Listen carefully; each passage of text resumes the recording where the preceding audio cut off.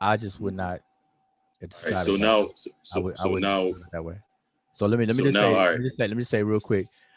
All I'm saying is what the actual vaccine does. The vaccine instructs the adaptive immune system to mount a response in the form of antibodies. These antibodies, therefore, then mark the pathogen for destruction by other cells. The antibodies themselves don't even kill the pathogen either. So that's why I say it the way I say it. So okay, so now we have so let me go on to foods like probiotics, which actually literally fight pathogens. or then mark the pathogen for Okay, destruction so by all other right, cells. The antibodies themselves I'm just going to listen. I'm going to sit this one out because I just wanted to step in on the vaccine issue and stuff. So if you want to go into probiotics, all right. I'm just going to listen to what you're saying. All right, so let me just read this. Let me just read this from the article, and everybody can chime in or whatever. So I'll just read the immune specific, or you want me to read everything about probiotics? Well, I don't know what Or you're just the reading. immune specific. All right, what are they? I don't. But wait. Let me ask you. What do you? I mean, I'm just gonna follow on. I might not have anything to say, but I just want to follow on. What are you reading? It's a paper from Oregon State, and it's basically about the relationship between. Can you share your screen or something, or what do you? What? I think Unbiased has it. I'll share it. Hold on. Yeah. If you could share your screen so everybody can benefit. Yeah, I'll do it right now. From Damn. All right. Hold on. So go down to probiotics, Unbiased. I think it's it's like the last one.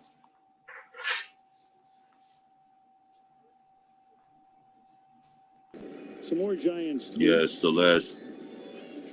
All right. It's the last nutrient. Martinez with a bunch of dots. All right, hold on. Is that me with the game? Is that me with that noise back there? We've seen strange endings. Oh no, that's me though. So hold on. So listen. If that's your immune system, if that's true, Unc, so if what Unc's saying is true, then that goes with what I'm saying. That you can actually. No, but what are you saying? Yo, fam, this right here, right, is an example of a nutrient, a food that you can actually consume that literally fights pathogens. You feel me? Nah. I just read it. Nah. All right, let me read it again. Wait, hold up. Before you read further though, let's just make something clear, right? A pathogen is simply an organism that can cause disease, right? And there's different types of pathogens. There's probiotics is not gonna be. Bro, listen. Wait. Let me just say this. Let them finish. Stop cutting people off, man. Let me just say this. You're right. Probiotics existing in the gut, the colon area specifically, is not going to do very much for respiratory viral infections that infect your mucosal area of your nose, your mouth, and your eyes, that gets into your upper respiratory system, that attaches onto ACE2 receptors and stuff like that. That has nothing to do. Wait. That has nothing to do. Listen, man. Dang. That has nothing to do with the gut, and it's not even going to travel before infection to the gut to even have an effect on the probiotic or microbiota, as it explains. So all I want to clarify for you is that I'm gonna let you, I want you to continue, but I'm saying I just want to make that distinction and clarification that this is not going to be something that's gonna replace or deal with vaccines and stuff like that as well. So I just want you to you talking about the binome and all that. Yeah. No, but the immune system is in the gut though, bro. Hey, easy man, relax, bro. You did a lot of talking, relax. Now it says probiotics are alive. It's a bit now. Which do you know? Bacteria is beneficial. It's not like mostly viruses are disease making entities. Bacteria, you have good bacteria and bad bacteria. So probiotics is good bacteria. So it says, I didn't argue. Right. So it says beneficial bacteria that can be ingested and temporarily inhabit the lower part of the gastrointestinal tract, the colon. So what does temporarily mean? Yo, bro, we know what that means, fam. For a short time. I got a question. Can I ask you a question though? And I want to know. But yo, listen, y'all like y'all just know this, right? That I can't even get my thought out right? You're right. You're right. Yo, that's me. I did but it. go ahead. But go ahead. So you familiar with the self? The cell, yeah. To some extent. Oh, self? Self. Yeah, self. And non-self when we're dealing with virology. Oh, yeah, like real talk, like yo, I'm not. You guys could probably tell, man. I'm not too educated on this stuff. You feel me? But yo, I'm at least literate enough to understand concepts. So go ahead. So you're not anti-vax though. You just trying to figure it out. No, but I'm skeptical. I'll say that I'm skeptical, but I'm not anti-vax. All right. So watch this. In the literature, when you're dealing with self, right, and non-self, self is what you're born with. Everything that's contained within your human body, your biome and all that, everything, right? Yeah. That's yourself. So like if you get a heart transplant, and you'll see people get heart transplant or kidney transplant, and the body rejects it because even though it's a heart, it's non-self because it's coming from somebody else, right? And your body will reject it, meaning your immune system will attack it, okay? And so they got to give you immune suppressing drugs to stop your body from attacking it. Yeah. And hopefully it'll take it. You got me? So food is also non-self, but it's innocuous, right? Use the word innocuous, meaning it's not harmful. So the body recognizes it as non-self, but it's innocuous, it's not harmful. Now, the only time your immune system attacks food is if you have an allergic reaction to it. People have peanut aversions, like they can't handle peanuts, and the body attacks it. Yeah. Okay? But for the most part, food is not attacked. All right? So pathogens and stuff like that, the body is keyed in on that. The immune system is going to attack that. Okay? Because it's non-self, dangerous to the body. All right? So when you talk in terms of immune system, the food don't do it. Only the bacteria and only the pathogen itself can do that. So if you can work from there, you can understand what I say, that people can eat fruits, vegetables, a balanced diet, make sure they got vitamins and take their herbs, right? And then get your vaccine, right? And after you have your vaccine, make sure you mask up, social distancing, and go back to your herbs and your vitamins and your good food. If you could just do that, you straight. That's very sensible. If you try to mess that order up, oh, I don't need a vaccine. I'm gonna do the food. Oh my God, I got it. I'm gonna do the food. No. So I know Wu does not. I'm not saying don't eat right. I'm not saying get away from your herbs. I'm just saying they got to be in proper order, bro. Like you got to know the ledge. Like how far, what exactly do these herbs do? What does a banana do? And what does a balanced diet do for you? Facts. You got to know what it does. And then you got to know the limitations on that. So for 350,000 years, Homo sapiens been eating good food. They're not in industrial age at 300,000 years ago. 10,000 years ago, ain't no industrial age, ain't no chemicals, ain't no none of that. They ain't got no spray to kill the vegetables and all that. None of that. 10,000 years ago, 5,000 neither, 2,000 neither.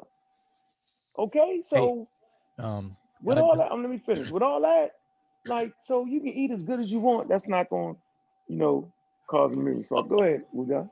No, just real quick. I just want to double down on what I was saying. That we have to be clear on probiotics not addressing viruses. But y'all didn't even let me finish on that. Go ahead, man.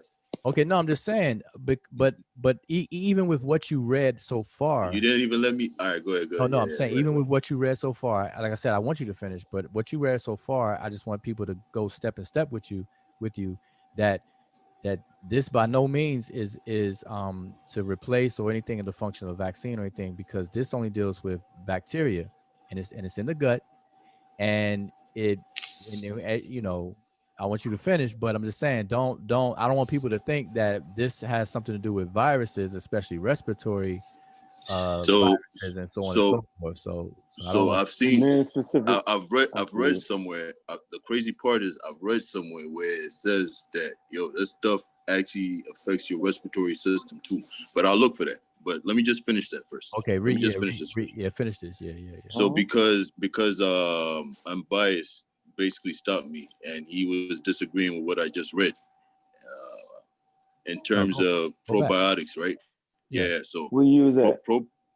Immune probiotics. Specific.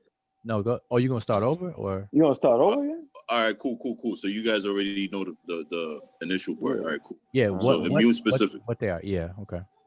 All right, let me just start from where Unbiased ended. Because probiotics stay in the colon only temporarily, regular consumption is needed to maintain their populations in the colon.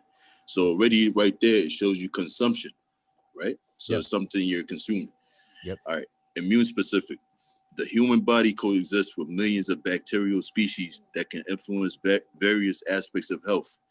The bacteria that live specifically in our colon, collectively referred to as gut microbiota, can influence several aspects of immunity. Mm-hmm. The gut microbiota influences immunity function by 1, creating a barrier against colonization by pathogens. Mm-hmm. All right. So this is the result of the probiotics, right? Yeah. It creates a barrier. It produces gut microbiota that influences immune function by creating a barrier against colonization of pathogens. So directly interacting with a pathogen right there. This is something that you consume that's directly interacting with a pathogen. Yeah. And creating a barrier against that pathogen. Yeah. So if we say I'm creating a barrier against the pathogen, I could say that this thing that you're consuming is fighting the pathogen. No, so keep wait. No. I want you. No. I want you to finish. Let's just see who on the panel disagrees with me saying that. I would say that I disagree. There's no scientific evidence to show that stays that way. So when people take hold on. When people take the probiotics, right, over time it switches back. So it's not a constant thing right there. I just want to throw that in there. But go ahead. Even still, you got to finish reading because we have one. You read one, and that's what it does. It creates a barrier against colonization by pathogens. But right now, it doesn't tell you what type of pathogens. Are those viral pathogens? But you see, so why does that matter? Why does that matter? Because I remember when we were speaking earlier, you used the term, I remember I said virus, and then you went and got specific and said pathogens. You feel me? And so now this right here says the same term that you use, pathogens, right? And now you want to start dissecting what type of pathogens. No. Suppose it comes to your nose, though, then what? No, listen. The reason why I'm asking you, they're not specifying what type of pathogen, but we're going to get to it. Right. They're going to have to explain it somewhere. If they don't, then this article is not because wait. Go ahead. So that's why I said I want you to finish reading it because I'm pointing out that they don't say it's a barrier against pathogens where or what specific. So continue. Yeah, let me continue then. Yep. So the gut, obviously it's in the gut, right? Because it says the gut microbiota influences immune functions by creating a barrier against colonization by pathogens and interacting with host immune cells to influence their function. Amber, did you get a chance to read that Swazi? Yeah, I did. All right, good. All right, then I'm going to go ahead and just go in a few things, all right? So let me cancel that. All right, here we go. So I wrote down some time frames because I talked with Chief Beck. I want to do something with him on basically black folks dirty laundry, because like black folks, in my opinion, we are so used to pointing at other people for good reasons. You did good reasons, like messed up ways and bad behavior and bad actions. So much so that we kind of like been extreme with it, where we kind of act like we don't have any, you know. And when I say that, because we don't even talk about it amongst ourselves. It's a little dirty laundry. So when a few people do it, I don't care if it's Wendy Williams, I don't care if it's Tommy Sotomayor. When a few people do it, like they get shamed. Like, how dare you? So basically, like, how dare you tell white folks we're still messing up too?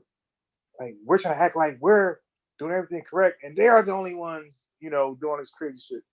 So I said, bro, in our current condition, so I said, I want to do a live with you, Chief, because even though who knows where you're gonna go with it, I said, but I know where I want to go with it. I said, I believe that in our current condition, so keep that in mind, our current condition in 2021, as a whole, if we ever got isolated where we're by ourselves, all these blackout dreams, I truly believe that we're going to do exactly to ourselves or damn near identical what white folks did to us, but probably in a different way. And I'll give one example because I don't want to blow the whole show.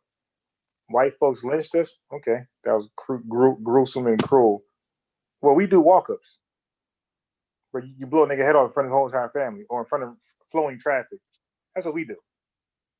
So it's like, okay, so which one is more traumatic, a lynching or a nigga walk up until you blow your head off in front of your kids, friends, everybody? So it's like, I don't see one worse than the other. Both are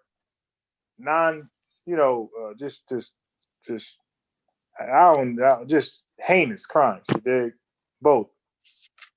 Well, so what I have to say to that is not that I disagree that Black people in our intercommunal, we don't have enough discussions about issues that we need to be addressing.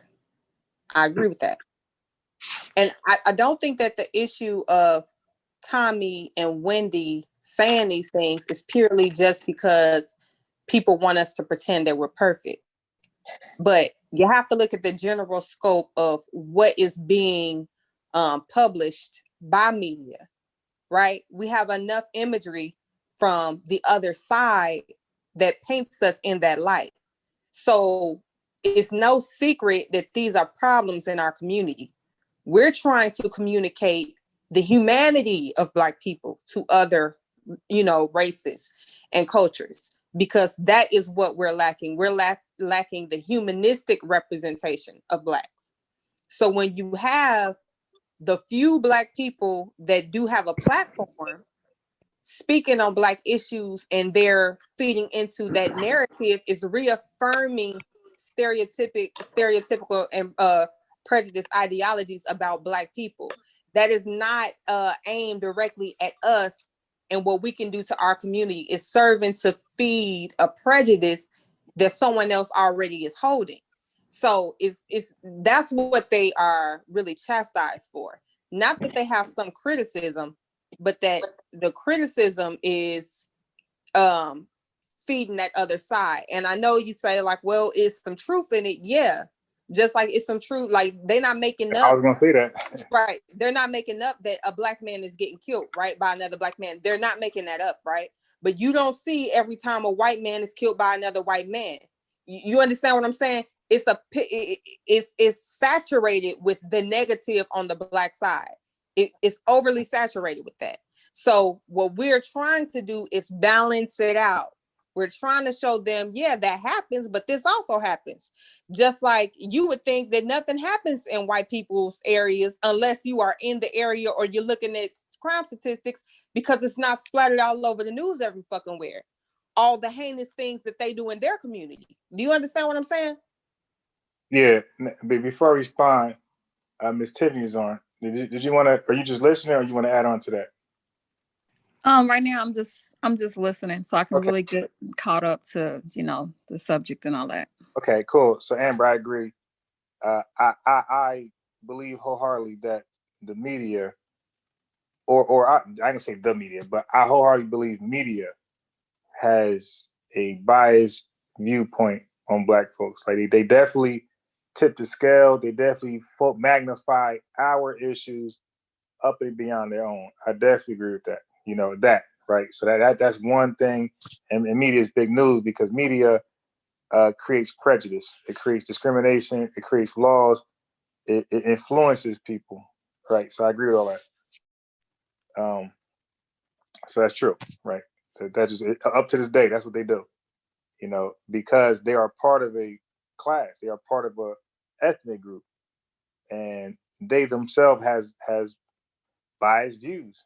You know, and I would even propose an idea that possibly they are what they call it, card carrying racists. They are not the average white folk. They are actually card carrying racists. You dig? That's hell bent on making black folks look horrible. You dig? And they got themselves in proper positions. So I would say, on the flip side, you know, I teach chess. So in chess, when somebody attack you, Amber, there's 4 ways to defend yourself. You can move out of the way. You can block. You can block the attack. You can protect yourself, stand your ground, or you can capture or in other words, counterattack. And I think we're good at blocking, we're good at moving, and we're working on protecting. But one thing we're bad at is counter attacking. So a counterattack would be the way card carrying racists make it their business to get out in these powerful seats to do harm against black folks. Why don't we achieve the same goal as far as getting these powerful seats to protect black folks? And from my personal experience, from the people I talk to, interact with, and I listen to things, I don't think we're making our hell-bent mission to get in these seats to protect each other. I think we find the worst things more important. Like, we refuse to go all out to be in these legislative seats, these political seats, these seats that matters, the most. Real quickly, because I don't think that we're gonna have any disagreement there. I agree, but so I'm gonna just leave that point with saying I definitely agree on that. But notice that one of the strategies that you did not say is to show your opponent your weaknesses or to reaffirm that you're weak. You understand what I'm saying? Like, that's not a strategy to say, oh, well, shit, you really should have came over here because you could have did. You understand what I'm saying? And not to say that we should not be correcting these things, because we should, but I feel like there's enough in the public. We have to find creative ways to create even how to do that on a larger platform, but in private. You understand what I'm saying? Like, where it's not exploited to work against us. Because Tommy Sotomayor is exploited. Wendy Williams is exploited. When people want a token Negro to say, see, they agree. These are people that they reference in a pool. Can I say something? If Chief X had enough of a audience, he would be another. Well, look, let me say this though. So when we choose the counterattack, we have those in the likeness. I'm just saying, there's this dude that just popped up in my mind. I don't know much about him, but a lot of black men are big on this guy, man. Kevin Samuels. Do you know who he is? Yes. Yeah, I just seen the love video with old girl. Okay. Right. Okay. Well, let me just say this. I know nothing about. I never heard one. I just seen his name. I don't know. Other than what they told me about him, I don't know anything about this guy. Okay, but so I don't know what he teaches. I don't know what he spits. But we got Kevin. But I know that he has a lot of views. I didn't watch a video, but I seen his live body count, and it's about 11,000. So I know he does very well with getting attention, right? So we got him. We got I'm talking about big players. We got young Pharaoh that emerged. Whether you like it or not, the dude brings an audience. We got Tariq Nasheed, and we got Minister Farrakhan, and you guys might know more people, okay, than what I just named. But the people I named, they use their platform in a way where I think so basically, so for those who don't do what people call cooning or non-black power or Black Lives Matter, when they get on there and they pitch the black black nationality agenda, or at least the chant, they misuse their platform with conspiracy theory bullshit. So it's like when we finally get somebody that we say we agree with, they'll go left because it's a fake notion that we believe like conspiracy theory bullshit is black power. So you hear Nick Cannon, his little stupid ass show, and he over there like it's the Nick Cannon class, like this nigga teaching somebody something like about some education, like niggas be mixing entertainment with education up. Like, dude, you're an entertainer. You're not known for being a genius. I mean, but I will say again, on the flip side, white people do the shit too. Like the whole. Okay, but you remember we said, Amber, I know we have some shows where black folks get caught up trying to do what white folks do. Exactly. But honestly, I don't even think that it's getting caught up trying to do what white folks do at this, not when it comes to that, right? It is, to me, just really, education wasn't instilled at an early age, point blank, period. Like, you've gone so long feeling like you don't need education. Now you get it, and people are judging you on education. But instead of going to get the formal education because you ain't do so well in school, you trying to self-educate, and you don't even know how to know when you know some shit. You understand what I'm saying? Yeah. Like you're trying to make up for lost time and feel like you belong in this space. And because there's other people that's going through that same shit with you, y'all are patting each other on the back and giving each other, y'all don't know what the motherfucker Bit Mo said, but he uneducated like me, and he's self-educating, and so now it's this kind of community that's built off of a trauma bond. You understand what I'm saying? Yeah, so I'm gonna say this real fast. I'll let Ms. Tiffany go in. So I'll say that's why I hate the notion or the statement. I hate the statement that people say, do your own research. No, that's why we all fucked up. We did our own research and we're all over the place because we only know. So I would say do proper research, learn how to research, use the method, the scientific method, the research method to do your research. And again, if you just pick up any science book, mainly physics, biology, and chemistry, they're going to teach you how to do the real method, how to look for like which sources are credible, which are not. Like they warn you a little things to stay away from and what to trust. So they teach you how to research. So I'll say that. And then have somebody check your work, because you can do a great job. Right, because you're biased, right? But you're going to miss, just like when I write stuff, and I'm sure Miss Tiffany, you do it too, Amber, you'll write stuff or type something, and it seems, or even like a text, you go back to, or you send that shit and read it, like, what the fuck? Like, what I just, let me unsend that, or what just happened here? And we got to correct, I think, so you're right. We won't let, and maybe because nobody's there, but I think, so people should be there to go over, because, again, the industry I'm in the pharmaceutical industry, Amber, there's always somebody, nobody can submit anything by themselves. Everybody's looking over your shit and making sure whatever you did, there's always whatever you sign, there's always somebody who got to sign behind you. Okay? Always. You'll never sign anything by yourself unless it's your signature. But if you're signing that something was completed or you've seen something, somebody always got to come behind you and say, yeah, I seen it too, or I didn't see it. So you're right about that. People got to we got to come behind each other and make sure that that everything is tight. Yep. I'll chime in. Yeah. When you were speaking about like those platforms that we may consider to be exploitive or salacious, and then Amber said that the white people doing it too. Right. Absolutely right. So from how I see it, though, the reason why I think it's more harmful for us is because we're less in numbers compared to they are, and it just seems like, it appears that more of our community kind of like tunes in to the conspiracy theory, to the the unvetted I guess pretend science or pseudoscience, like they like to say. So it's like it puts us at a disadvantage because we don't have the large numbers as our white counterpart to kind of, I guess, not even balance it out, but so that there's more of the other information getting pushed. Does that make sense?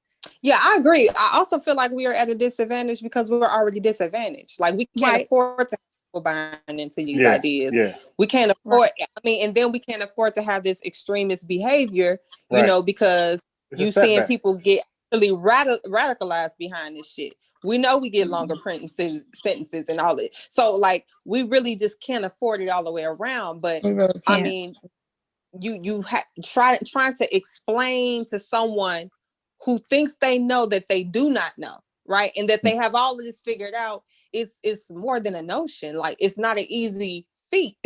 So even with that, like, it's unfortunate, but at what point do you cut your losses and just say, okay, maybe that is a segment of the community that we're just gonna have to kind of not consider at this point and just hope that they come along. Because if you spend so much time trying to get, let's just put a number on it. Let's say we got 100,000 Black people, 30,000 of which is on that bullshit, right? Right.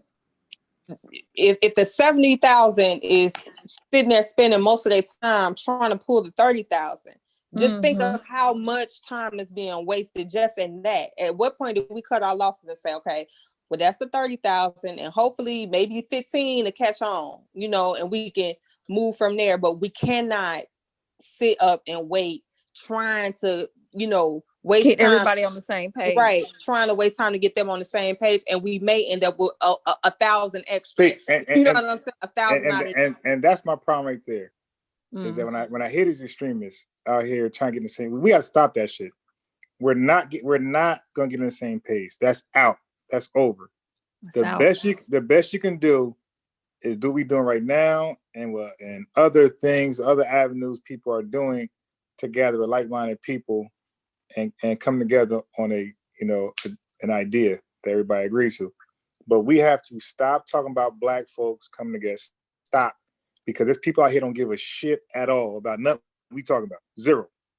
All they care about is what they doing. It could be just the gang affiliation. It could be the drug of choice, liquor of choice. It could be just they into themselves. You dig? They just like looking fly or looking pretty. So, and I'm telling you from what I've been seeing so far, interacting with people nowadays, like they don't. When I see other people, Amber, the stuff we talk about, they don't. I'll be trying to talk about it. Man, they be looking at me like I'm a weirdo. Like, what? Man, the fuck? Like, man, you heard about Joe Budden or so, like, just straight gossip. So it's like far-fetched, superficial for people to keep talking about a land. And that's why me and Chief S gonna say, yeah, you want that land? Yeah, we think we gonna face everything we're facing with white folks. We're gonna see that we're all just human. And this is what humans do to each other. And I give you one right now. I got to pick on rappers because they are the most, the best example to prove my point. You dig? Most of my points. The rappers, what they do is this. They teach classism. Look what I got, you ain't got shit. Level up, nigga. Like, that's classism. That's like, yo, you'll never get here. And while you're never here, I'm just gonna brag and show what I got and fuck you, and that's where you're at the bottom. Well, I'm gonna say that I wouldn't say they teach it, but they do perpetuate it. Okay, so maybe I might use the wrong word, but yeah, okay, I go with that. Yeah, anybody from the hood, you already know about that. It's like we as a people are just young. Like, if we were a growing human, what stage are we at? I think we might be adolescent. Just getting into adolescence. Now we worse than that. We about 3 years old. 3 years old. Okay, we 3 years old. Okay. I'm gonna give you 4. We really know better, but we still young enough to get away with throwing tantrums. Terrible 2? So, yeah. No, see, terrible 2, you just do not know. Like 4, I will put us like right at 4. Like, we can start school at 4. Okay. I was trying to help us out a little bit, but we know a little bit better, but then we just really don't want to grow up, want to be baby. So we're gonna, So we got a lot of growing to do. Just all around, for real. Yeah, now I'm gonna be a little harsh. So some of us are 3 or 4, like Amber says, but but some of us are older, but we have Down syndrome. You dig? Like, we just can't get it, or we're schizophrenic. Like, it's something that's like that's a mental blockage that we might be older, but we are disabled. You dig? But Well, I'm need just saying us careful. as a complete group of people, like all together. When you just look at it from that standpoint, I guess we're around the 3 or 4. But I hear Tyler, what you're saying. Tyler. Yeah, we got I wouldn't even put like because I honestly I can't say that we are. If I think about our predecessors, right? I would say that they were young scholars, if anything, young geniuses. Yeah. So it would either mean that we're regressing or we're that definitely regressing. Or that there's just something going on. I kind of feel like we don't have enough of the Black middle class really engaging with that lower class. You understand? Like, because it's easy to feel like niggas ain't doing shit. But when you have access to different classes of people, you realize it's a lot of Black people doing a lot of amazing shit. And the stuff that we, kind of know as a norm behavior, they can't really even relate to. Like, they can't even fathom, because that's not really their world. I mean, outside of the rappers, right? These are people who are fluent, but they didn't come from it. So they have the behaviors of the hood, but the money of a certain class. Yeah, you exactly. understand what I'm saying?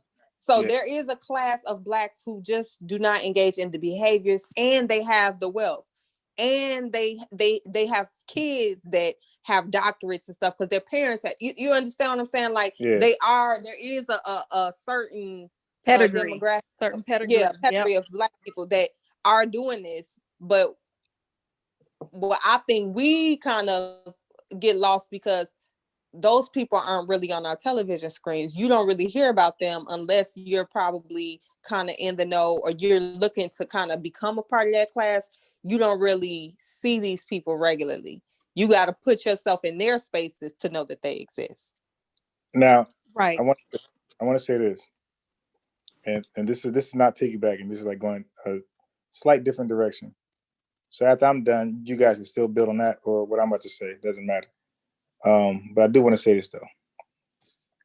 We got to stop talking about this do for self shit. Or if you're going to say it, clarify what you mean. But I know what they're talking about. They're talking about be a boss. No, you can't. Everybody can't be a goddamn boss. Everybody can't be a king and queen. You need a servant. You need somebody to help build your product and so you can chill out and be the brains of it. So we got to stop that little lie. And everybody is not built to be a boss. That's why so many businesses failing. Like Black folks got the most failing business out of everybody. In less than a year, you got a business because it's not for everybody. It's stressful. It's scary. Like we be faking like it's just beautiful. It's scary. All the pressure's on you. All the stress on you. You can't afford to be lazy. Your shit will drop. You better not be cheap. Your shit won't grow. All that stuff is going on right there. And then I want to say, so y'all can. That's one point you guys can build on. And the second one is this: we got to stop saying buy Black, and then using our people or manipulating them to buy this bullshit product. Like somebody just showed me Master P bullshit sneakers, and the name that's a problem for me. I hate that. Yeah, and Master P, these sneakers he got. Now I like Master P. It's one of my favorite artists growing up. You dig? So it hurt me to say this about him, but I seen this little sneaker. I would love to support him. And everybody know, if you don't know, trust me. My closet, I got a closet full of Blackologist shit. Right? So I support Black. Toothpaste and everything. Oils, I got the sense, I got it all. And I support people in the conscious community. I didn't bought all this stuff. So I support Black. So I have the right to criticize. I don't like people selling products like that. Like part of their marketing scheme is to shame you. Master P, in my opinion, the sneakers are garbage. Okay. But I heard he's complaining about Black support. We got to stop doing that. We got to stop doing that. Dude, Black folks like what they like. Don't shame Black folks for not buying your shit. They don't like it.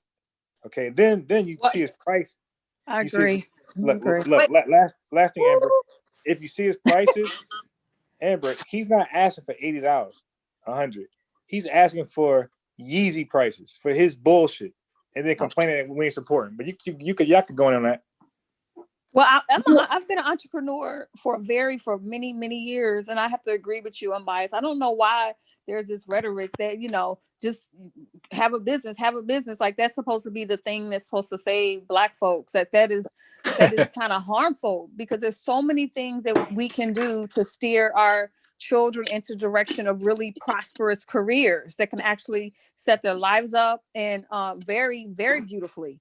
And there's so many things you can do in that route. Now, if you are of the ilk of an entrepreneur and you got the stomach for it, right, then that's the path you can go down. But yeah, you're right. Everybody can't be the head of the company. Everybody can't be the founder, because you have to have employees in order to scale and have an actual real business that's making money for you, employing other people, getting to the point where you can, have your staff have 401k plans and all of that. Like, I don't know if we'd be thinking this thing through. That's my point on entrepreneurship. Go ahead, Amber. So, and I have several things to say.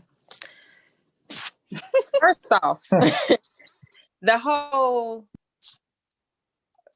be your own boss, do for yourself. Most times people that are peddling this message and this rhetoric, they're selling something. They're selling you how to start your own business. They got all the information on how to do it, right? Oh, all you gotta do is do this. Get with me. I can coach you on this. They're selling a product. Right. They are manipulating the people that they know want to get ahead and looking for any means or way to do that. But instead of them saying, make yourself more marketable in the employment market, go back to school, do this, they say, well, start your own business. Start your own business with what capital? Then they tell you, oh, it's all this stuff that you can do. And matter of fact, you sign up with me and I can show you how to do it. So now spend money to get this knowledge, right? So it's so important for our community, but you're still charging me to do this thing that's really going to impact and improve our community. And my thing is, I'm not even saying it's wrong to do things for a price, but if you're so passionate about this and it's so important, then I should hear about a few people that you have and do it, especially if they already have a business and they just need help maintaining their business. Another thing that I have a problem with, as you stated, is this whole idea. And see me, I take this shit seriously. I majored in business, minor in marketing, like, because I'm so tired of Black businesses thinking that all you got to do is come to the marketplace with a product and you're going to be successful. Absolutely not. And buy Black is not a marketing strategy. It's not. Quit trying to compel people to feel sorry for you or feel some sense of loyalty to you because they're Black and support your product. You don't give a fuck about the customer because you don't care what kind of product you're giving them. You don't care if they need the product. You want them to simply buy your product because they are Black. Never mind whether just support Black business. Where do people do that at, where they just buy shit that they don't need, that they ain't thinking of, just to help somebody else? Is this charity? I write this off on my taxes? What are we talking about here? Right. Not only that, like you said, now for a smaller Black business that is really struggling, mom and pop in the hood, they really don't know any better, I could even understand them making the mistake of advertising this buy Black. Master P is not doing it by mistake, though. You know what marketing is. You know what it costs. You know what a marketing strategy is. You know what a marketing team is. You know this. So this is purely you taking advantage of a movement. Point blank and period. Yeah. I agree. I would just say that, I've done a few things in my time as an entrepreneur, but my main piece is tea. And many years ago, I just said, you know what, I'm not even gonna try to, my market is not necessarily my community. And once I fixed that in my brain and I just started selling to everybody else, I'm good. So I don't have that burden of like, let me get my people to support me and all of that. I don't have to like deal with that. But yeah, it's very manipulative because it's a lot of junk being sold. And who wants to be guilted into buying junk, first of all, and into buying stuff that they don't even want because of the color of the skin? Yeah, I'm not with that. And not only that, it's a miss. my last point, it's a fucking myth. Most of the people that are saying that Black people do not support Black businesses, as you stated, Tiffany, they aren't even marketing to other demographics. Your sole market is Black people.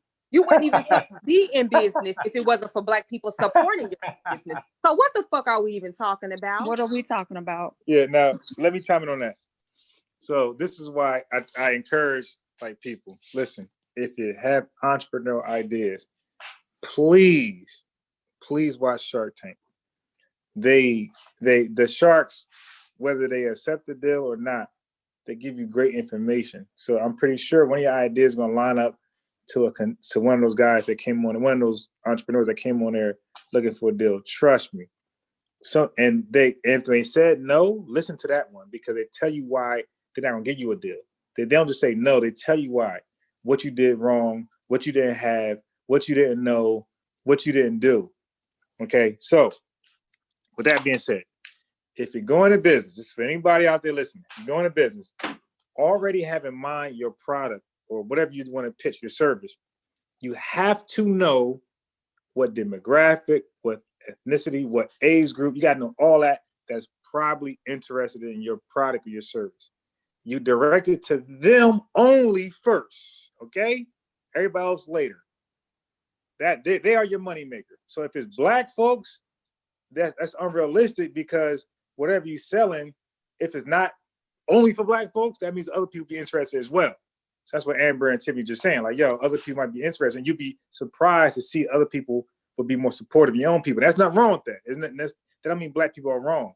It's just that this resonates with that ethnic group for some reason. You dig, more than your own. But there's some things you might sell that Black folks appeal to more than whoever. So if it makes you feel better that Black folks are buying it, cool. But at the end of the day, you need to know who your target audience is. And Dr. Clarkson actually teaches that stuff. Like, you're supposed to go. Matter of fact, that's why I got good. I listened to him, and what stayed in my head was my target market. You got to have one. Like, you need to know who likes your product, who likes your service. If everybody is your consumer, you will get lost. Period. If everybody is your customer, you will lose sight of what the fuck you're doing, because different people like different things. Now, if it's nothing saying that other people can't buy it, even with like expanding. Typically, you do that. You have a plan to have a rollout and roll out other products to other demographics. Like, this is even part of when you first roll out something, you have a plan for expansion. Okay, then I'm gonna roll out this product to this market. If you're interested in having markets that intersect, or, you know, digging into other demographic markets. But overall, you're not finna just, okay, this is a product that everybody can use. Well, let's see who wants it more right now. Right. And then word of mouth will get it. Hey, this is a good product, and then everybody will purchase. But you don't try to market to every fucking body. You don't do that. But that was one more thing I was gonna say when he said Black people ain't buying his shoes. What type of primary data collection did he do? Did Black people say they wanted these motherfuckers? Hell no. Yeah, this dude, Amber, He got money to waste, apparently. Miss Tiffany, Amber, trust me, I'm the first person who's looking forward to buy some Black stuff and clothing. I love it, but it has to be affordable. I don't know you. I don't know your brand. Don't you dare compete with Yeezys. Don't you dare compete with Nike. You better be less. You did be humble and grow from the ground up like everybody else. Nike was not $200 when they first started out. It was very affordable. As they got bigger and better, and people began to know the name, and the brand was great, and they had athletes behind them, entertainers and whatever else, presidents, whoever's behind 90 football leagues and tennis, you know what I mean? Tennis. Okay, then it was able to sell more because everybody, like, that's just business. The more popular you are, just real simple, the more popular you are, the more your simple service costs. Doesn't matter if you don't do it any better than the next person next door. The fact that your name is 40 times bigger than his, it's called brand equity. Yep. Brand equity. Yep. And the thing is, Master P does have some, but he got to realize it's not in a related market. You're not known for really selling like clothing and shoes. Yeah, like it's sneakers. Like, what the? It's been quite a while since you've been in that arena. So yeah, you may feel like people know me, but at the same time, you have to rebrand yourself as the person that does this now. You understand what I'm saying? Like, yes. He might have been better off, quiet as his cap. He might have been better off putting the brand out there and not attaching his name to it. You understand? Like, right. He might have been better off everybody wants the credit from the brand. Good point. He got all kind of little food snacks and stuff, don't he, Master P? Yeah. And he got sneakers now. Yeah. So I respect like the hustle, but listen, right? But you have to understand, when you do that, just appreciate whatever income you get from it, man. That's it, and then work on improving that. So like, if you only get 30 grand, why are you complaining? Like, who the fuck? Like, see, that's the thing. Like, we're ungrateful. Like, why you think your shoes got to make 300 grand? Like 30 grand's a good start, and then improve from there. Like, you got cheetah print, my man. Like, I don't know what black, you got to, bro, what time you in? Do you look around? Look, your son is young. Like, dude, does he want cheetah print stuff? Like, dude, stop it, man. I want cheetah print that goddamn Snickers, man. Right. But see, that's like the mere fact that you even know, like, oh, he got Rap Snacks, and he got this, and he got like, you're too connected to your products. Maybe if you remove yourself, because it puts in people's mind, oh, they doing too much. You understand what I'm saying? Like, it's like you need to separate yourself from the brand. How many people knew that Nas invested in the Ring, the Ring camera? I didn't know that. No. Early on, nobody, right? So when it was purchased by Amazon, he made out like a fat rat, but nobody knew that. You understand what I'm saying? Like, he got to learn how to make moves and be a part of it without being the face of it. Showy about it. Right. And you would think that he would have learned that by now, as long as he's kind of been in those upper echelons of society. You would think that. Mm-hmm. That's that hood shit. Look at me, big flat. Right, exactly. So look, so when he did commercial, so when he did like Instagram commercials, this dude had the nerve to say, "Yeah, so support my sneakers." So look at this dude. Now he just showed off his mansion. This is on Bill Gates' mansion. Like, a matter of fact, he probably got a house Bill Gates ain't got. Bill Gates a billionaire. You dig? Like, this house is so big, Master P. I'm talking about. His house is so goddamn big. The dude had the nerve to say, "Yeah, support my sneakers so I can get the money and bring it back to the hood." Like, nigga, where'd you think about you that big ass? What? Bro, stop it. Yeah, he said that. He said that. But you know what that is? Do you know what that is? Trickle down economics. Motherfucker, what? Did you just try to sell me some Republican bullshit? Yeah, yes, he did. Give my money to you so you can bring it back to me? Yep. What he said. That's exactly what he said. If they were really meaning well, at this point, they need to be developing future Black millionaires or billionaires. That's what they should be doing. That's funny. The chat funny as hell, yo. Oh, the chat. It's like, dang, they could literally be developing like future Black millionaires. They can do that. They can be venture capitalists. Why are they not doing that?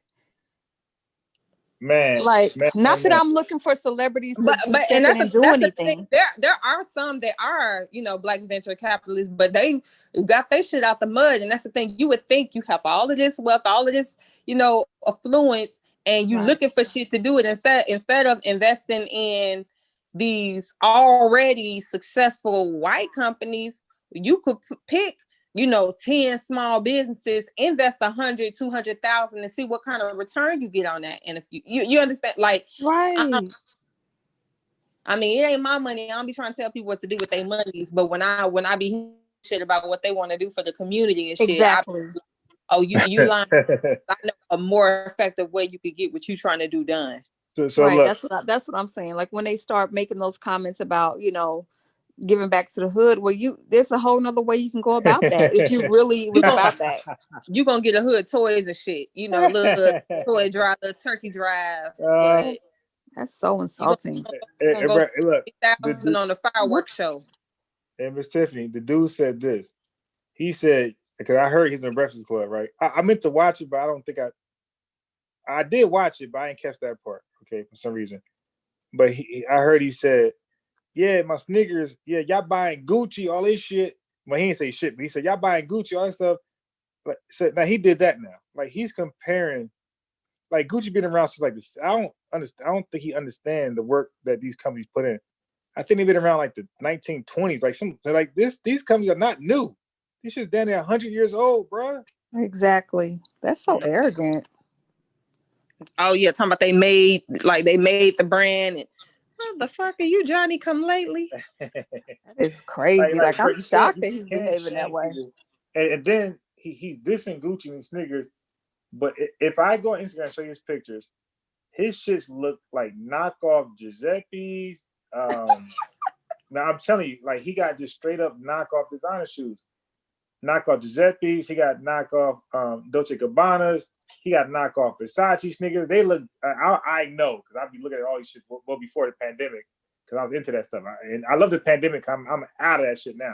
I'm good with that lifestyle. But before I was into it, so I know what they look like. So when I see his sneakers, he got knockoff designer sneakers, but he's dissing them. It's like, bro, you copied your style.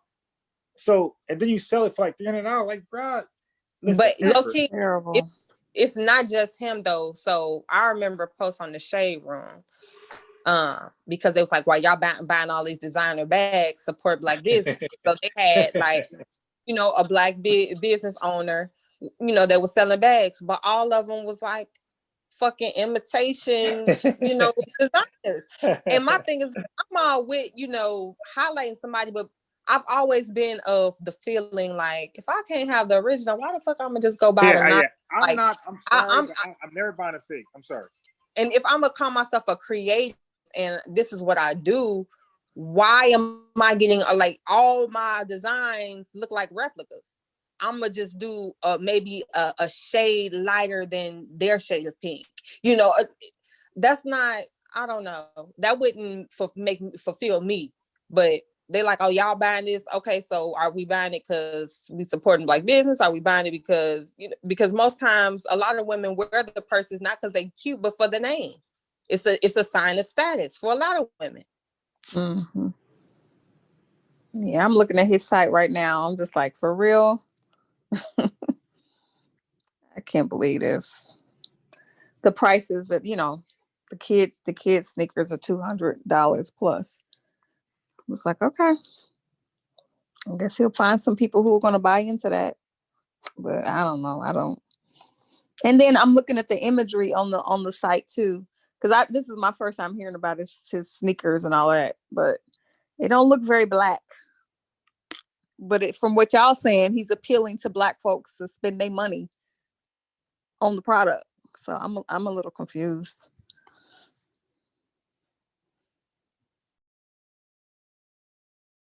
Y'all know what's even more confusing than me? I shit you not. I damn near could tell you where he designed these motherfuckers at. And I am disgusted. Where did he design? They have a whole they have a website. Let me look it up in my email, because my youngest son had them created him account, started designing some shoes. He had designed some cute little shoes or whatever. I'm like, oh, that's cute. So they sent him like that his design had been approved and all of that. Mm-hmm. And they set the retail price for him based off of, them make. So it was like $200 some. I said, boy, because at first I was like, oh, you want to do a little shoe business? Cool. I was going to entertain. I said, boy, ain't nobody finna pay $200 for the motherfucking shoes. You ain't branded. You ain't nobody finna do it. We'll find you another site that, will produce you some shoes for cheaper and you can design them and all that. You can just practice on this site. Mm-hmm. But I Alive Shoes is what it's called. Alive Shoes. I'm gonna drop the link. Y'all tell me if that shit don't look exactly like the designs and the style and the layout that these motherfuckers. Yeah. So look, now I made a mistake. I said I would never buy knockoff. I'm lying. If the price is right, I will. Master P, do not send me some knockoffs near the real price. Come down to $80 and I might get them. That's hilarious. Okay? And I might get them. $269, you can forget about it, bro. I'm buying the real shit. But $80, bro. First of all, I could buy Jordans from $190, so I'm never gonna skip past Jordans to buy some stupid shit like Master P. Right. But if you come down to $80, less than half of Jordans, I promise you, I will have a 3, 4 in my closet. I promise you, I'll buy you sneakers, but not for no goddamn $269. That's not gonna happen. I really want to show y'all these shoes. Look what my son did with them. I promise you, I'm appalled because I'm like, really? Seriously? I am. Well, Tariq Nasheed is peddling a keychain. This nigga right here, man. A keychain, a flag, a nylon flag. Yeah. Some mace that he calls old juice. Yes. And brothers and sisters must be buying that off the shelf. Oh yeah, that brother is going on a vacation every 3 months. Yeah, I mean, it's like we are a mess, bro. We are. Wait, but so what is the keychain for? It's a Karen. What is it called? It's a white woman Karen. The Karen keychain, like the Karen keychain. Yeah, the white women that be accusing black people for shit. Oh my God. Yeah, so it's like novelty stuff. And that's a lane. Like novelty stuff, that's a lane. Yeah. But come on, that's hey, Pure Black said the Mink Slide album was trash. Yeah, Pure Black. I actually bought that shit. Yeah, the Mink Slide album was trash. I actually bought that. Yeah, I bought it for just support. I'm not. It wasn't for me, the album. But okay. So now let me say this. Yeah. So you got. So people using their influence to sell shit, like that. That's what they do. Master P, I'm Master P, so buy my shit. Tariq Nasheed, remember me, Hidden Colors, so buy my other shit. If y'all love me as a supporter, buy my shit. Miss Louis Farrakhan is saying, if you love me, don't get vaccinated. Like, so niggas using their status to like push their weight around and shit, or sell a product. And that's a shame, because what happened to just good products, good services, good information. Right. To get your point across. Like don't threaten motherfuckers. Listen, if you get vaccinated, you ain't a true follower. Like, bro, just give real information about the vaccination. Maybe they won't take it. Not just threaten them, berate them. Like, motherfucker do a whole 2-hour video on how black people ain't shit and we really don't want to help because we really talking about Umar. Like, but my thing, like, I thought we was broke though. I thought we was poor as fuck. How right. Well, y'all talking $300 product. Oh, we talking about Master P, yeah. I mean, just anybody. Like, right. People always selling something, but then we say we are the poorest. We are the that be the. It's like, okay, wait, and then it's after one you say all of that, you gonna say buy this though. Go to my website. It costs like it's not even like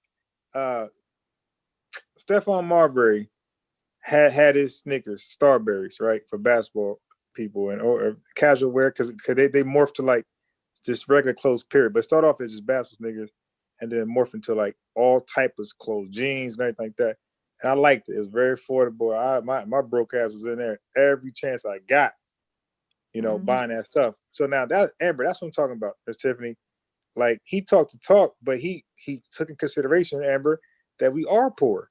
So his sneakers cost $15. Now they was no good on a court, but they look good. but they look good when you walk around in them though. Did they feel good? Did they feel good on the feet? Nah. You can't with us to work. Nah, you can't do that. But if you want to look cute just for a minute, they now look what he did. He didn't do what Master P did. He actually produced a nice looking sneaker. Mm-hmm. So it looked dope. So like you actually like you taking pictures like, yeah, look at my Starberries that cost $15, but it looked fly. Mm. So they sold. Master P, your shit ugly and they knockoffs, bro. Stop it, bro. And they too expensive. Like buying them shits, man. That's crazy. Baby. But somebody gonna listen to that. And somebody gonna buy it because they feel guilty. Like, well, I do want to support black. Somebody gonna spend part of their stimulus on them ugly ass shoes. Somebody gonna do it. Yeah. Hey yo, so the chat said, hey yo, Told G, stop. Yo, I love the Ice Cream Man, bro. Nah, I ain't buy that one. Stop it, bro. I love the Ice Cream Man by Master P. That's one of my favorite joints of his, bro. Nah, hell no. That shit boosted him. But Pure Black said, Tim said it is the live shoes that he worked with. That's why them shoes so fucking high. They prices is ridiculous.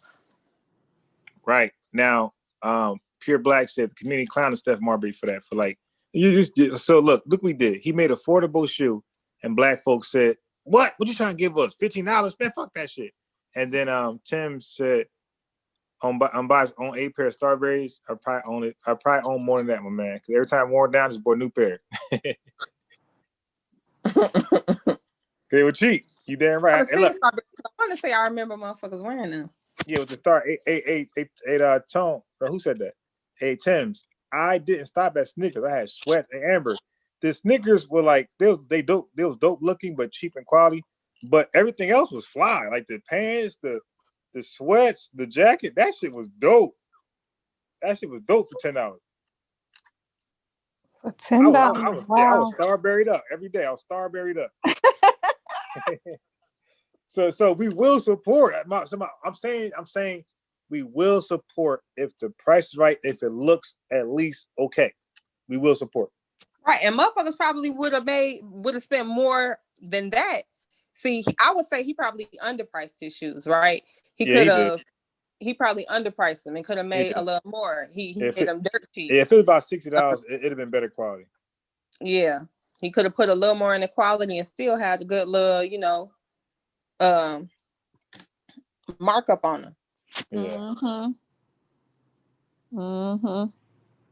Nigga paid $2 to make them. Hey, I need these made $2. Yeah. So and just summing that up. If you're in business, first of all, do something that people actually want. We don't want clothes. We already like what we like. We like Adidas. We like Nike. We like Nautica. Whatever the fuck you like that. Okay. So if something new come out, we're not gonna buy it. We're only gonna buy it if we know that person. But we don't know that person. We ain't buying that shit. Or if it's really cute, like you said, the Starberries. If it's really nice, but really affordable. But Amber, you will only see it if you're in the mall. What do you mean? Only see it if you're in the mall. You're okay. If I got shirts and skirts right now for y'all, how are you gonna know? How you ever gonna know? Oh, internet. No. Yeah, people have stories. Wait, Amber, listen what I'm saying. If I don't have a lot of traffic, you will never see I'm one of a billion motherfuckers with a website.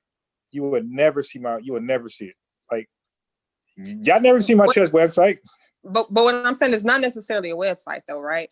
You have social media influencers, you have Instagram models. For a fee, you pay someone to wear your shit. Like that's part of marketing. And if the clothes are cute, because this there are so many ways to market your shit to a lot of people now. No, right, you're right. But let me ask you this, and I want you and Mississippi to answer honestly. What percentage of clothes you bought that's a name brand you never heard of? Amber, you first. I buy shit all. I don't even wear name brands anymore. I did that shit in high school. I bought a lot of shit. Okay, so look. So I'm gonna rephrase the question. What clothing you bought that was from a website or a store you never heard before? Shein. I just brought. No, what percentage of clothes? I would say I just did like a whole haul, so it's probably like 35% of my closet right now. All right, Miss Tiffany. Miss Tiffany, be honest. What about you? I'm gonna be honest. I'm gonna say very little to none. Right, and Amber, I was just saying. Amber, I was just trying to say is this: like when people go on Facebook, they don't. Some people do, but a lot of people do not go there to buy shit. You know, they go there and like I ain't gonna lie, like certain ads catch my attention, and I might order something, but that's one thing out of a million things I didn't buy from Facebook. You know, but I buy other stuff though. Clothes. So what I'm saying is, I'm not talking about Facebook. I honestly think Facebook makes a lot of money off of it, but I don't know how well they're doing as far as actual traffic coming from people seeing those ads. Because they asked me, do I remember seeing some shit? I never remember seeing it. Now I think Instagram is a very effective tool for boutiques and clothing, or shoes, even stylists. That is, you pay people to wear your shit. People that have followers, and Instagram models have a lot of influence. People go to their pages to see what the fuck they're wearing. That's why they're being followed, because they're beautiful and people want to be more like them. So when they advertise an outfit, even if motherfuckers don't got the body, they will go buy the outfit. They will. Yeah, I got you. Fashion Nova have all these partners and all of this, because they know their followers buy the shit that they advertise. Right, I got you. But I'm not going to narrow it down just to black folks. I'm saying people in America, period. I don't care if they're Chinese or Indian or Native American. What I get it. Like, yeah, you're supposed to do that, Amber, because that's, again, if you're in business, you're supposed to spend as much money. You put that in your business to grow it. Like, that's your life. That's your baby. So everything, when they say that's my baby, literally, it's your baby. So sacrifice what you like and put it all in the business, because that's is what's going to be, your treasure for you. But that FUBU stuff with Damon John, what he did with LL Cool J, that's 30 years ago. So people still trying to replicate what he did. And I don't mind people doing that. Pay models, yeah, of course, you're supposed to do the best you can. I don't mind that. I would do it if I had clothing. I would pay models, but I'm just saying, I don't know if you're going to, because when people do clothing, is fucking hard. Just watch Shark Tank. Clothing is hard to sell. Your own clothing.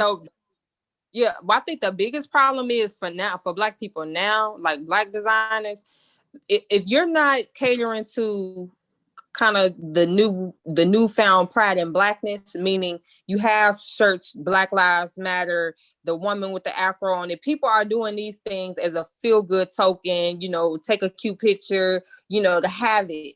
You understand what I'm saying? But I don't think these are going to be sustainable brands, because this is a movement. It's built off of a trend. The biggest problem I see with black people being successful in the clothing industry is because even for us, we don't even really like rock urban wear anymore. And anytime something is kind of branded by us, it's under the category of urban wear. It has the feel of urban wear, and that's not even what we are. All Masterpiece niggas is under urban wear. Niggas ain't even interested in urban wear anymore. So who the fuck is you selling this shit? You understand what I'm saying? Ain't nobody there. Who is your market? And it costs too much for Mexicans, because I'm stereotyping. So what? Some shits are real, right? There's a stereotype against black folks that I believe is real.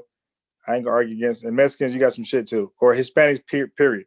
That I'm talking about non-Puerto Ricans and maybe even non-Dominicans. Everybody else, y'all ain't buying that shit if it don't cost $30 or less. You dig? So Master P, you definitely lost a Mexican, or like the Hispanic, the South American crew. They ain't buying that shit for $260. You lost that. But Amber, when I look down at the children's feet, when I go to Newark, because Newark is a big city as far as in New Jersey. When I'm in Newark, I'm in downtown Newark, I see the kids walking around and the grown-ups, I look at their feet. That's just what I do. I'm curious. I look at their feet. They got Vans on. They got Vans on their feet. The canvas niggas, you dig? Like, they don't have designers and Jordan. Like, the dudes got Jordans, but most likely everybody got some type of Van, some different type of Vans on their feet. Yeah, and Vans have quote unquote become the designer of the youth. And what's really fucking the game up is Vans are designed, or the whole draw is when they get fucked up. So you don't have this, oh, my shoes is dirty, they scratched up, I need a new pair. Shit, these kids love them the dirtier they get, So it's like they just now, I'm just being able to rock them the way I want to rock them now. Now they dirty as fuck. Yeah, so I mean, so like But I'm telling you, clothing, like they tell you that on Shark Tank. I'm trying to tell you, when they get a deal. So Amber, look, and Miss Tiffany, when people get a deal with clothing, it's not because the clothing looks hot, look dope. Amber, Miss Tiffany, they get clothing deals and they get clothing support, financial support, because Amber and Miss Tiffany, the clothings come with a great story. That's when they get a deal. That's when they get all the sales. People like the story of how the clothing came to be. They love the story. That's most of all Shark Tank episodes. People are successful in the clothing industry because they have a great story behind it. What motivated them to push this particular clothing they're selling. Right. And I guess I can go with most of the products. A lot of products, that personal story attached to it. That's a whole nother something right there. Because it just reminds me of like those music shows like American Idol and all of that. The more tragic and the more struggle you went through, people, the judges would feel obligated to, reward you. It's kind of weird. Right. But yeah. But the crazy thing is people don't understand, and it's part of our psychology. This is what marketing does. They know that that's going to be a more marketable product. Right. Once you have the story and you can kind of build the brand around that, now it has personality. You understand what I'm saying? Yeah. Yeah, it's funny because I had just ordered yard signs, because we can't social distance. You can't pass out flyers because you could be infected, and your flyers are infected. You got 100 niggas sick, so you can't really do that stuff right now. So I had ordered 10 yard signs. This is expensive for like $120, 10. And what I'm gonna do is I'm gonna put them in, because I was driving around. I seen like certain lights. I see a nice buildup of traffic. And like, I'm like, all right. So that's what I did. I ordered, it should be in the mail probably next week. But I ordered 10 yard signs. I'm always trying to be innovative. I'm always trying to look for the next thing. And people told me, they said, yeah, but I'm also older, so I'm kind of stuck in my way. And I don't know about the better things to have, like the newer, more popular. So young people tell me Facebook ads and like the things that they would do. So I was listening to their ideas as well. Like, okay, because I would have never looked at Facebook and the stuff stuff that's suggested. I would never consider that as because I'm stuck in like the physical. You got to see it in real life, like advertisement. Oh, okay. I hear where you're coming from. Yeah, it's a whole nother playing field with this social media ad placement. I had no idea until recently, like Amber was talking about the influencers. I remember when I worked for a publishing house here in New York City, and I worked in the ad department, and I knew the amount of money that they were like getting for like a full page ad, depending on where it was at in the magazine. We're talking $100,000, 60 grand, 50 grand per ad. And these ad agencies would buy a whole guap of them. So they were spending money. So now the landscape is different, because now products and services or whoever's trying to advertise has to consider, the social media aspect. And that's now got to be a part of how people get their product or service out there now. You have to like account for that if you're trying to really, do some things that are new in the space of advertising. But if you can rock that old school way of doing it, if you can rock it and it's working for you, I guess it would depend on your demographic, because, after a certain age, certain folks ain't on the internet trying to. Yeah, exactly. Right. So it all depends on what you selling and whatnot. And that's why you gotta know your age. You gotta be real with yourself. Right. And be real with yourself. Know you're out of touch and say, okay, let me either talk to youth or hire a marketing team that knows better, that knows where to go. And you got to do that. And I'm even considering that right there. I don't know if you ever shared it, but are you doing real estate? And please don't feel obligated to. No. I don't do real estate. What I do, I teach chess. Oh, right. Okay. Right. So my demographic is not black at all. Like, and if it is black, it's foreigners, it's Africans. They love this. So basically, everybody who's pro science, they love chess. Okay. Mm-hmm. Mm-hmm. So you got Russians, you got Chinese, and you got Indians and Africans. They love it. Right. I mean, if the advertising you're doing is working for your market, but if you feel like you gotta, no, now, no, it's not working. I'm trying something new, and got you. and it's slow because it's new. But before the pandemic, Amber, Miss Tiffany, I was actually in the location of Indians, Chinese, blacks, and Russians and Africans. You dig? It's right in front of them. Right. There was no advertising. I was sitting right there. Right. I was unavoidable. So but another something that stylists do, like when you do have a customer, and I'm not sure how you do this, like if you have a running book of current and former clients or people that you formerly taught chess to, that you just kind of keep a log, so in times like this you could send them a update email like, hey, just checking in, offering refresher courses, like have you offered different services, and try to reach out to those people. I haven't done that, but I thought about it, and again, Amber, I don't know what it is. I don't know if it's just depression, stress. I don't know what it is that keep distracting me from doing it. But every day I keep saying, I'm gonna do it now. I'm gonna do it. I never do it. Yeah, because you could be teaching them online at this point. Yeah, I was saying, well, I do have a handful, about like 20, 25 online. But again, like Amber just said, I have so many who's not online because they don't even know I'm online. Matter of fact, I had a new student today at 11 o'clock, that didn't know I was online. Another parent told them that, but they don't know. But so about 75% of my parents don't know I'm online. And my lazy ass keeps saying I'm gonna do it. And I've never sent them an email or a text to let them know I'm online. And I get, like I said, but I'm real with myself. I know it's not just me being lazy. I know it's something more. It's like depression or stress. It's something that's distracting. We all going through it, and hell, it's trauma shit. Like you was working for yourself, pandemic hit, and it's like, oh shit. So at this stage, do you want to go back into the struggle of working for yourself, rebuilding all after you already had this shit, and you kind of like got to start from scratch? Like that's not always an easy thing to jump back into. Sometimes you want to go and work for somebody else and get a fucking check and just take the guesswork. Like I don't want to be responsible for making this coin, for making sure shit happen right. Like I just don't want that responsibility right now. That's a fact. Mm-hmm. So I want to respond to Tone. He said he's joking. He said Unbiased is sneaking on people, probably put his yard signs up. Then he said hiding in the bushes, waiting for that perfect moment to put that yard sign up.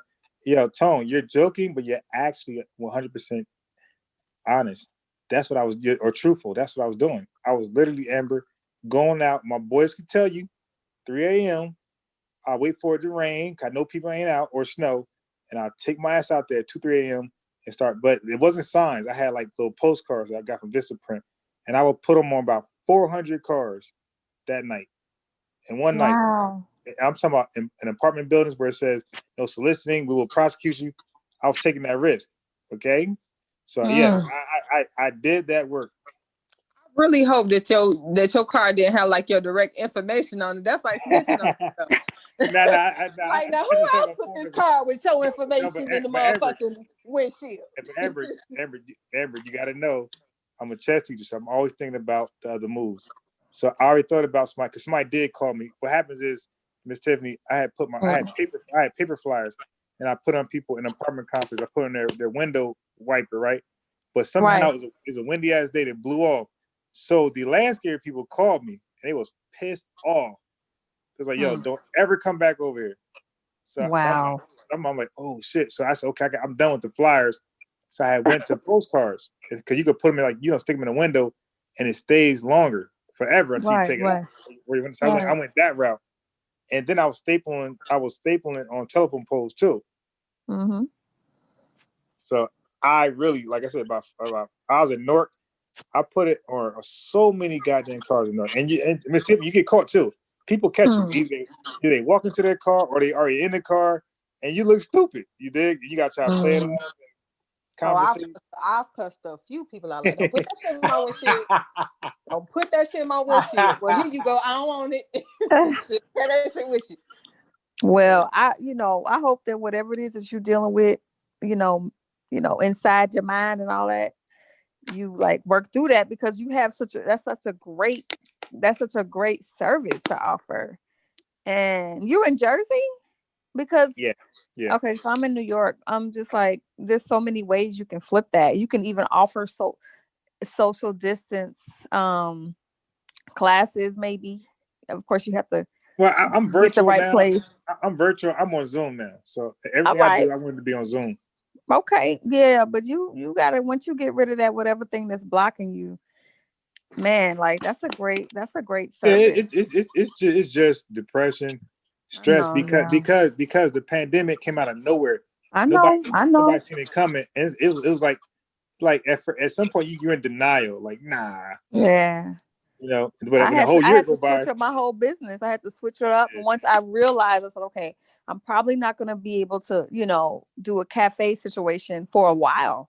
So I got to shift my brain and shift my business into a way that, it's going to have to go online. It is what it is. So Did I y'all guess you have to did y'all go ahead. apply for the funds though to assist with that? The funds. Yeah. I was like, you know what? I don't want the headache. I had some other things in the pot that worked out for me. I just didn't want the headache of that. And I'm kind of glad, because after all was said and done, it was just for many of us, especially a small business, it's a headache for people. I'm like, I'm good. I didn't want the headache. Well, you know, they're doing another round in 2021. And some of it was, grant where you don't have to pay it back. But like, I encourage people, because it's hard to try to restructure your business on the fly. Right. Right. It takes, that's hard as hell. That's like almost impossible. that's it, and something, a whole nother other thing. Like, yeah, that's a whole nother other thing. Yeah. Yeah. So I would just say, I'm not telling nobody do nothing illegal. Right. Anybody out Get there, that out the way. research and see what you can do, if anything, if you qualify. And you don't have to take out no large amount. I would suggest you take out the minimum that you need to get what you need done. Right. Right. They're still calling it a loan, but they're calling it a forgivable loan. So they're not like outright calling it a grant. So they're right there. That's the gray area. And it's like, you know what? I ain't got time. So some of them was like, you can get like $1,000 grant. Yeah. If Right. you get That's approved, true. like even if you got denied the loan, you can get right. Yeah, that's true. But even with the loan, I believe it's like $17 a month, or you can set it like, these are like some of the cheaper payment or options, depending on how much you borrowed. Yeah, the only thing that loan could do for me, because like I don't have a business like that. I don't have employees. Yeah, so, right. So it can't do anything for me. The only thing it could do for me, which they would like find it like I abused the loan, is to relocate my ass in Atlanta somewhere. That's the only way. Right. Right. Give me an apartment in Atlanta with a car. That's the only thing it could do for me. Right. Because there's so many other things that we were able to take advantage of, when you kind of work for yourself. So I was just like, let me just do this. So I just did that. Yep. But I want to say, even though, I end up getting a job, a 9 to 5. Well, a job, well, not 9 to 5, but it's very early mornings, so I can still do my chest thing in the afternoon. So I got 2 incomes right now. Okay, so I'm gonna be good. See, so the way I am, like, I'm depressed. Like my whole life evolves around money. So when I ain't got money, I don't go out. I stay inside. No shape up, no haircut. Like, you won't see me properly groomed. I don't wear none of my fancy clothes. I wear the same shit. You might see me with the same sweats 2, 3 times in 1 week. I wear Nike slides, no socks, freezing cold. That's what I do. Oh yeah. I straight go that route. Is that how you psych yourself out, almost to like get it together? Yeah. Okay. Well, I'll say, like, I'm kind of the same way, but first off, my life doesn't really like revolve around money. I'm the type of person, though, like, if I can't pay my bills when they're due, I got a problem. Like, that's how I gauge. Like, if I have to wait a week or move this over here, like, that gives me fucking anxiety. I like to be able to pay my bills when they're due, no problem, no question. Yeah, man. Both my credit cards maxed out. It's like shit I never would do. I did. Yeah, like stuff like I don't like that desperate. I like to be comfortable. Like I'm still minimalist, but I like to be comfortable. Comfortable to me is being able to pay my bills and being able to do, if I so choose, you know, go out to eat or something, like being able to have some freedom. I don't do a whole lot, but I want to be able to do what I want to do when I want to do it. If my kids say, "Hey, Mom, I want to get in karate," I want to be able to do that. If I can't do that, I pretty much shut down with everybody. And it ain't because, like, my thing is not a depression. It's okay, bitch, it's time to focus and come up with a plan. You got to figure some shit out. Like, so I may not retwist my hair on schedule because I'm just not thinking of that as a priority right now. It's other shit that's taking priority right now. So I'm just like super focused. Then people are like, oh, I ain't talked to you, and I ain't like, it ain't been nothing personal, but most people know how I get if I'm in a bad spot. I tune everything else out, and it's time to focus. Mm-hmm. Yeah, me too. Yeah, but money is my thing. So cause it lets me do what I want to do when I want to do it. You know, I don't like asking for how much that costs, and I had to do that the whole pandemic, and I felt so weird, like asking how much is that. I don't like doing it. God. I don't like. I mean, I wouldn't say that's a bad thing. Like, so, and I'm not to tell you, but sometimes you think because you have it right then don't mean you got it. Right. Like, so sometimes you should think about how much things cost to a degree so that you could set a boundary in the budget for yourself. Now we're seeing that rainy days are a thing. Like, so maybe if you would have been a little more stricter, okay, this is a week where I'm not gonna worry about costs. Next week, I'm gonna be a little more cautious. You understand what I'm saying? Like, finding that balance, because now, like, it's good to feel like you can do that, but now shit just so left. You don't know, like, even people with strict budgets got to be strict on their budgets. Like, it's just, I don't know. It's a weird vibe now. You really don't know what's gonna happen. Yeah, but the one thing that it did for me is that it definitely humbled me. It made me do stuff like I'm over eating oodles and noodles. Man, I ain't eat that since like a goddamn teenager. So it definitely humbled me. You know, it made me appreciate the better things. So now my focus is no longer like material things. Like, my focus right now is, like you said, Amber, what's in my bank account? Like that's where my attitude is now. It's like, what does my bank statement say? And like that's how I gauge myself now. Yeah, that's so important. It's so important. So it trips me out when people are like, money ain't everything. But, in order to just have a comfortable life, sans, a lot of material things, you need money. Yeah. And so having that money and that bank account is important, but it even extends beyond that. The other day, I attended an online workshop. It was about estate planning. And I think that type of information is, I wish, the part of our community that is on point, so to speak. Like, those are the kind of things we need to be learning about. What that means, having a will, having insurance, different type of trust, because it's like innumerable amounts of trust. Oh yeah. And realizing that if you die and you got any kind of certain type of assets or property, and you ain't secured them properly, then your family's got to go to probate court, and it just causes so much stress because we just don't have the information, we don't seek it out, and we don't, we're not taking the time to like learn about. But that's where we need to really. But I agree.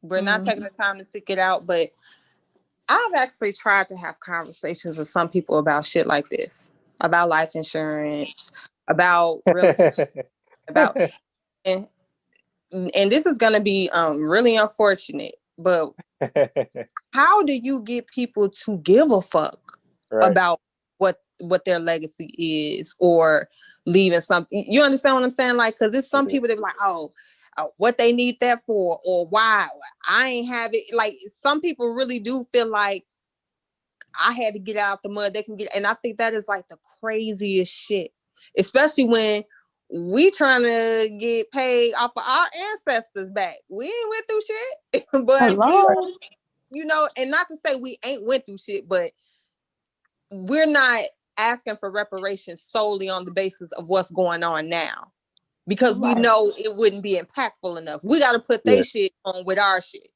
So for people currently to not give a fuck about what their offspring will inherit, even now in the space where you can leave something, like it's not like back in the old days where you couldn't pass your shit down, or, you know, you couldn't really leave any type of asset to future generations.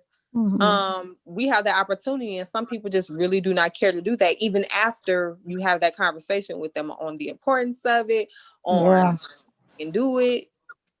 Yeah, it's kind of heartbreaking.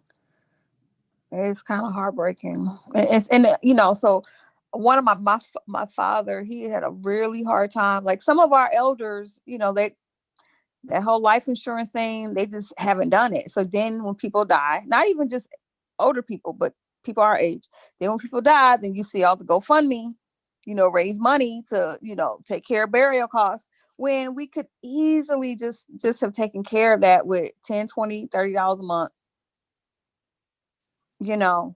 But, you know, some of our elders are like that too. So you have some of the young people our age that are like that, but then there's some of our folks that have that attitude that you're talking about, Amber. They're not making the connection.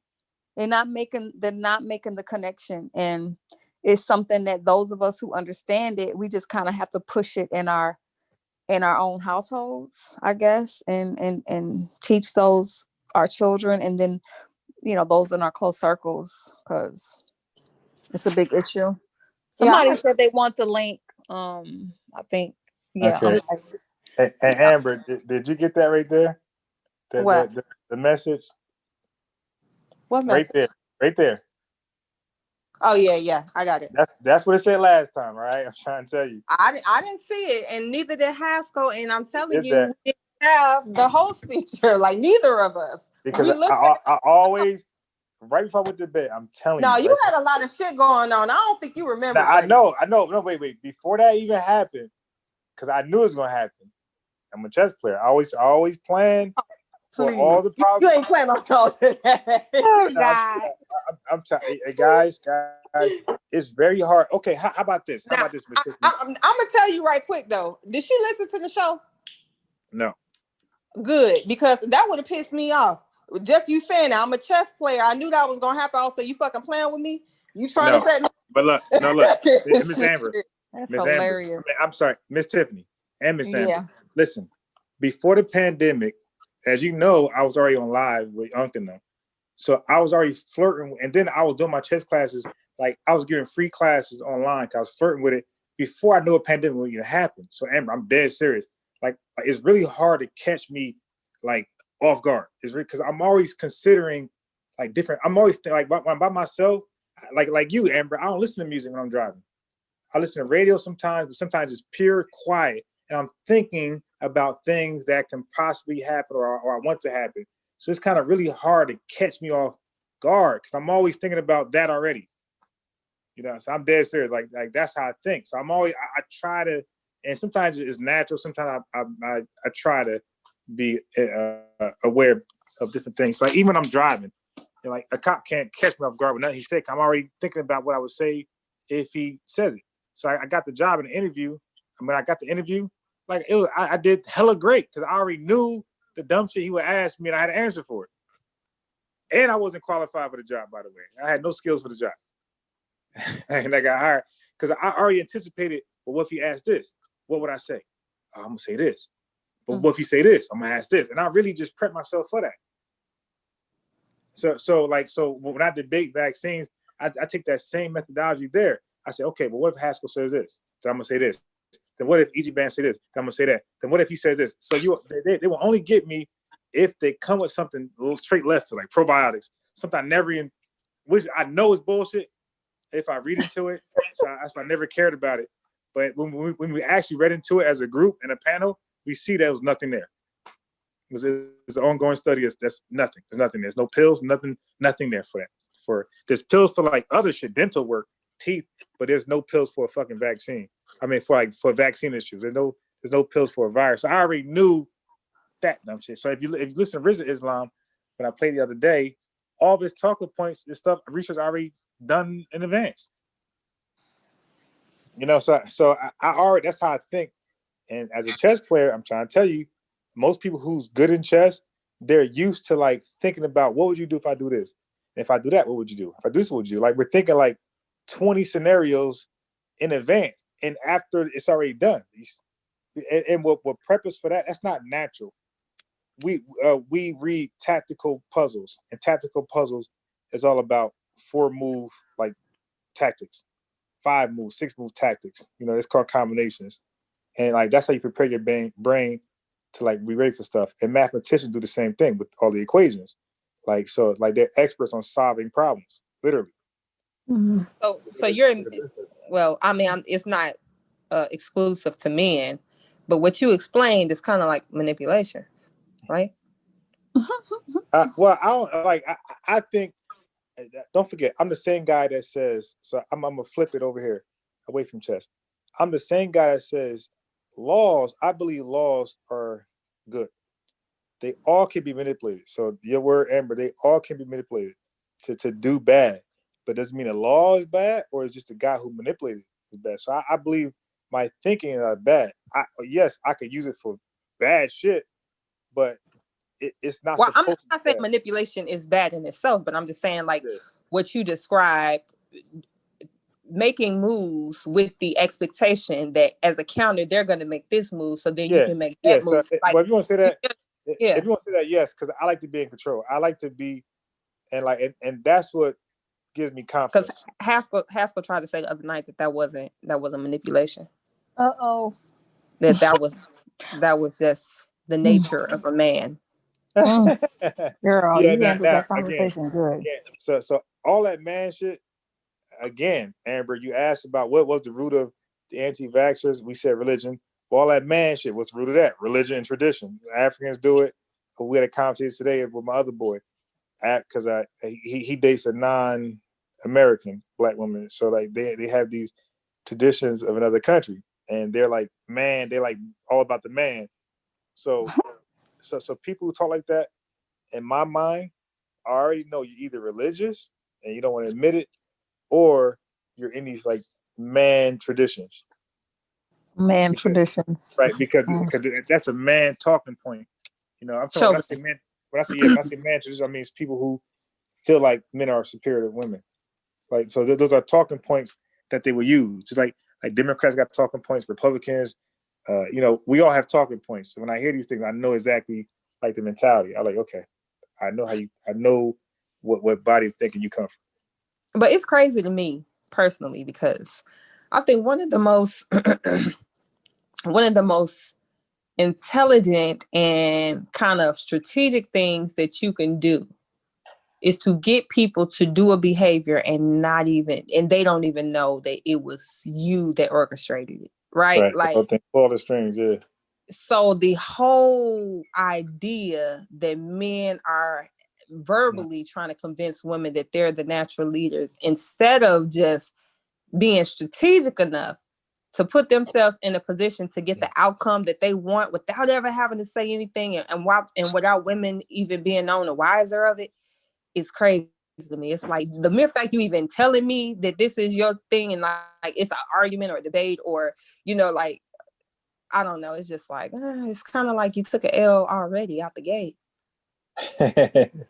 well, look, Haskell, if you're listening, I need you to pull up sometime because I'm going to see that the Haskell, I'm going to challenge your critical thinking, you know, and not just, yes, Haskell, I'm saying by name, I'm going to challenge critical thinking because I believe I'm going to expose them on just that. I'm not your enemy. I'm just saying you're biased. You're not a critical thinker, Amber. Critical thinks around 360. Like they're not gonna be biased. That's just how they operate. You know, I'm gonna prove Haskell because what we talked about before. I'm gonna prove that he is biased. He's not always critically thinking. You know, myself, the reason why I could come out religion and come out certain beliefs is because I am a critical thinker, and I challenge myself, and I hear people arguments, and I can't sleep if I know I'm wrong. I'm like, damn, you know what? She didn't make sense, or he did make sense. Okay, let me go to bed and think about that, and look over it, and make sure that they're right before I concede. You dig? Or before I like accept that idea or that fact. That's how I do, and that's why it's easy for me just to go ahead and just accept whatever result it is, even though they post these links, Amber. Whatever it is, it might be opposing my viewpoints. What I do, I pull them up and I read them. Okay, so I'm like, well, what's the worst gonna happen? If it reads and it sides with them, I just got to accept it. That's all, and then we just move on, and I just figure out a way to still hold my ground, stand my ground, with just accepting that. That's all. But I'm gonna prove that Haskell is biased, and he asked for things for me and Mujabu and whoever's pro science that he don't ask for himself when he accepts people who are anti the scientific consensus. And I got him. I got him record. And the thing about me is that I have a good memory where if I hear you say something, Amber, and Miss Tiffany, I don't care how long it was ago. If you can contradict yourself, I'm gonna catch it. I'm gonna say, okay, I got you. And then I'm just gonna be waiting to talk to you again. And I'm gonna subtly introduce it to you, like, yo, and where you ain't know I'm going. Like, man, you said this right here. And I want you just to confirm what you said from everybody. Then I'm hit you, like, all right, well, look, what about this? And so that's why I say I'm genuine. Like, so when I research this vaccine stuff, if the vaccine doesn't do something, I'm gonna admit it. Like the COVID-19 vaccine, it doesn't operate like a traditional vaccine, like the measles, or things like that, chickenpox. If you take those vaccines, they are going to prevent infection for the most part. They're not 100%, but they're like damn near close, and they're going to prevent contagion. You dig? Where you can't pass it. That's not COVID-19, and it's not even their claim. That's people who just making a claim for it. COVID-19 does not say you can't get infected. You can get infected with SARS-CoV-2 after you're vaccinated, and it was successful. You still can contract the virus. They never said you couldn't, and they said you can still pass it along. Mm-hmm. So what are they saying? They are saying if you take the COVID-19 vaccine and you contract SARS-CoV-2, that's all you're going to have. It's not going to transition to COVID-19, which is the killer. SARS-CoV-2 is not the killer. It's COVID-19.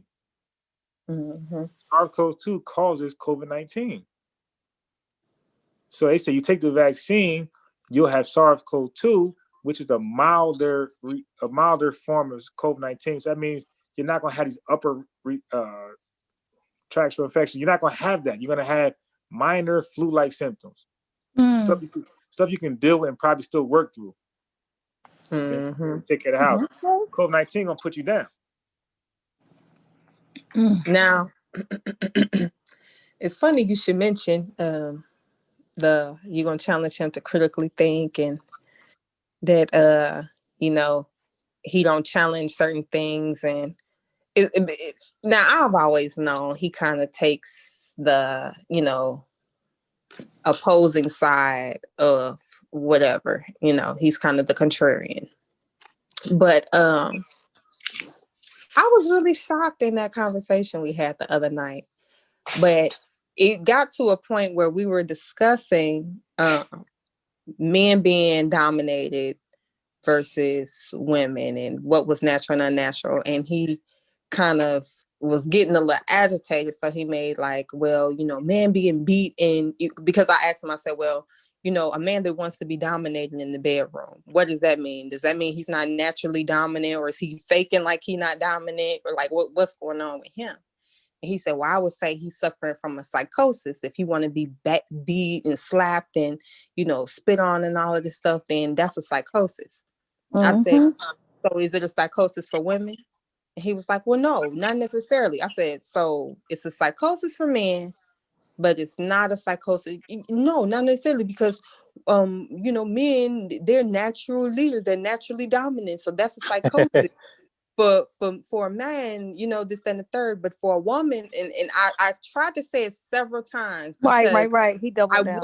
I wanted him to confirm that he indeed believes that there's a degree of women who are there. It's nothing to do with psychosis, but naturally they want to be beaten, slapped, and spit on, and that is completely normal. It's their nature. Right. And he reaffirmed. So I said, well, I would say that any person that wants to be slapped, spit on, and is and excited about and whatnot. Like that, they're suffering from a psychosis. So then it's like the light bulb finally went on to him that it was a possibility that both could be suffering. But he was so entrenched in his point that men were dominant at that point, he wasn't even paying attention to the question. He just wanted to prove his point and draw this kind of picture that, oh, no, definitely women are. So he hadn't even considered it. He said, well, you know what, I think I can agree with that. So then he kind of walked it back, because I'm like, I don't think he know how much, like, the chat was going crazy, like, what? I'm like, I don't think he wow. I don't think he realized it. What he just said. I just kept saying, who wants the link? Okay, let me put the link. I just kept saying, this guy. At that point, that's all I could say. I was like, this guy. Yeah. Man, I'm just like, you're doing some damage that I'm not even sure you could, because it just really, I was like, whoo, I wasn't ready at all. But when he gave the whole scenario about the woman that with the texting, I was like, me and you were on the same page, Amber, in terms of how we perceive that. I'm like, nah, you send me a text back talking about intrigue, that I'm probably just gonna block you. Baby, that's not gonna do it for me at all. I mean, he said he was cool with that. I'm glad that you cool with it. You wouldn't have had no choice to be. You wouldn't have had no choice.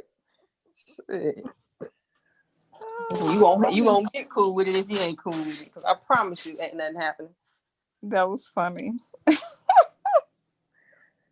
Now look. Okay, so I'm gonna say this.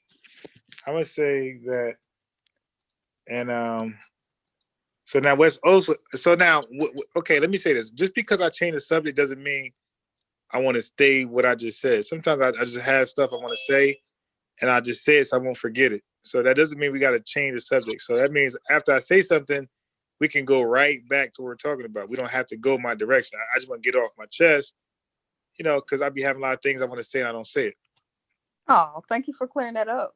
Okay, so if I go left sometimes and I'm way left and y'all want to go back right, go back right. Like I'm not gonna be, y'all ain't go left with me. It's okay.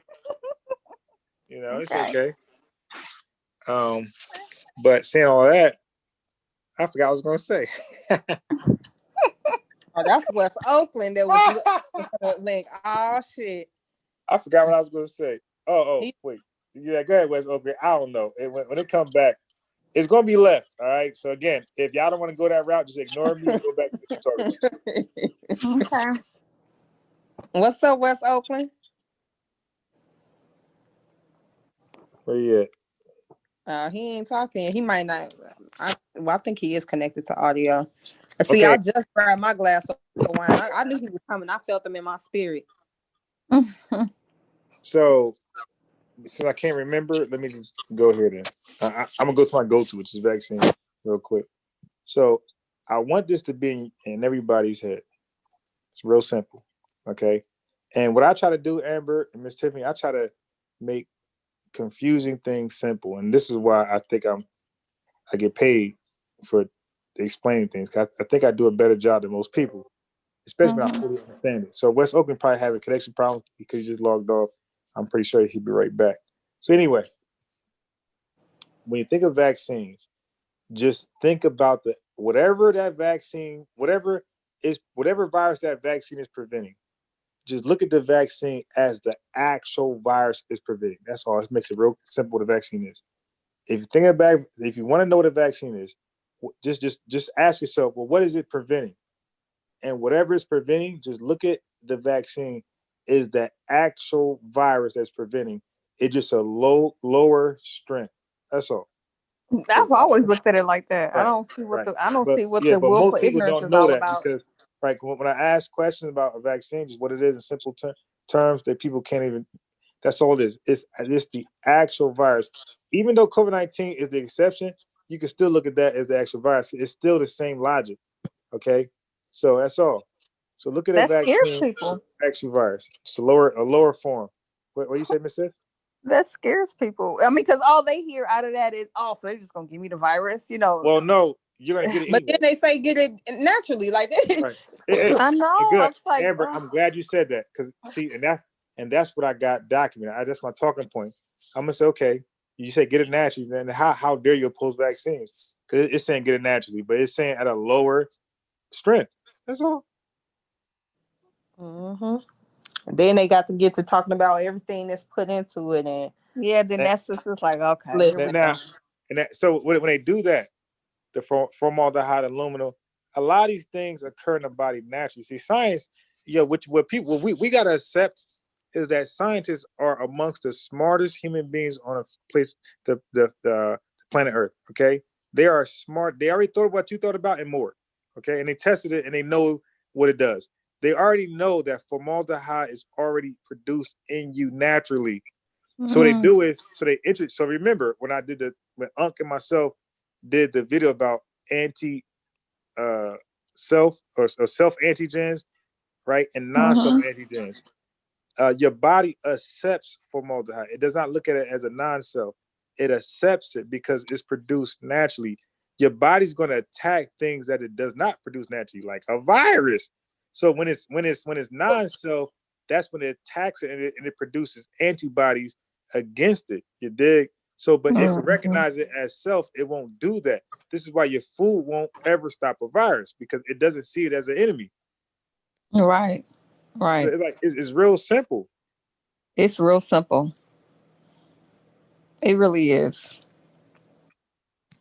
I don't know why people choose to make it so hard. I have no idea. So now, okay. So when they talk about ingredients, Amber, this is a slippery slope because you must have a foundation in chemistry.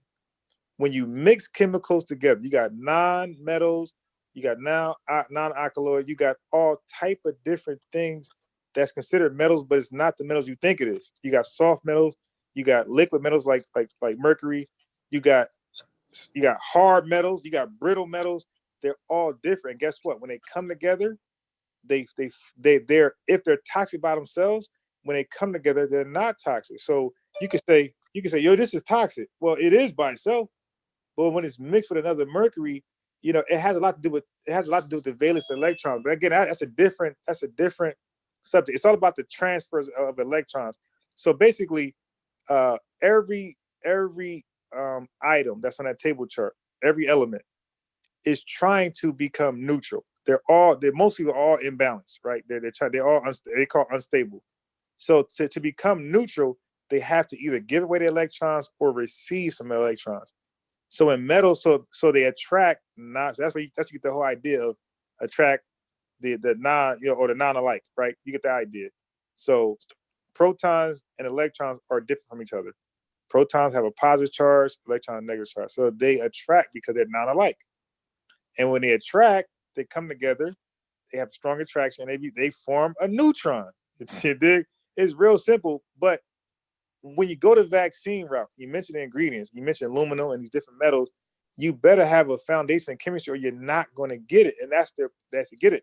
Because we could be petty and say, well, which aluminum salt? Because you got a lot of different aluminum salts there. And don't just say metals because magnesium you got different type of metals that you don't even know it's a metal. So you have to be careful. And when they come together, they're no longer they neutralize the toxicity. Like it's not as dangerous as you thought it was once it's by itself. So you got to just know that.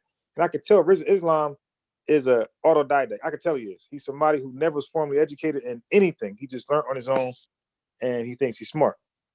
And some of this stuff, like y'all said before, is simple, but sometimes it's so simple that to concede that I went off on this whole tangent, and this shit is so simple. Like, some people rather roll with the lie because this is so simple that I really shouldn't have been out here wilding like this. Like I shouldn't have. So it's either make a choice, either concede now or just roll with the fucking lie and just, maintain some of my people. Because you make that such a big mistake like that, then who really gonna take you serious from that? Like, a lot of this isn't just about one particular area. It's about having a following of people who defer to them for, guidance and leadership. So for me to get proved on such a big thing and in such an easy way so quickly, and it's like, oh, well, this has been out there, that's been out there, and that, like, you kind of lose credibility. Now, me personally, considering some of these people that follow them, is just like Trump supporters. At this point, it don't matter if a motherfucker say they was right, wrong, whatever. These people are so far gone that even if they wrong, they're gonna try to justify it. They're gonna try to out argue you on what he only saying he wrong because of this, like, because now they're invested, So it don't even make a difference. So this is why I kept trying to tell Easy Man. I'm glad that you mentioned the article, because now I'm aware of something that I was unaware of, but you helped me out. And now I fully understand it.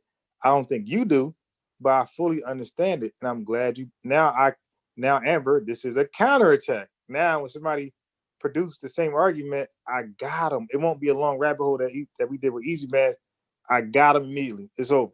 You dig? So basically we were vaccinated. You know, like, we got the false argument, and we're ready for the real argument. When somebody pissed that probiotic shit, we're ready for it. So thank you. We were vaccinated. Thank you.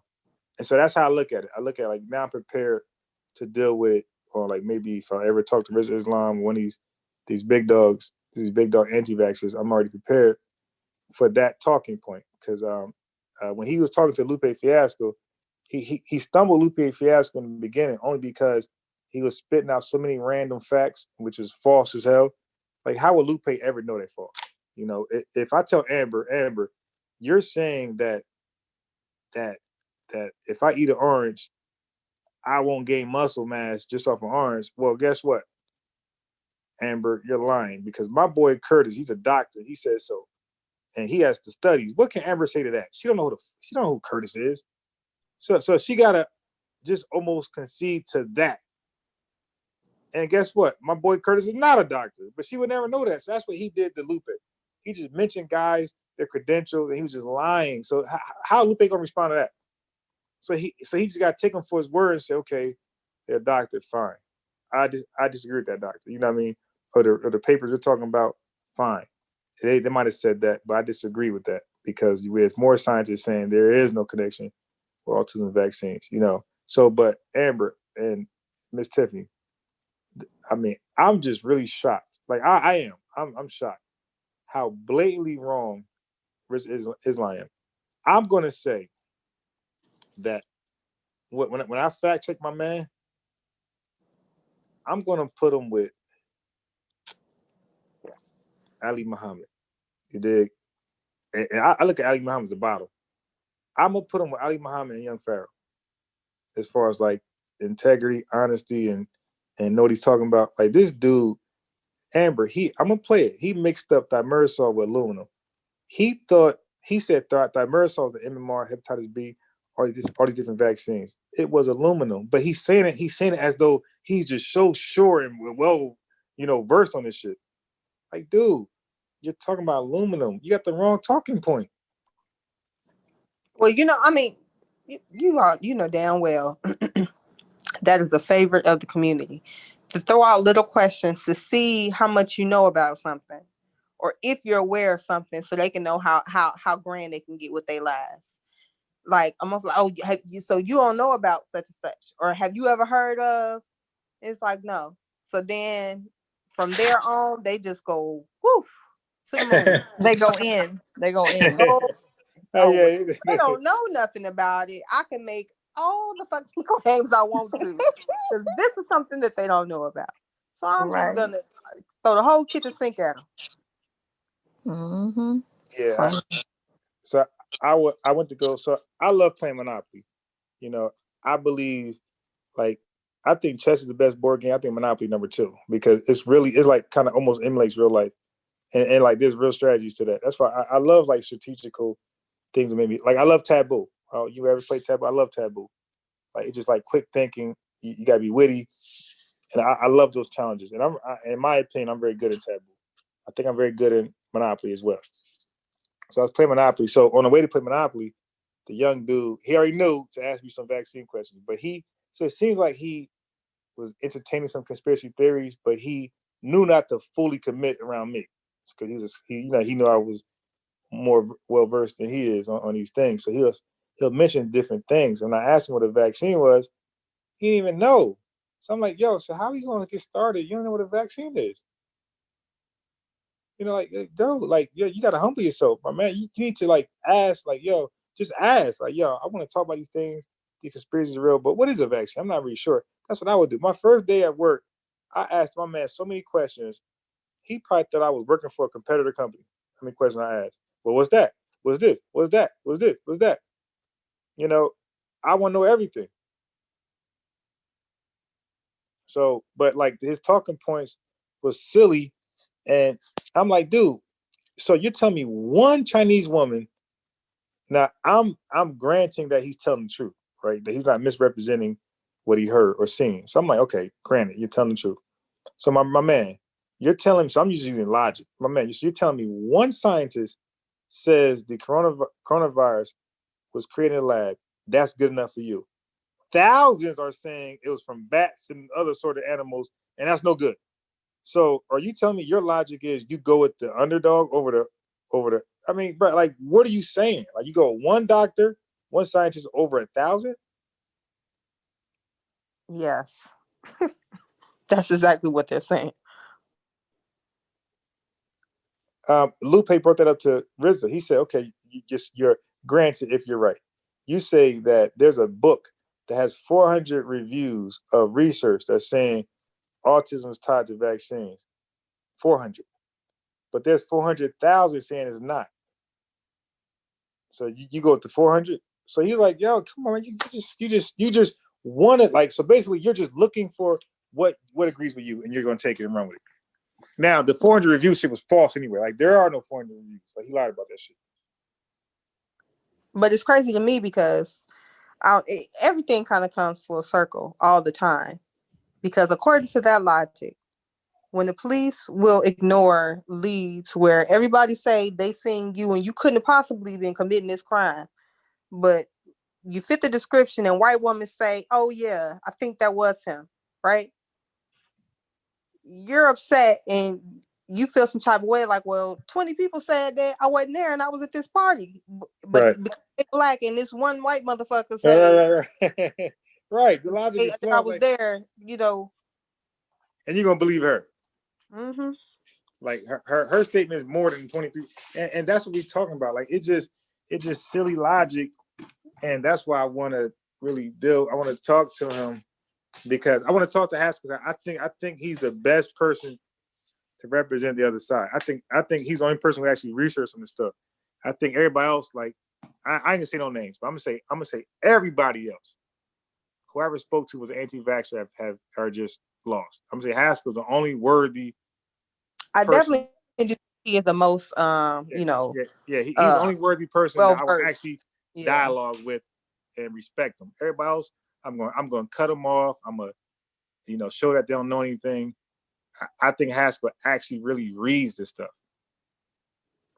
So that's why I always tell people, like, yo, you got these anti-vaxxers in your show. Why don't you put Haskell in there? Like, if you want to challenge, put Haskell in there. Like, I'm just being honest. Like, put Haskell in there. Like, you get a real challenge. But I don't think people even realize, like, people like, oh, this community talks about logic a lot, right? They talk about logic a lot. It's illogical. That's a logical fallacy. But I don't think they really understand the value and the purpose of logic and really the true test of whether or not, because you can have an illogical ideology.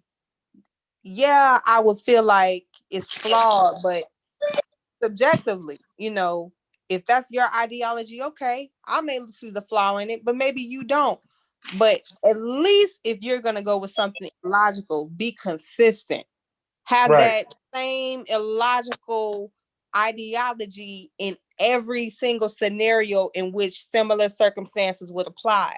That be what get motherfuckers. Because if you take the just pure basic foundational argument and change up the players, they will argue against it. That's how I know you're not paying attention to what the fuck you're saying. Because you're not looking at the bare bones of this shit. Take away your personal feelings, your personal attachment, take away the Black players, take away the Black community, just put other players in place. If you would be against the shit that you're pushing now, then there's a flaw in your logical reasoning. You only like it for you, but you don't like it for when other people have the same access to the same thing. That's the issue in the logic. That's the issue in your value system. It's a flaw. It's a fact. It's a fact. And then like it shows, for me, it shows the integrities in question. It's like, bruh or sis, like if you're sold on an idea, then just say that. So then we can deal from there. But you're positioning yourself like you're open to like swing left or right. Like you're not. Like you are a Democrat in New Jersey, or you're a Republican in one of these Republican states. That's what you are. Stop acting like what I say can swing you left or right. Yo, can I be Yes, heard? sir. Yes, sir. Hey, what's up? What's going on, bro? What's up, Zen? How y'all doing? Yeah. We chilling. What you up to? Shit, man, I'm chilling. I was just trying to make sure I could be heard. I ain't, you know what I mean? I'm on a new device right now, so okay. I'm sure I could be heard, but my fault. Y'all can keep going. So Amber, I want to say the book Medical Apartheid, it's okay. I still think it's a touch of blackology, but it's okay. Because she got a section for everybody got that book like it's a Bible, Amber. All these blackologies, but she got a section there for Margaret Sanger, by the way. And she ain't saying what these Negroes are saying. Like they hold this book up like it's a Bible. And I know they never read it because niggas don't read. But she got a nice section for Margaret Sanger in there. And she ain't making the same claims as these extremists. She acknowledged that Margaret Sanger reached out to W. Du Bois, and he replied back to her. Like, so, but anyway, I ain't trying to make it that type of discussion. I just want to throw it out there that the book, when I kept reading the book, Amber, my feelings changed. Like, I don't think it's like all blackology.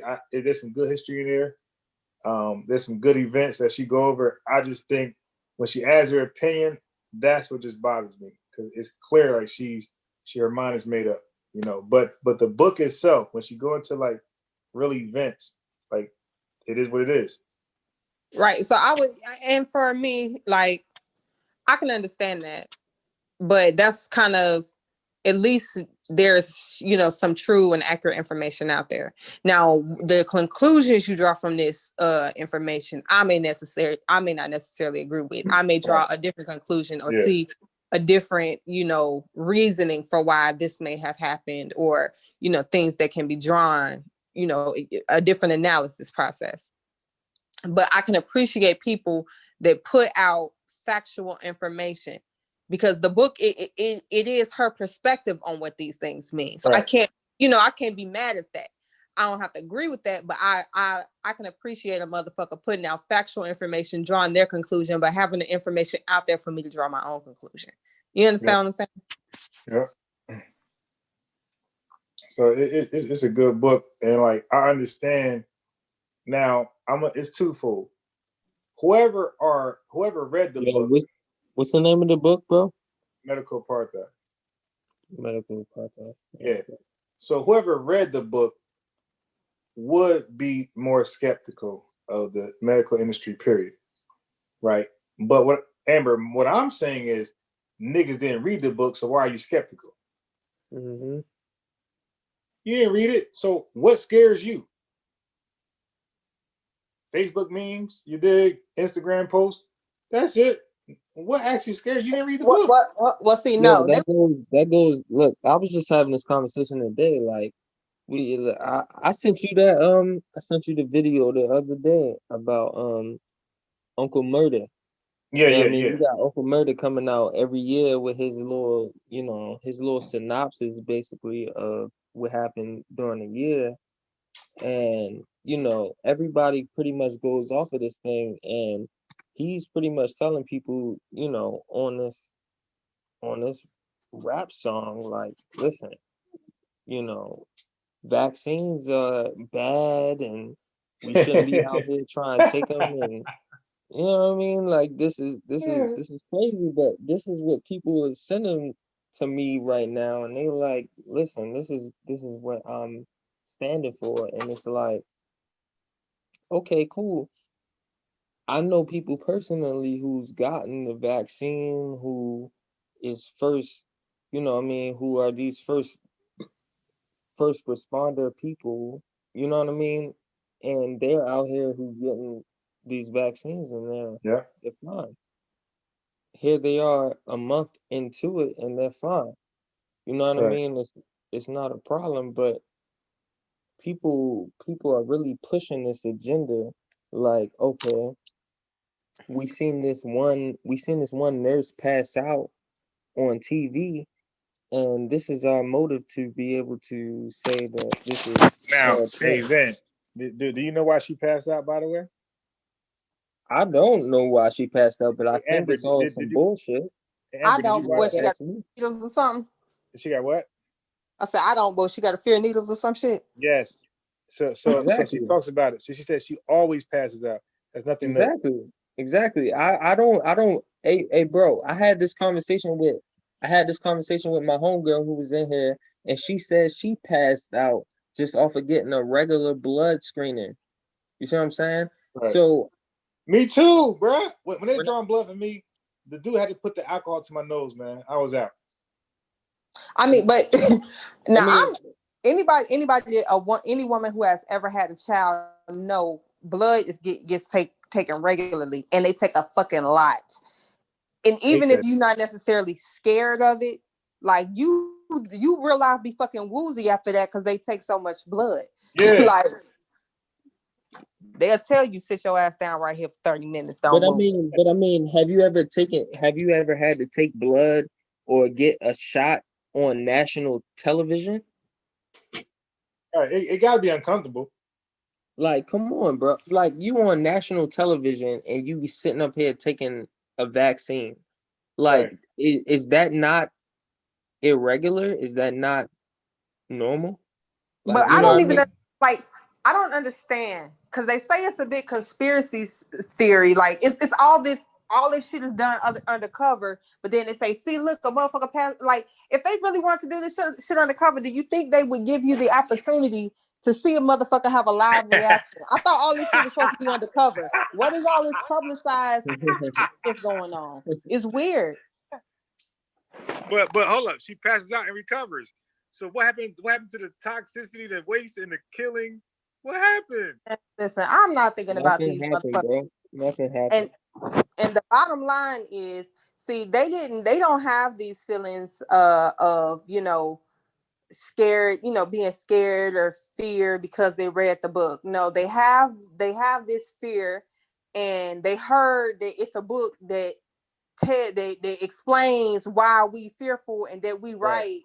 And then they go and get the book and say it like, oh, you ain't read this, or this book details that, when they ain't read the fucking book, and they don't know whether or not the book corroborates them and where it corroborates them. Like I said, it happens all the time. These motherfuckers come on the show with a position. You could tell somebody told them about an article that supposedly corroborates what they said, because when you bring it up, it has shit to do with what they said. It may hint at something, but that wasn't even your fucking point.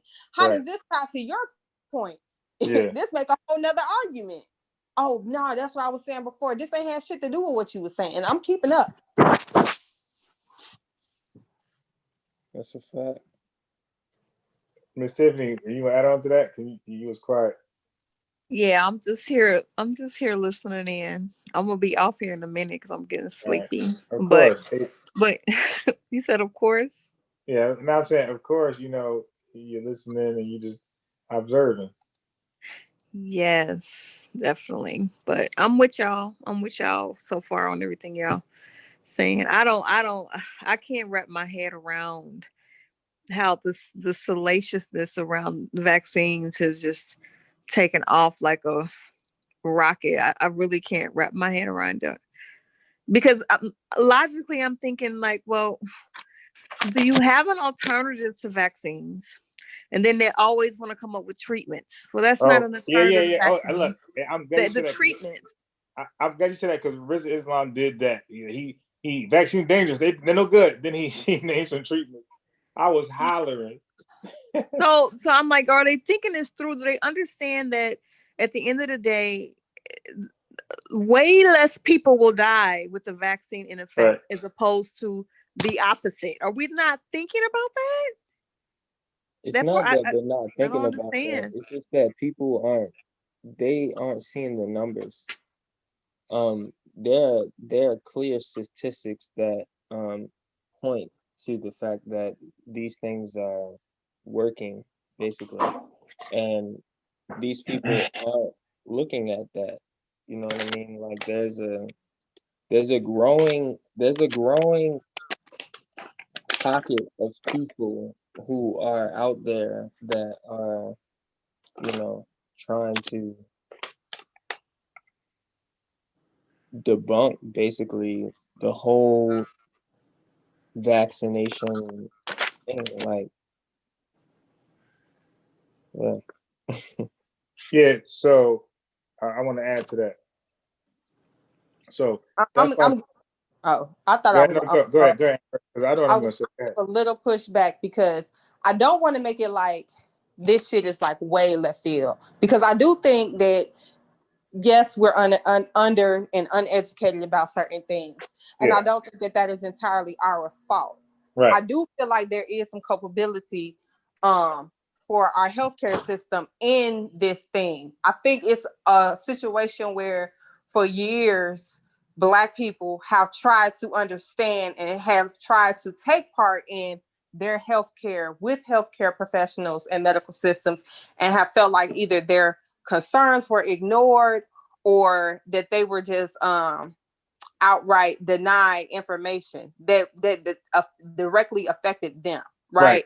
They wasn't a part of the discussion. They wasn't a part of the conversation. It's like, do this, take that, whatever. When they have a side effect, they're not giving an explanation. They're kind of shut down. When they have a concern, they're not giving an explanation. I think that this has built up a distrust over time. So then when you have someone to come in and give them an explanation for these things, never mind whether it's right or wrong, they pay them attention and they tell them something, then they're more likely to gravitate toward them because they're showing at least compassion for their concerns, right? So now what the actual system is now trying to do is now they're trying to undo it and say, oh, wait, we had this information, it's here. But when a motherfucker asked them for it, they didn't willingly give it to them. Not that they was hiding it, they just were dismissive about it. You understand what I'm saying? Yeah, that's true. Mm-hmm. So for one, let me say this. My coworker, this Indian dude, he got vaccinated Thursday. He was work Friday, right? So I was like, "Yeah, how your arm feel?" A side effect, stiffness arm. He said, "Well, now let me let you know this. If you're in a manufacturing building, you're gonna do hard work, but it's not all day. So it's a good and bad side to it. It's annoying. I was gonna quit my first day. It's hard. I hate hard work. It's hard work, but there's a lot of downtime, so it evens out." Your dainty ass. I had to say it. Say that again? I said your dainty ass. Yeah, I hate hard work, man. So if you want me to quit, just make me do hard work. So all day I'm out. That's why I can't do like okay. that's why I can't do construction shit like that. I'm good. Painting, I'm good with that dumb shit. So but anyway, he's back. I asked him how his arm felt. He said nothing. Like it feels great. And again, like you got to lift stuff. So trust me, Amber, if you got any issue with lifting, you will not be at work next day because what you lift can potentially hurt your ass severely. You know, so Amber, you see me step on it. I see the picture of my scale, my weight. So that means I stepped on the scale. So the scale was that big. I can step on it and it has my weight. So we have heavy shit on there. So it says when you carry stuff there, you want to be at full strength. Partial strength can get your ass hurt, possibly killed. So you only come to work if you can't lift something like you normally would. Don't bring your ass to work. Stay home. You know, but the medical industry does have a dark history against not just blacks. So black, you got to stop that blackology shit because there's just as many. I mean, I want to say just as many white folks who've been experimented on as black folks. So we got to stop making it like they're fucking with us. No, they fucking white folks too. White folks got it too. Okay, they get white folks too in large numbers. So the medical industry have fucked over everybody in this country, and we could say the poor. They fucked over the poor. Yeah, they got it. White folks too are part of that history. Yeah, the long history fucking on white folks. I'm telling you, just watch American Greed. Almost all those shows about white folks getting fucked up. You dig? So we gotta stop the blackology and deal with the medical industry has a dark history on everybody. You dig? Everybody's collateral damage to get something like a positive result to get the study done. So that's true. So I don't mind people being skeptic, but don't that shit go out the door when you're pregnant and you gotta give a baby? You gotta have a baby. Don't you take your little skeptical ass to the hospital and get that shit delivered? So all that shit go out the door. Motherfucker, right to the people they claim trying to kill them to deliver their baby. Like, right. Stop it. Right. And some people don't like and then end up in the hospital with major complications. Like, I just want people to make just smarter decisions prior to any of this, because like with that thing that you sent me earlier about we're going to build on with Haskell. Yeah, we're gonna definitely talk about that. Yeah, go ahead. Yeah, but I mean, it speaks to, so among my friend group, I have friends who were always behind on their kids' vaccinations. Always. Like, their kids got to take all these shots for them to start school because the entire time they've been on this earth, they haven't been vaccinated. And the kids had been displaying some type of, regressive, disability or of some sort. So I know it ain't have shit to do with vaccinations because they ain't even took their kids to get vaccinated. But my thing is, I also know people who were pregnant and did not, seek out prenatal care until late in the pregnancy because they trying to hide it, or it's a whole lot of stuff that people do that they don't consider when they on that bullshit. Right, that people do that they don't consider as being a part of that causation of why their child turned out a certain way. It's always easy to say, well, they did this or they did that, but they never consider that maybe if I would have had prenatal care from the beginning and I wouldn't have went in my 7th month because I had high blood pressure and I fainted, they never consider what the lack of health care may have done. Right. No responsibility. Well, lack of responsibility. Yeah. So like, there's some factors. I'm telling you, like you guys laughed at me last time. I'm saying you as plural. It's not nobody on this panel specifically, but I'm talking to the chat as well. You laughed at me you laughed at me later when I said that older age it is a problem with birth defects. It is like that. I wasn't lying.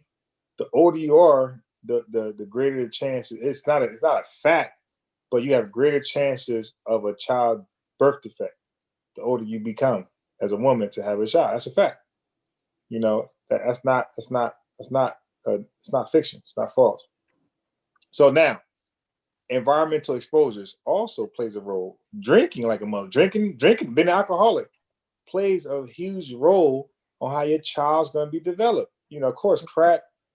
So like even like the lack of exercise, like so you like the parent has a lot of fault, or possibly, I'm sorry, not a lot of fault, possibly her life ways, right? The way she conducted herself and handled herself could have influenced the outcome of her child. But no parent, no parent would shit. But no parent would accept that, right? So that's why you're gonna say, well, it couldn't be me, it had to be that. And science is saying, ma'am, it could have been you. Right. I want to know what happened to all the crack babies that motherfuckers was having. Where them at?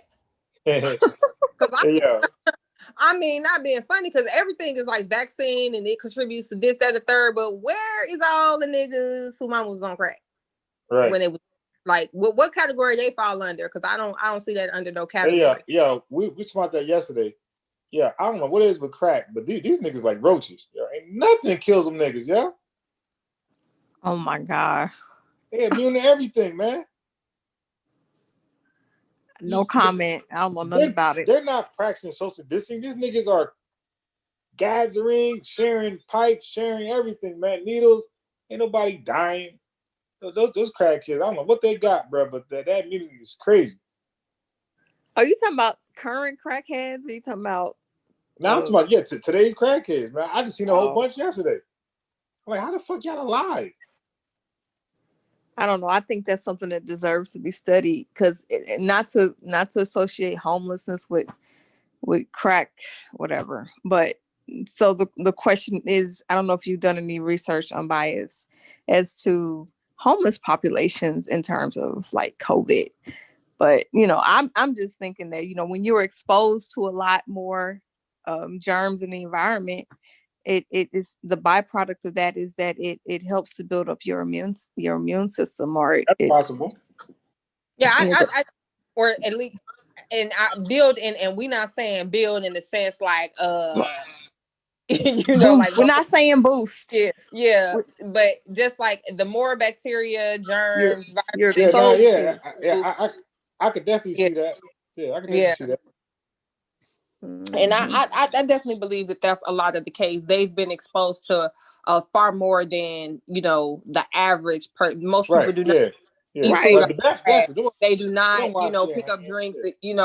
So they've experienced a level of exposure. Exposure that most people haven't. Right. Yeah. I could go with that logic all day. Yeah. And then sleeping outside and your body having to, build up a protection for that, over time. Yeah, evolution. Yeah. Yep. All right. So I'm gonna play this nut. All right. So now he's gonna explain what a vaccine is, right? And he's right. But watch how he look at his critical thinking afterwards. Look at this. So, and for people who don't know, the word vaccine means a weakened or dead strain of a virus injected in order to stimulate the body's immune response. What people don't look at is, what if the body is not stimulated? What if your white... My bad, I didn't mean to pause it. Blood cells do not activate? What if your body does not literally activate in its full ability to fight against the virus? No, I gotta stop it there because that was stupid. I'm saying straight up, that was stupid. Brother, people with those conditions, they don't get vaccinated, you fool. Okay? That's what I'm trying to say. Like, it's dumb rhetorical questions. They already know. He's talking people that got obesity, diabetics, cancer survivors, HIV people. They don't get vaccinated with the old vaccines, you fool, for those same reasons. This is why your dumb ass got to be vaccinated, so you don't give it to them and they suffer from the virus more than you would, because you don't have their conditioning. You don't have underlying conditions. You're not suffering from something like that. That's why we want you vaccinated, you fool, to have herd immunity to protect them. Okay, so they don't give vaccinations to people with the conditions he's talking about right there. But now listen. So he explained what a vaccine was. You heard it very clear and very plain. So it sounds like he knows what you're talking about, right? Now watch this. This stupid nigga didn't even know COVID-19 virus didn't even contain the type of germ he's talking about. Watch this. Let me skip to 47. Look at this. Look at this fool. That's why I hate fake people who act like they're smart. is making, they're only giving you a protein. There's a protein is making, they're only giving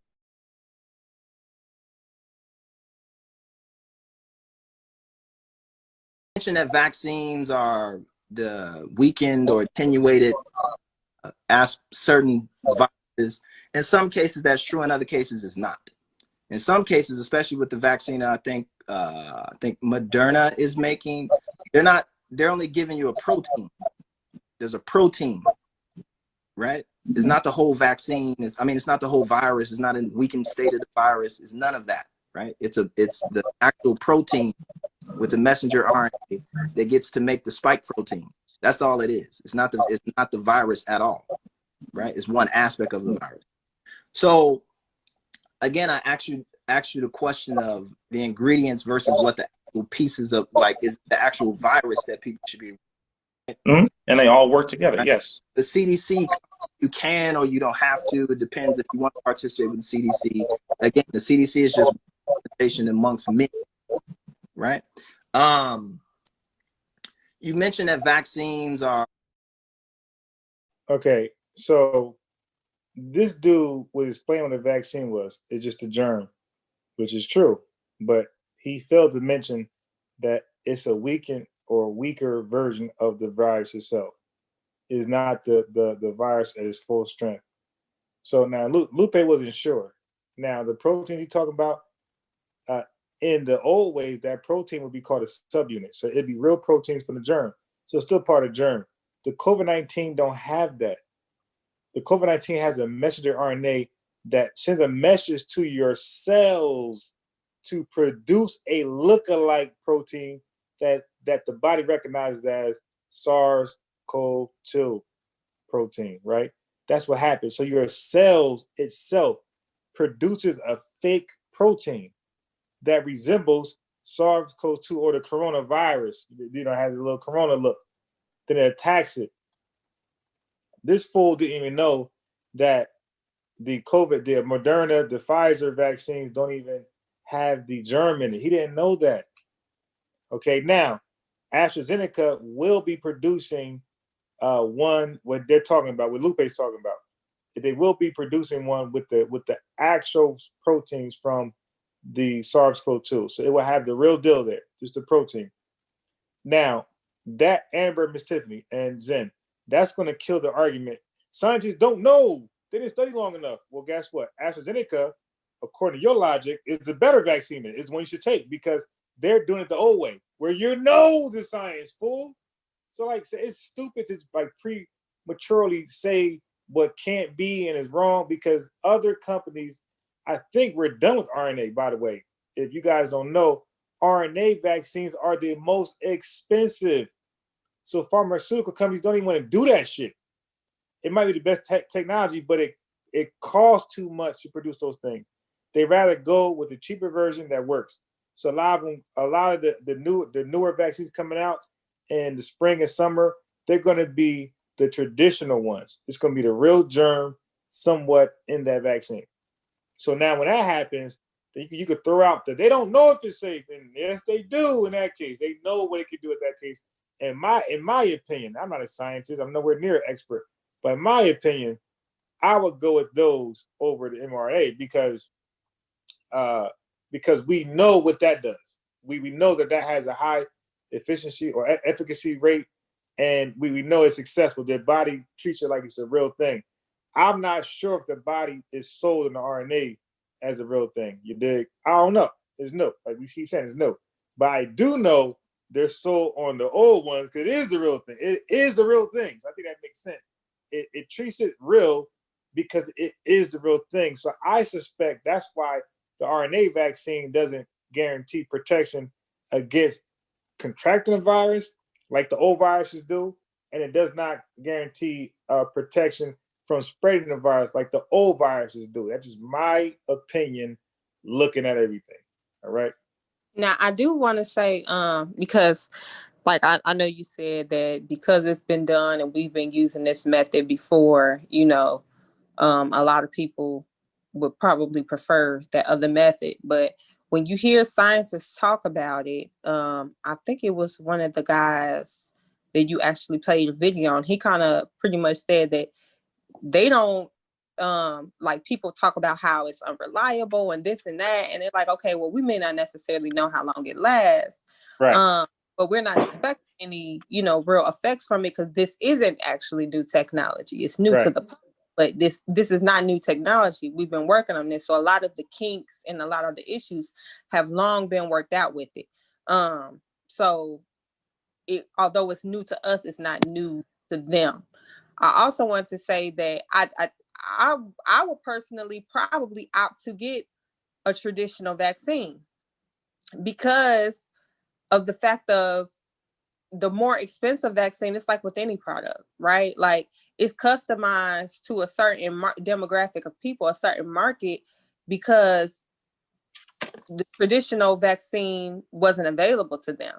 So now it's kind of like this premier vaccine that is safer and more effective for people with certain conditions. And yeah, so you would expect it to be more expensive, because one is new technology, and then so it hasn't been really scaled over time. And then two, you have the issue of it's more elite. You know what I'm saying? Like, so for the population of people that can get a regular vaccine that has been out for longer, the technology and the science behind it is much cheaper, because this is they pretty much have their system in place as to how they getting this thing going.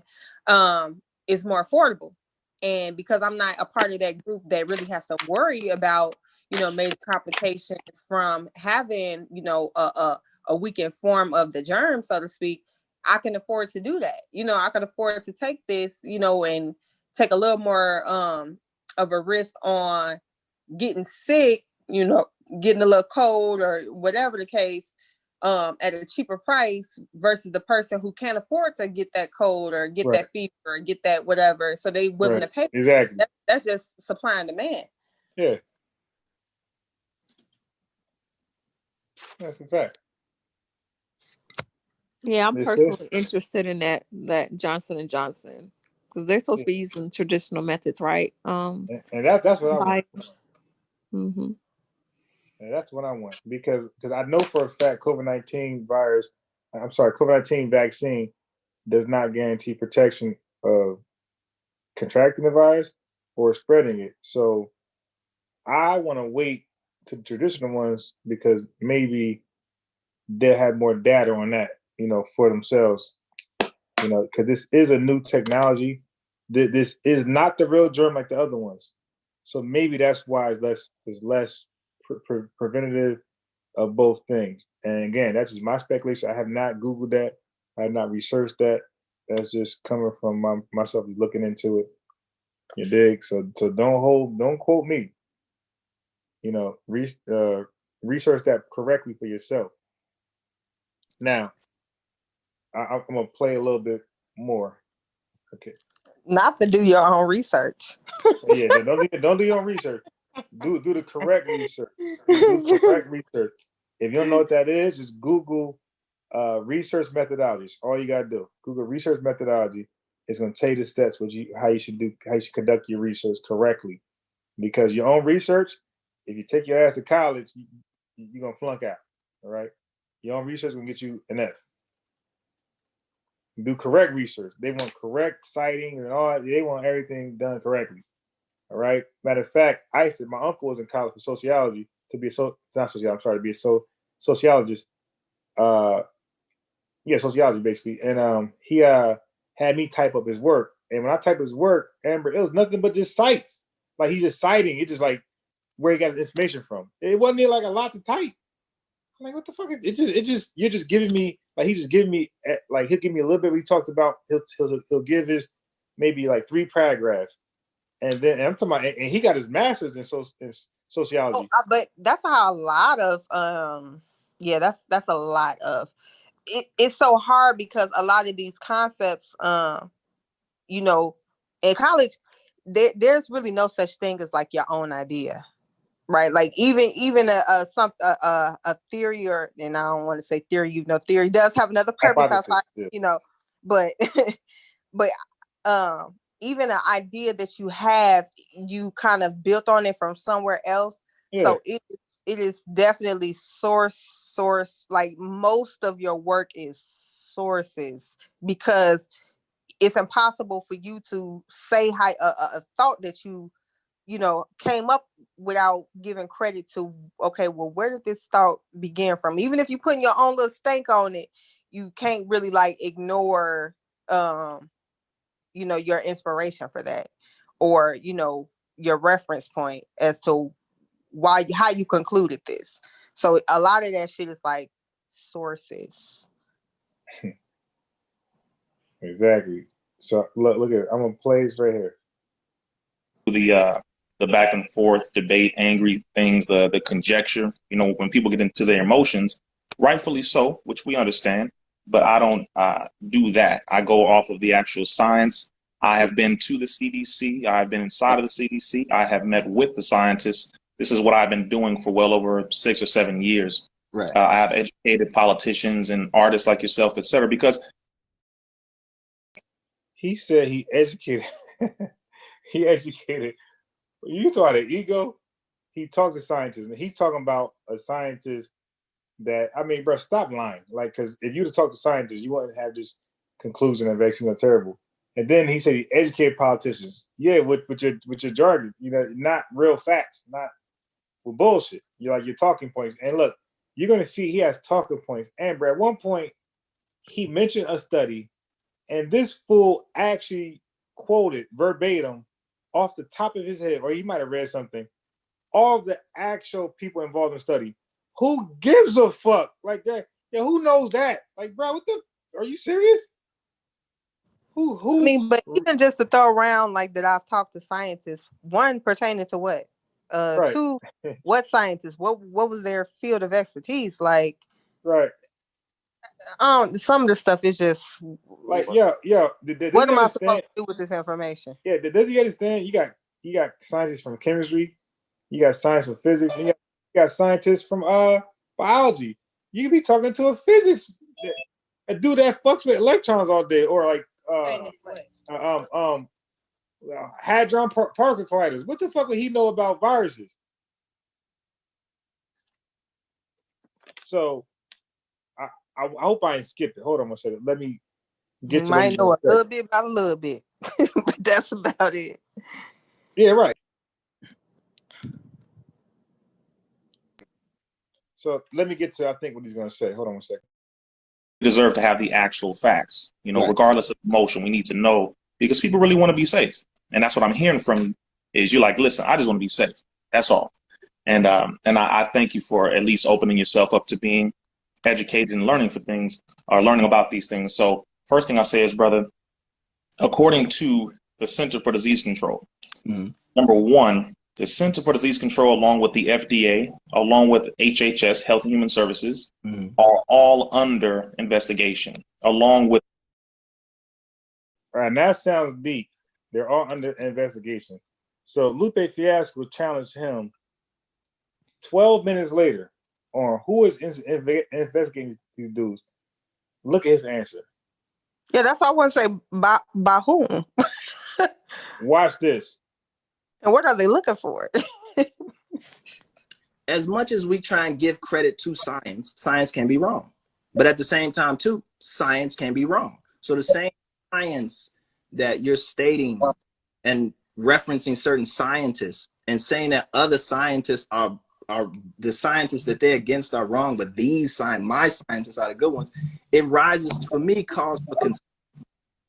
Right? Of where, I got you. I think you may have misunderstood what I was saying on that. But what's the standard we're using for validity and credibility with these people when we're just using the same? You use the CDC's mistakes, and then you validate the CDC's mistakes with its own reports. I wanted to ask you, who is investigating the CDC?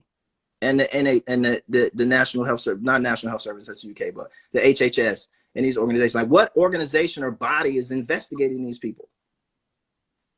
Good questions. Good question. Well, first, I listened to everything you said. I understood everything you said. I'm going to go back to, I think, 2 or 3 points you brought up, and I'm going to lead up to that. Seriously? By the way, he never answered who's investigating him, by the way. Oh my God. I challenge anybody to go to the 33-minute mark and start from there at 33:05 and find him giving an answer of who's investigating the CDC and all these other bodies. He never answered it. I didn't hear Lupe question. Did he understand what he was saying, or right? But did he hear what he was saying? So to offer that, like, the fuck are you peace, talking can you about? hear me? Yeah, we peace, can. Jawu. Hey, peace Hey, of I know hey, you Rule. a light panel tonight. It's late. Yeah. But I want to say something. I've listened for a little bit, and you know, I want to say that out of the clips that you played, and I've seen some of this. You know, I think you shared it with me before. Or yeah, and if there's anybody that's talking about the vaccine, like anybody that opens their mouth and talks about the vaccine without encouraging people to read the actual clinical study results, which are public. It's been public ever since, I believe, early December, or no, even end of November. If those people are not encouraging people to read it themselves, then they need to be muted. They need to just stop talking. And none of these people, I don't care if they're Nation of Islam, Rizza Islam, I don't care what their names are, what color they are, what genders they are. We have to actually start to just mute these people, because it's very, very detrimental. Because Rizza Islam started off, you played a clip where he's talking about what a vaccine is, and he's wrong about that. I won't say he's wrong. He's misleading, even with his definition of what a vaccine is, because the mRNA vaccines have changed the game. And so that old definition that people Google is not sufficient anymore. Because if you go back originally, the word vaccine it only meant something that had to do with cows. And we know that vaccines don't have anything to do with cows anymore.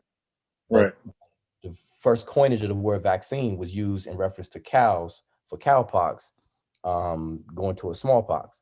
Mm-hmm. So by starting off with you know, a definition that's no longer applicable, that's starting off wrong. And so if you start off wrong, your trajectory is going to be wrong. If you start with a faulty premise, you're going to always lead to a faulty conclusion. So this entire conversation is really just for nothing, and it's very detrimental. Like the entire conversation that they're having is I mean is some good points that he was asking Rizza Islam, but in the grand scheme of things, these kinds of conversations, even though it appears to be like a good thing, is actually detrimental, and we got to start peeping that and start canceling these kind of people and these conversations. We shouldn't tolerate it at all. Like what should be happening right now, Rizza Islam should go live as he does and go line for line through the vaccine trial. That's how you talk about the vaccine. Right. Short of that, he needs to be quiet. That's it. I mean, that's just the bottom line. We have to just be that black and white with it. And that's it. Amber, Miss Tiffany? Oh, I entirely agree. That's kind of like what you were just saying is like when you was helping I think it was your cousin. That's how most scholars do it. They don't if they do add to it, it's very minimal, and they follow up with a source to corroborate how they do that conclusion, or where they even got that concept from. So I wholeheartedly agree. I believe they should be muted. I'm of the belief a lot of shit should be muted. I think sometimes we find ourselves feeling like we're doing some good by discussing these things and having these conversations, but there is a fine line to having a platform where you kind of present facts or combat information And it's a fine line to where maybe you may potentially be opening up the door for someone who is an extremist to have yet another means of finding someone who is as extreme as they are, someone new to follow. Right? Because not everybody can discern truth from fact. That's a lot of what the problem is. Right. See, here's the thing. I agree too. I agree.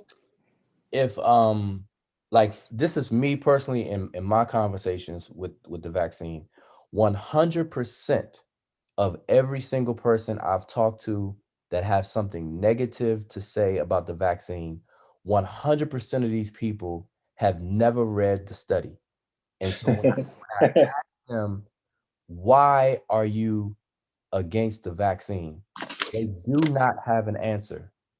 I mean, they have a response, but not an answer. Right. All they do is repeat something that they have no knowledge about. Yeah, talking point. That's it. And it usually comes from a social media post. And if you actually trace it out, it always 100% of the time goes back to a conspiracy parrot, a person who's parroting conspiracy theories with no information whatsoever. And I've done this from the onset of this pandemic up until now. And I'm gonna tell you, 100% is no exception. And I'm talking about those people who have so much to say negative against what's going on or the vaccine and things like that. That's it. It's just so it's at this point, there should be no tolerance for it. It really Yeah, but it's detrimental. It's hurting. It's hurting. But wouldn't you agree that that it has to be a problem on some individual level for you to listen to something that someone says, right, and not even think that you need to justify why you're buying in or why you believe, to not even challenge what they like. There has to be like, it's cool to say like, oh yeah, they're parroting and they got this from a parrot, but what makes a person go to someone and never even think to criticize what they're saying? They just take it in and consume it and then go out and propagate it to other people. And when you challenge them on what is your reason, it never even considered, it never even crossed their mind that they needed one. You understand, like something is wrong. No, I listen, I agree with you 100% on that. And the psychology, the psychological studies of human mind and behavior is telling us all day, every day, that just like if you're born a healthy human being, you have the potential to do things that other human beings can do. But if you don't develop certain muscles, then your muscles not going to be as developed as somebody who does. And so the same thing happens with the mind. There are just certain people that will not be capable of understanding certain things. That's just the bottom line. That's just the fact of life and humanity, that there's mental capacities that not all human beings will share and have due to a lot of different variables. And that's just it. The same thing with physical abilities, inabilities, potential, or not being able to do this, that, and the third. Not everybody can do the exact same thing, even though we're all human and we have the general potential. But we go through life, we don't develop certain things, then we're going to miss out. You snooze, you lose. Same thing with the mind. If you don't exercise your logic and your reasoning functions or faculties, it's not going to be there. And that's just it. Okay, so I'm gonna play the next. So right now he's gonna do what most people do, that I would call, I don't know how you would call them. You call them alarmists, extremists, pseudo. What they do is they start just mentioning like 6, 7 things in one breath, and everything they mention is like Ujah would say, you got to slow down and deal with that one.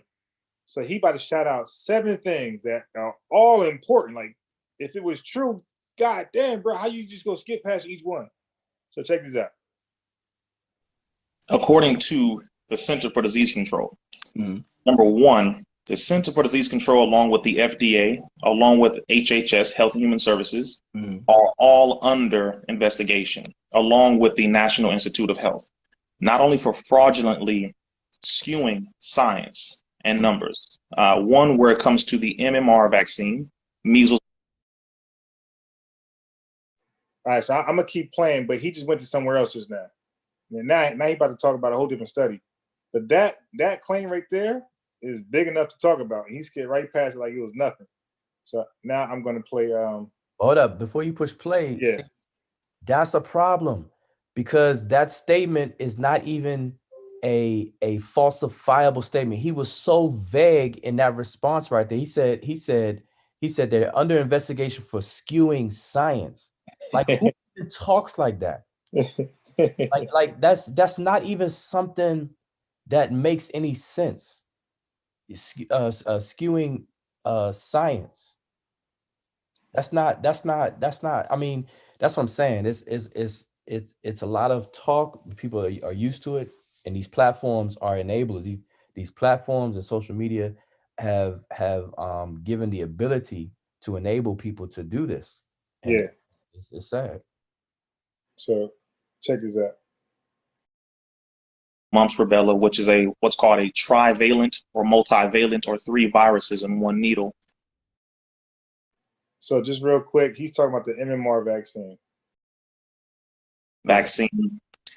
You have a scientist by the name of Dr. William Thompson. He is the senior lead scientist over the Center for Disease Control's Vaccine Division, who currently still works there. Now Okay, now why would he say currently still work there? He just fucking lied. I don't get me out that cursing. He just lied. Dr. William Thompson right now is inactivated. He got a gag order. He's with his lawyer right now. He's not saying anything. So now he's not fired, but he's inactivated. He's not on duty either. Okay, just like a cop that might have shot somebody. It's a controversial shooting, right? Don't the cop get his gun taken away and he gets sent home? He's not fired, but if you say he's working, you're lying, because he's not when you say working, that means you're saying he's active. He's on the beat. That cop is not on the streets. He's home. Okay, and they're trying to wait for the investigation to clear out before they decide to keep him or fire him. So he said, with Dr. William Thompson, he slipped in. He's still working there, like as though, hey man, he made these crazy claims. He's still there, so it must be true. He's not technically still there because he's not active. Okay, he's not working right now. Okay, he's not fired. He's not working. He's just sitting there until everything clears out and they determine what just happened. So I had to clear that up. I'll finish. Admitted in 2000 and. So he's saying he admits it. So again, he's misleading. Dr. William Thompson had a conversation with Brian Hooker. So when he said admitted, he's saying what he told Brian Hooker, who at that point was a well-known anti-vaxxer. And by the way, let me just finish. 14, and he was referencing 2011, that he and 3 particular individuals who worked in the CDC. One is Dr. Frank DeStefano, the other is Dr. Marsha Lynn Jurgen Alsop, and the other is Dr. Colleen Boyle. Who remember the names of the scientists in the study? That's weird, but let me go on. And those 3 were in one of the offices in the CDC where they went over the science dealing with the MMR vaccine, where it determined that Black boys were coming down with autism or being placed on the autism spectrum at the rate of 236% more than Caucasian boys. Now that's totally 100% false. That's a lie. What he's talking about is Brian Hooker's reanalysis of the study. Brian William Thompson, the CDC senior representative that he's speaking of, he signed off to autism is not caused by vaccines. Okay, so let's make that very clear. Dr. William Thompson, when he signed off on the study, he signed that vaccines by way of MMR do not cause autism. Okay, he's mixing up things. So I don't know if he just don't remember, or he's bad at research, or he's blatantly lying. Okay, he's talking about Brian Hooker's reanalysis of the study. So basically, he gathered up data from the study and did his own study to try to corroborate what was already mentioned, because science will be retestable. And Brian Hooker came up with 236% increase in black boys. And I'll explain that in 1 second. I just want him to finish out his thought. Yeah, I was gonna say real quick though that see, this is why I say conspiracy parrots, because these are people that lock in on talking points and they repeat them. Right. And if you repeat something so much, you start to believe it. And then other people hear it so much, it'll be believable.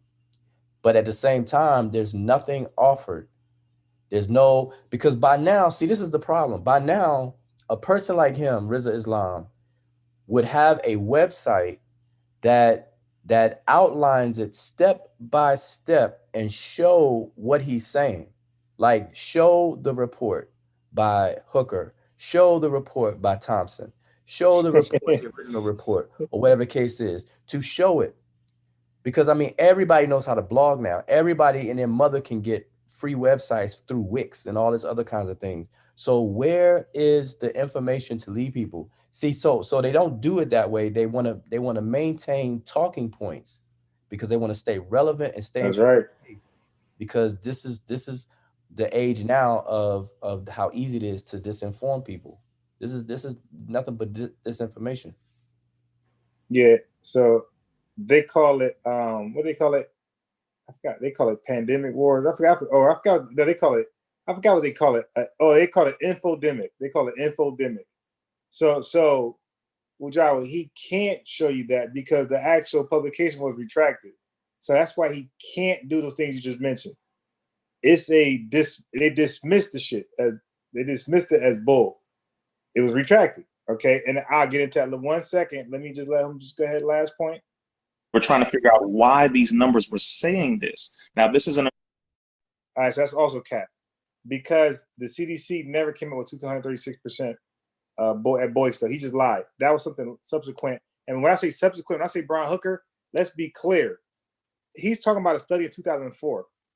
Brian Hooker came out in 2013. So we're talking about almost 10 years later. But the way you hear him saying it, he'll tell you it happened, then right afterwards, this was done. No, he's lying. 2004, William Thompson signed off to a study in Atlanta that autism is not linked to MMR vaccine. That's what William Thompson signed to. What he's talking about is the reanalysis of Brian Hooker did 10 years later.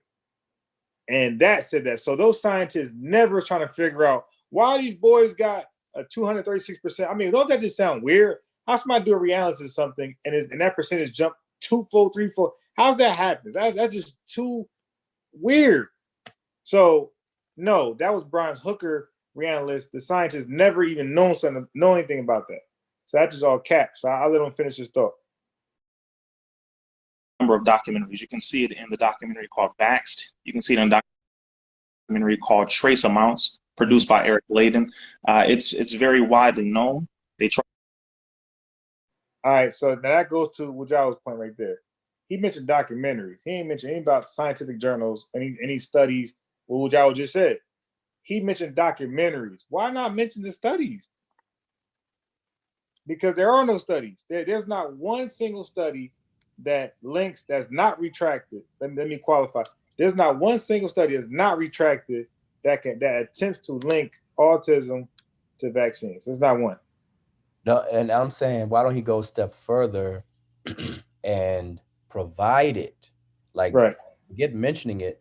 Right, yeah. Source up. Doesn't he have a page set up to where? Because I guarantee you, if they're asking for donations for the Nation of Islam, I bet you there's a web page to go and read what the donation for and to actually click and go to actually donate. So why not set up something that makes it the roadmap real crystal clear in chronological order, all these different studies, and make them downloadable, readable, or accessible to the public?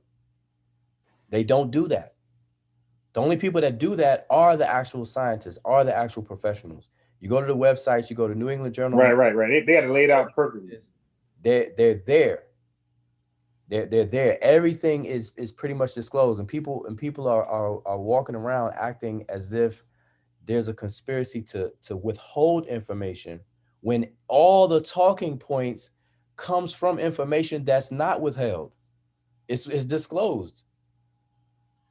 It's just that they spin it, and that's the problem. Yeah. So now, look at the claims he's making in one breath. Now, Mujao, this is the same breath, by the way. Like, he ain't stopped. He's still going. So he's making all these crazy claims that we got to slow it down, deal with each one by themselves. But he's combining all of them as though they're not like major in themselves. So let me go on mute and play the rest. To, throw it under the rug, etc. But Dr. William Thompson held a 3.5 maybe 4 hour phone conversation with Dr. Brian Hooker, a very good friend of mine, where he admitted all of this. And the audio is on YouTube, so you can listen to that audio where he breaks down everything. Now that part is true. Okay, so he finally told the truth. Says that yes, we found out what these vaccines were doing. One, to black boys, due to the increase of testosterone in black boys, it enhanced. Now I don't think that's true. I think that's cat right there. But is the effect of the mercury. Now the thimerosal is the ethyl mercury, not the. Okay, now this is all cat. The Brian Hooker study. Please correct me, somebody, please. But the Brian Hooker study has nothing to do with thimerosal. You dig? I don't remember reading that at all. So he's going somewhere else. But don't worry, he's going to bury himself because he don't know shit about ethyl mercury and methyl mercury. But let's hear him out anyway. Because people say, well, no, mercury's in fish, mercury's in breast milk. That's the organic form of mercury, which is the kind of mercury that washes out of the brain. But the ethyl is the inorganic form that is highly enhanced due to the.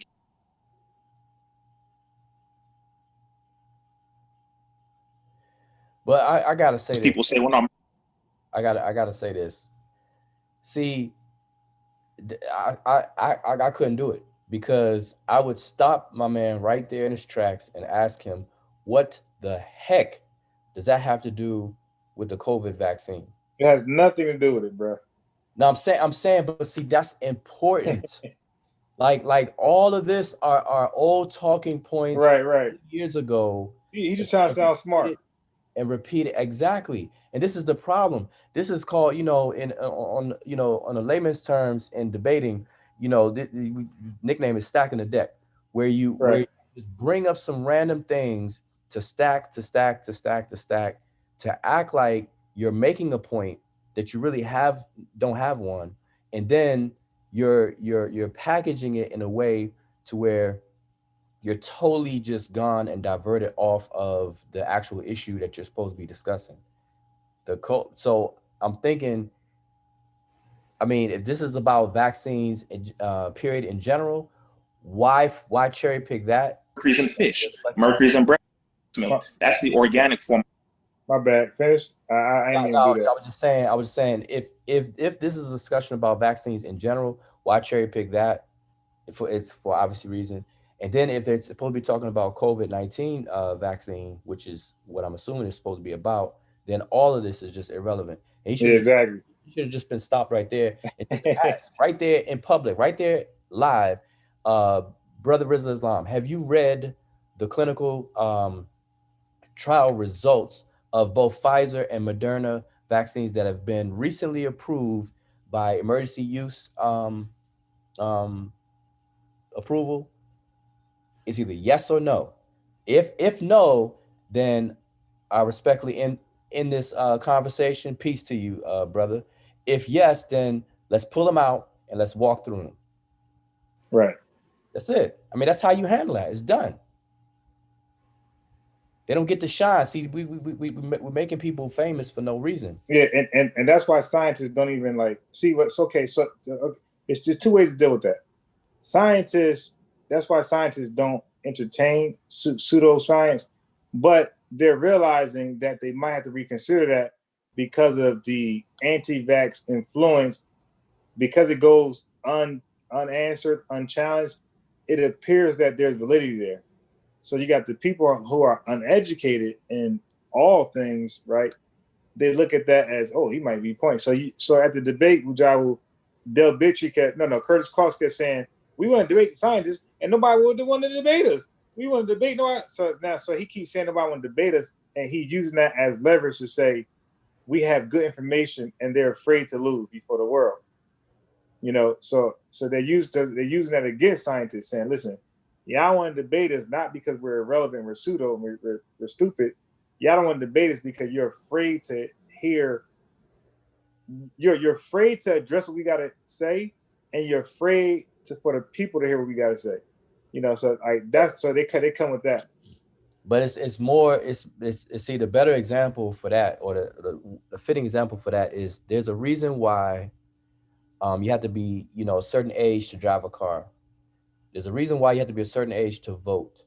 There's a reason why you have to be a certain age to do certain things, because prior to whatever that standard age has been set, you're deemed as unfit to be able to do that. And so people are trying to debate professional scientists in areas that they themselves are not trained or informed enough in. Right. And so it's like a child trying to debate or to argue with an adult. Like, parents do it all the time. You don't argue with your children. And just because you don't argue with your children does not default that your children won the argument. Yeah. It's just that you don't argue with your children. Now, society, by way of social media, has now validated that stance, where if something goes unaddressed, now it appears, because of the day and age we're in now, that it has some validity to it. And see, that has to stop. So now the scientists have to adjust, and that's what they do. So you got people like Neil deGrasse Tyson, is one who actually talks about this, where you have to start to engage people and to actually teach people how to discern. And so now more people are needed to be able to do that. And that's going to take time, and that's going to have to grow. But what we could be doing in the meantime is canceling people. Like this conversation has just gone on too far. Like this conversation should have never gone this far. And it grows legs on social media. It grows legs. This will get posted around. I mean, I see it. I see it either on Instagram, Facebook, Twitter. It becomes viral. About the virus, things become viral. I do want to say, I, I I had to come back to say, when I was in school, I used to really, really despise being paired up with someone who didn't quite understand. The teacher, y'all work with a partner, and they made it a habit to pair stronger people with weaker people. And I always looked at it as like, well, I'm gonna be doing the fucking work because they retarded. But I, now I kind of get why that was a thing, because if you pair people up who do not understand, yeah, you may do all the work, but at least they may see it done right? Versus you paired them up with two weak people up together, they don't even know what right looks like. So now I see that it's a lot of people who were the weaker, partner, teammate, and they're all paired up together. And right. None of them know what right looks like. And that's an excellent point, and that's how you're supposed to be able to see the compare and contrast. And it's not so much the person you're actually having a conversation with; it's the onlooker or the audience or the reader. That's what it's really all about. Because 99% of the time, you're I'm gonna say never, but 99% of the time, you're not gonna convince the person you're arguing with in real time. That's not the goal. The goal is to convince the audience or the onlooker or the judges, depending on, you know, what's going on. That's the goal. And there's certain ways that you go about doing that. And a lot of people don't know how to do that. So when you got two people arguing that don't know how to argue, then to the onlooker, it's just even more confusing. And that's, unfortunately, that's what's prevalent out here on social media now. You got people who are arguing that don't understand how to argue, have no idea what logical fallacies are, to avoid them, why to avoid them, how to look out for them, and the benefits of avoiding them and the detriments of committing them. Like, people don't know, and people have these conversations because just because we noise can come out of our mouth and we have the ability to talk, don't mean that we should be talking all the time, especially about important matters like this. I mean, when it comes to just, you know, everyday stuff, jokey joke, that's different. But I mean, we're in a crisis or a pandemic, when it comes to, you know, COVID and stuff like that. You know, certain things we gotta know when to play and when not to play. Yeah. And, you know, I'm just saying this because I've gotten in conversations with professionals, and just because people have a PhD and even a doctor, it doesn't mean that they're scientists or even research scientists. Because I've dealt with, like, I just give you a very quick story recently that happened. I was on a phone call with a doctor, and we were talking about the vaccine. The vaccine came up. That's not why we were talking, but it came up. So we had a conversation about it, and some things that she was saying was just outright wrong, and I was pointing those things out based on the actual study. I read the whole Pfizer study and the whole Moderna study. She didn't. So as we were talking, obviously she didn't know I read it, and I didn't know if she read it or not at the time. But as she's talking, it's clear to me that she didn't read it. And then so I started to give her information from the actual study to show that, okay, what she's saying is wrong. So because I'm not a doctor, she was listening to what I was saying and not really taking it in. So she called one of her colleagues on the phone, got them on the phone, and this person happens to be a actual research scientist, a doctor, but is also a research scientist, and he's involved, or he was involved, with the Pfizer um, study on the administrative side, not a participant, but on the administrative side. So long story short, he co-signed on what I was saying because I'm coming straight from the study. And so that shocked her, that what I was saying was that he you know, co-signed on and stuff like that. So anyway, my point is that even like at this level of this conversation between Lupe and Riza Islam, that's one level of conversation that's really, really problematic. But even when you get to a chance to talk to professionals, that's even still not straightforward. It's not just black and white. We can't just appeal to authority, or just because somebody sounds heavy or may have these titles and whatnot, that doesn't mean anything. We have to just really, really buckle down and learn how to have these discussions and how to discern information and slow the conversations down. That's it. Short of that, we're just adding to the problem. Right, or even what qualifies someone to have authority. Now my concern and my question is, so you begin to give her information about a study that, I'm pretty sure, because you're typically pretty thorough, that you reference study and all of this. So instead of going to look at the study, she called someone to tell her whether or not you had any, whether or not you were telling the truth, or you were. Whether I knew what I was talking about. And see, I don't blame her for that, because in real time, like, cause we're like live, you know, we're talking on the phone. So she did ask me, she said, okay, well, send me the study. And so I give her a plus for that.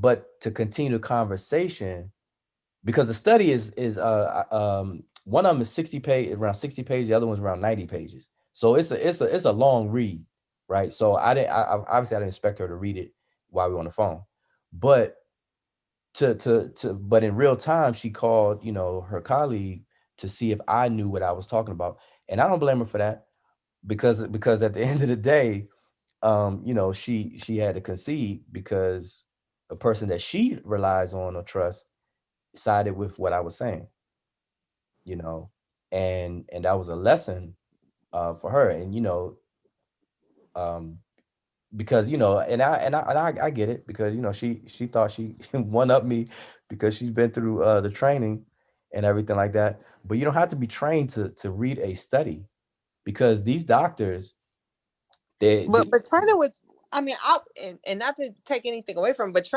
training would kind of prevent you from making statements that you aren't necessarily sure are true. You wouldn't really make a claim about something when there are studies out there in reference to what you're speaking on. So you don't have to feel your way in the dark. It's not a guessing game.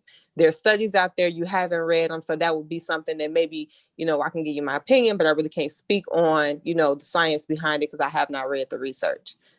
Right. That's one of the points, that I can have all the training in the world in the medical field, but if I'm not privy or informed of a specific study, then my total training doesn't matter.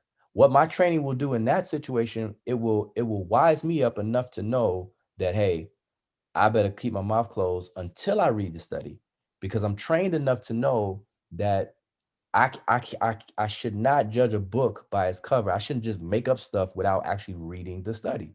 Like that's one of the core lessons of being trained, is that, okay, you have to actually observe, deal with the study to speak intelligently about it. So that's the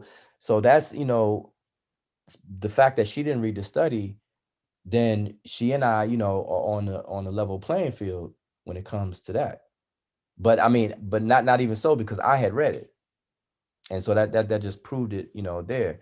I'm not seeing patients. I'm not a doctor. I'm not a physician. I don't claim to be. And we're not talking about, drawing blood, doing lab work, none of that stuff. We were talking about a vaccine study, clinical trial. And she's not a virologist. She's not an immunologist. She's a bona fide doctor, medical doctor, but still, So, but I'm saying that's where we should be at in 2021. I mean, we're still in January. We should move forward this year with that kind of attitude. People talking about things, and we should just ask, have you read the study? If it's about the vaccine, have you read the study about it? That's it. If the answer is no, then what's the point in continue to talk about it? That's it. Because it's so much people are refusing to take the vaccine. I mean, and it's crazy to me, because people are more scared of the vaccine than they are of the virus at this point. And what's the justification for that? Like let me ask Unbiased, if either one of you all know, how many people have been vaccinated so far in the United States? Do you know any rough figures?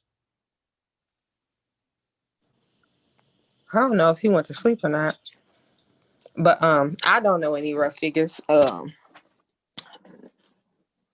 Okay, it's about 6 million. Well, it's about 12 million doses. And that number doses does not equate to a number of people, because the vaccine has a 2-dose regimen. So they round it to about 6 million people so far that have been vaccinated. And so out of that 6 million, and that's strictly in the US, right? yeah, that's just US. That's just the United States numbers. I think around the world is 30 million. Okay. I'm not sure, but it's 6 million in the United States. And out of that 6 million, what are the stats? How many people have died from from a causative death. Death was absolutely linked and caused by the vaccine or one of the two vaccines and things like that. Like, people don't talk about that. But if we were to take that conversation and flip it to the virus, there's over 20 million cases in the United States alone. 350,000 people have died of COVID-19, approximately.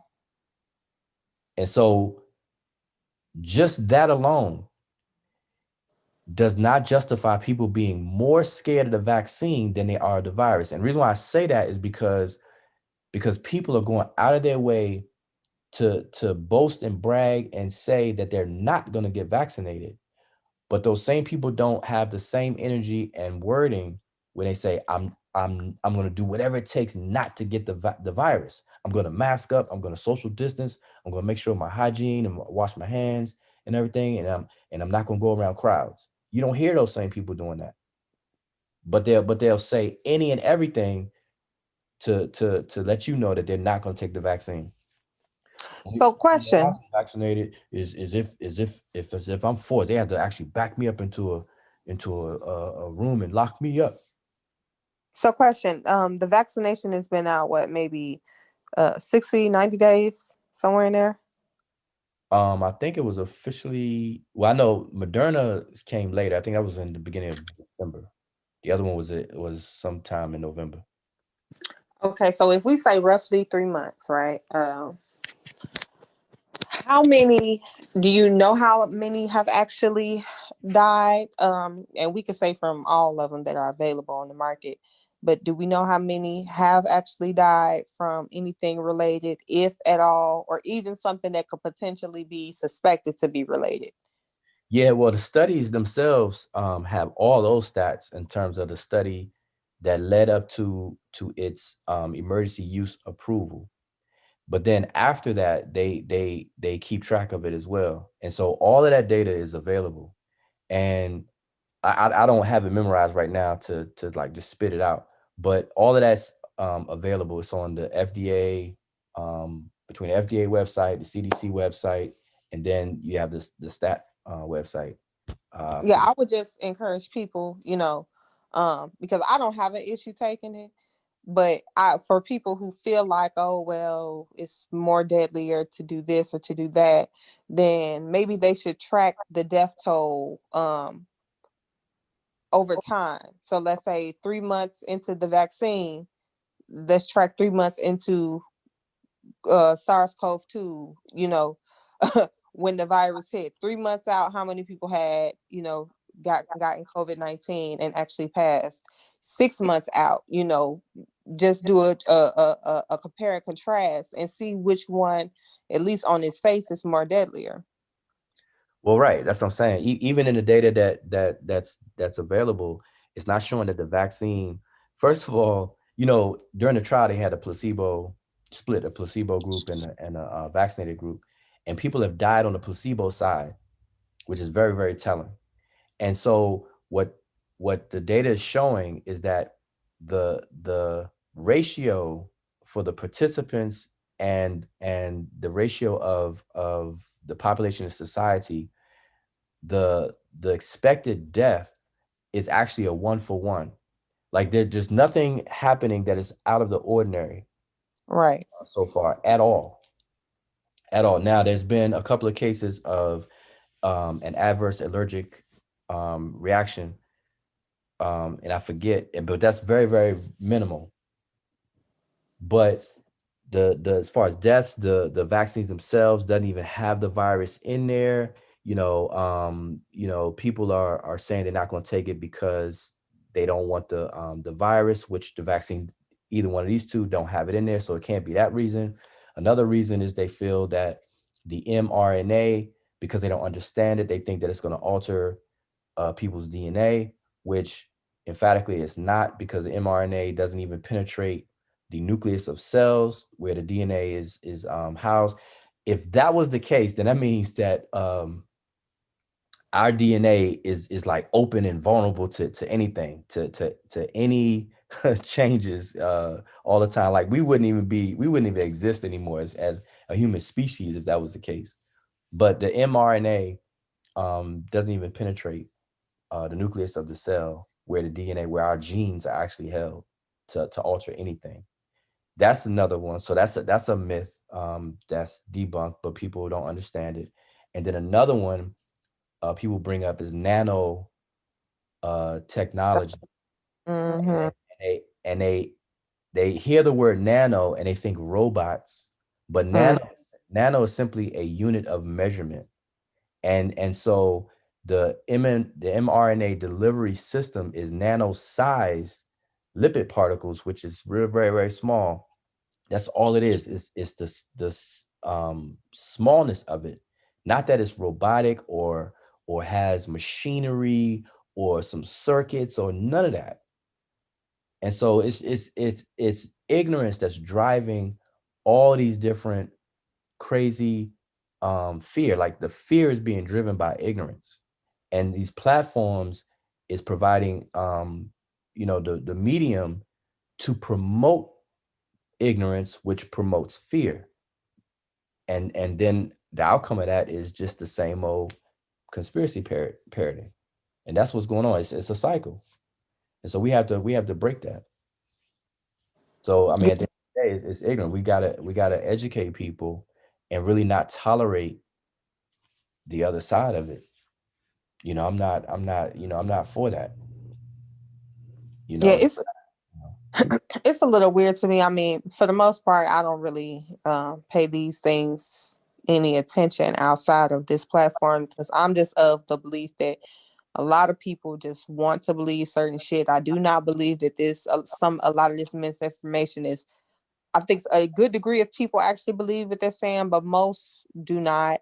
They are capitalizing off of the ignorance of others, and I, I, while I feel like they definitely shouldn't, I also feel a way. I feel some degree of contempt for people that are this gullible, that let people just continuously play in their face, change the narrative right in their face. Like in the beginning, we couldn't even get it, and then it was 5G, and then it was they killing black people with the virus, and then it was the vaccine is trying to kill us, and so I don't have the time or the patience for people that are that gullible. Like they're not even. There's been so many different mutations as to why um black people are just anti-science and anti-medicine, from the vaccines trying to kill us to the virus was created to kill us, but then they created the vaccine to further kill us, to protect us from the virus that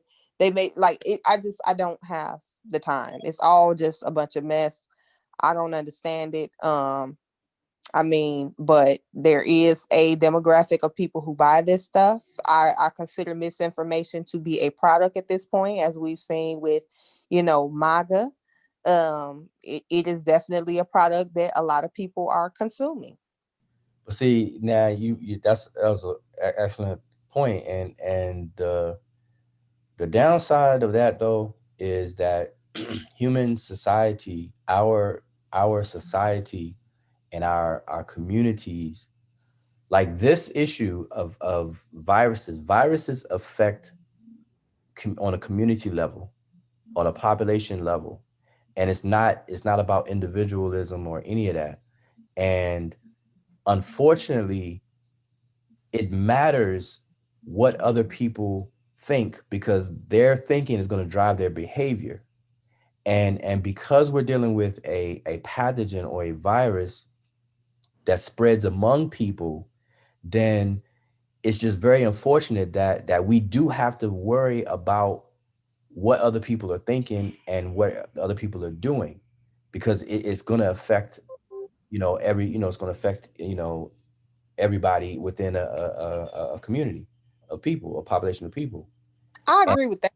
But I also agree that when things become too dangerous for society, we have laws that criminalize certain behaviors. Um, so the fact that this is not something that is being regulated is evidence to me that this is not something that the government considers to be extremely detrimental. Now, I know there's a lot of conspiracy out there that says, oh, they're going to do this, they're going to do that. But as long as they're entrusting people to make the decision, I'm not going to feel like it's my responsibility to try to change anyone's mind. Even though their behavior does influence mine, it hasn't become, it's not viewed from a legal perspective as being so much of an imposition on my safety that the law is going to intervene. So for me, that's evidence to me that, yeah, it's important, but are we to some degree kind of making a big deal out of it? Not to say that it's not a big deal, but are we making it a bigger deal? Well, see, that's the thing. From like epidemiology is that field that understands the mass, the population level of everything. And from that perspective, and then within that field, they see the dangers of what's going on. And so like when Facebook, Twitter and all that, and Google, they're censoring a lot of the things that are going on, or they have the fact checks, you know, with the different posts and things like that. When that was first going on, everybody looked the other way and was saying, oh, our liberties are being encroached upon and stuff. Now it's a bunch of censorship and things like that. So it's almost damned if you do, damned if you don't type of situation when these organizations or authorities do step in to try to do something about it, then people get mad at that. So they're mad at one way or the other, and everybody's not going to be pleased. And so this is where, you know, somebody got to put the foot down and you know, do whatever's necessary to be done. And everybody's not going to be satisfied. Everybody's not going to be happy and about it whatsoever. And I'm just saying that, you know, I wish that I didn't have to worry about what other people thought and stuff. Like for a lot of things, we don't, you know, but when it comes to viruses and stuff like that, that's not one of them. We have to be worried about people careless.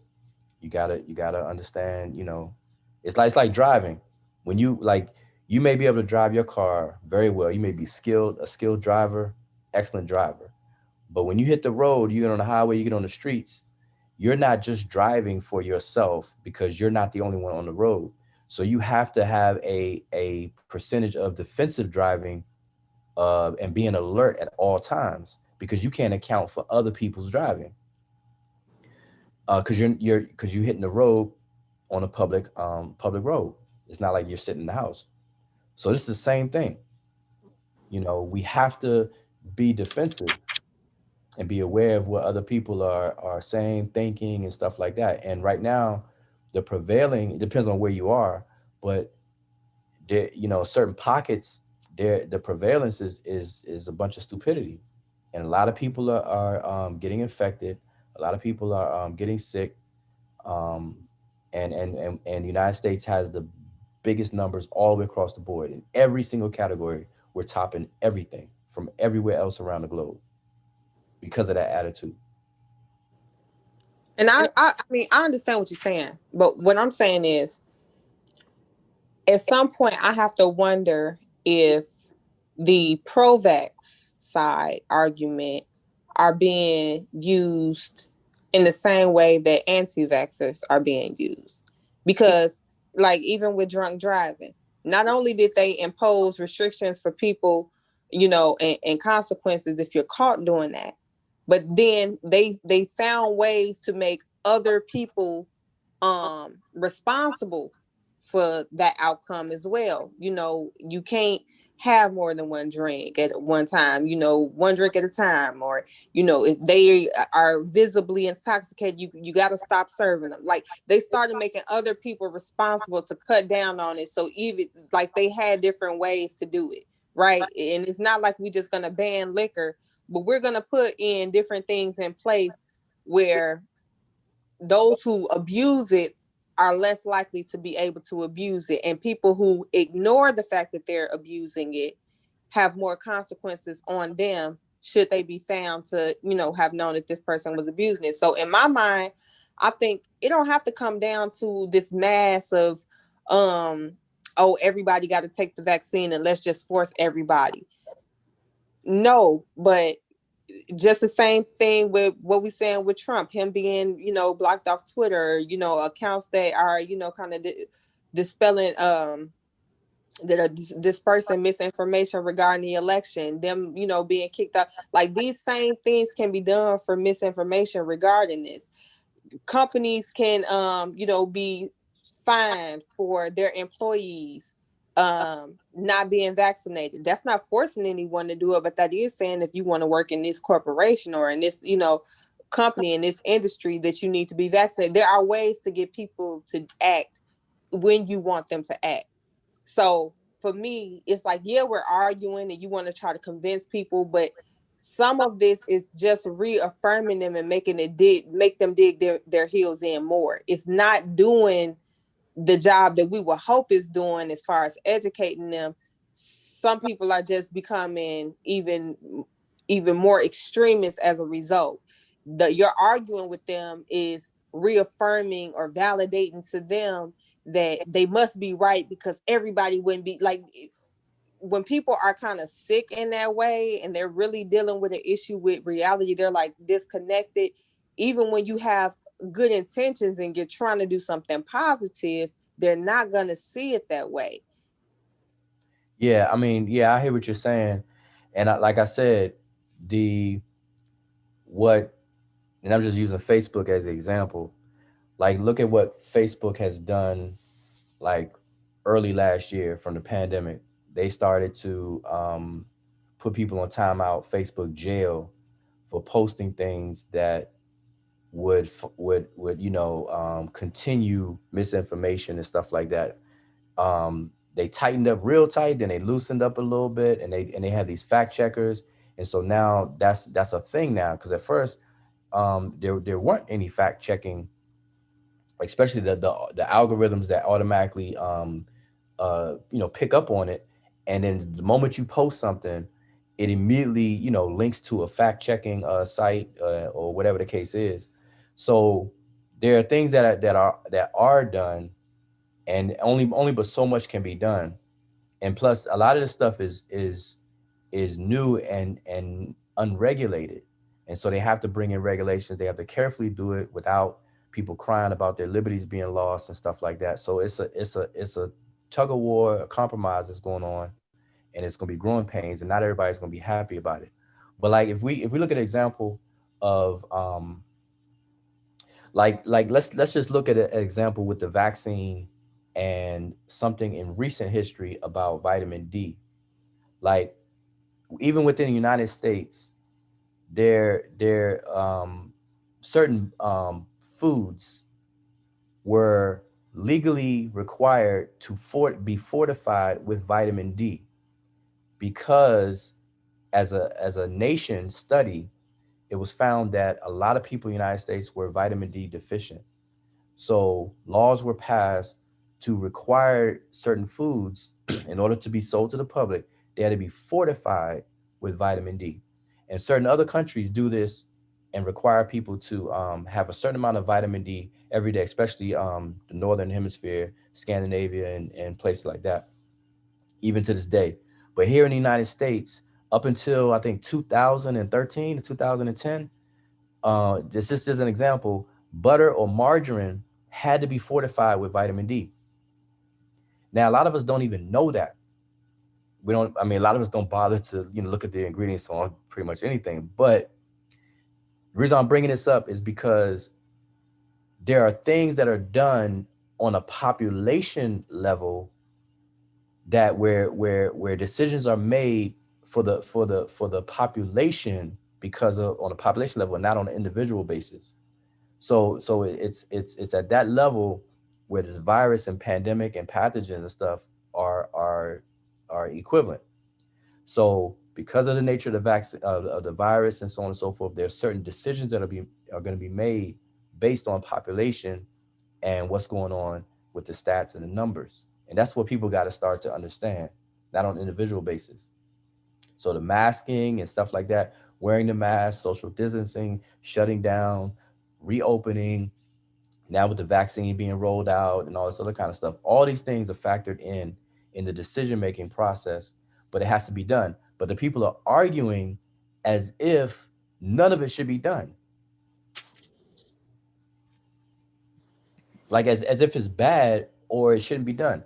And it's the same mentality of people who complain about taxes or complain about getting a ticket or speed limit and stuff, not knowing that a lot of these things are in place for a reason, not individual, but for a community or a population on a population level. Like roads have a certain speed limit for its safety, depending on what's on the road and depending on the road itself.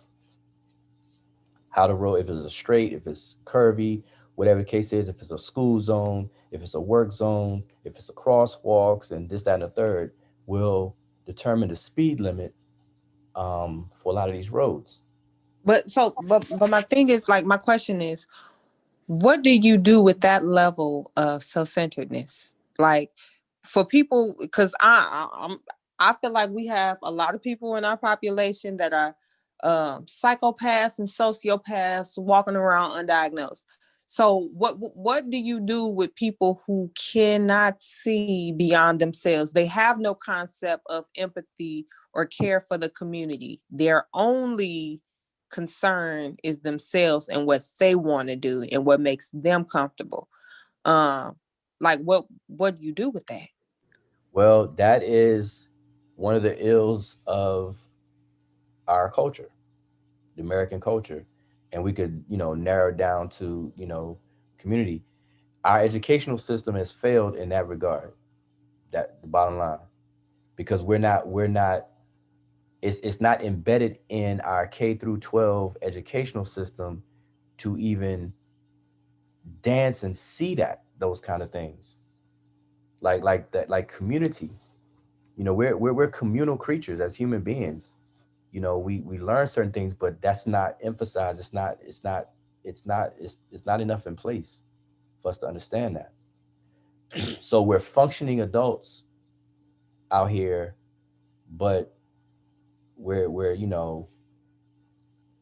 barely functioning.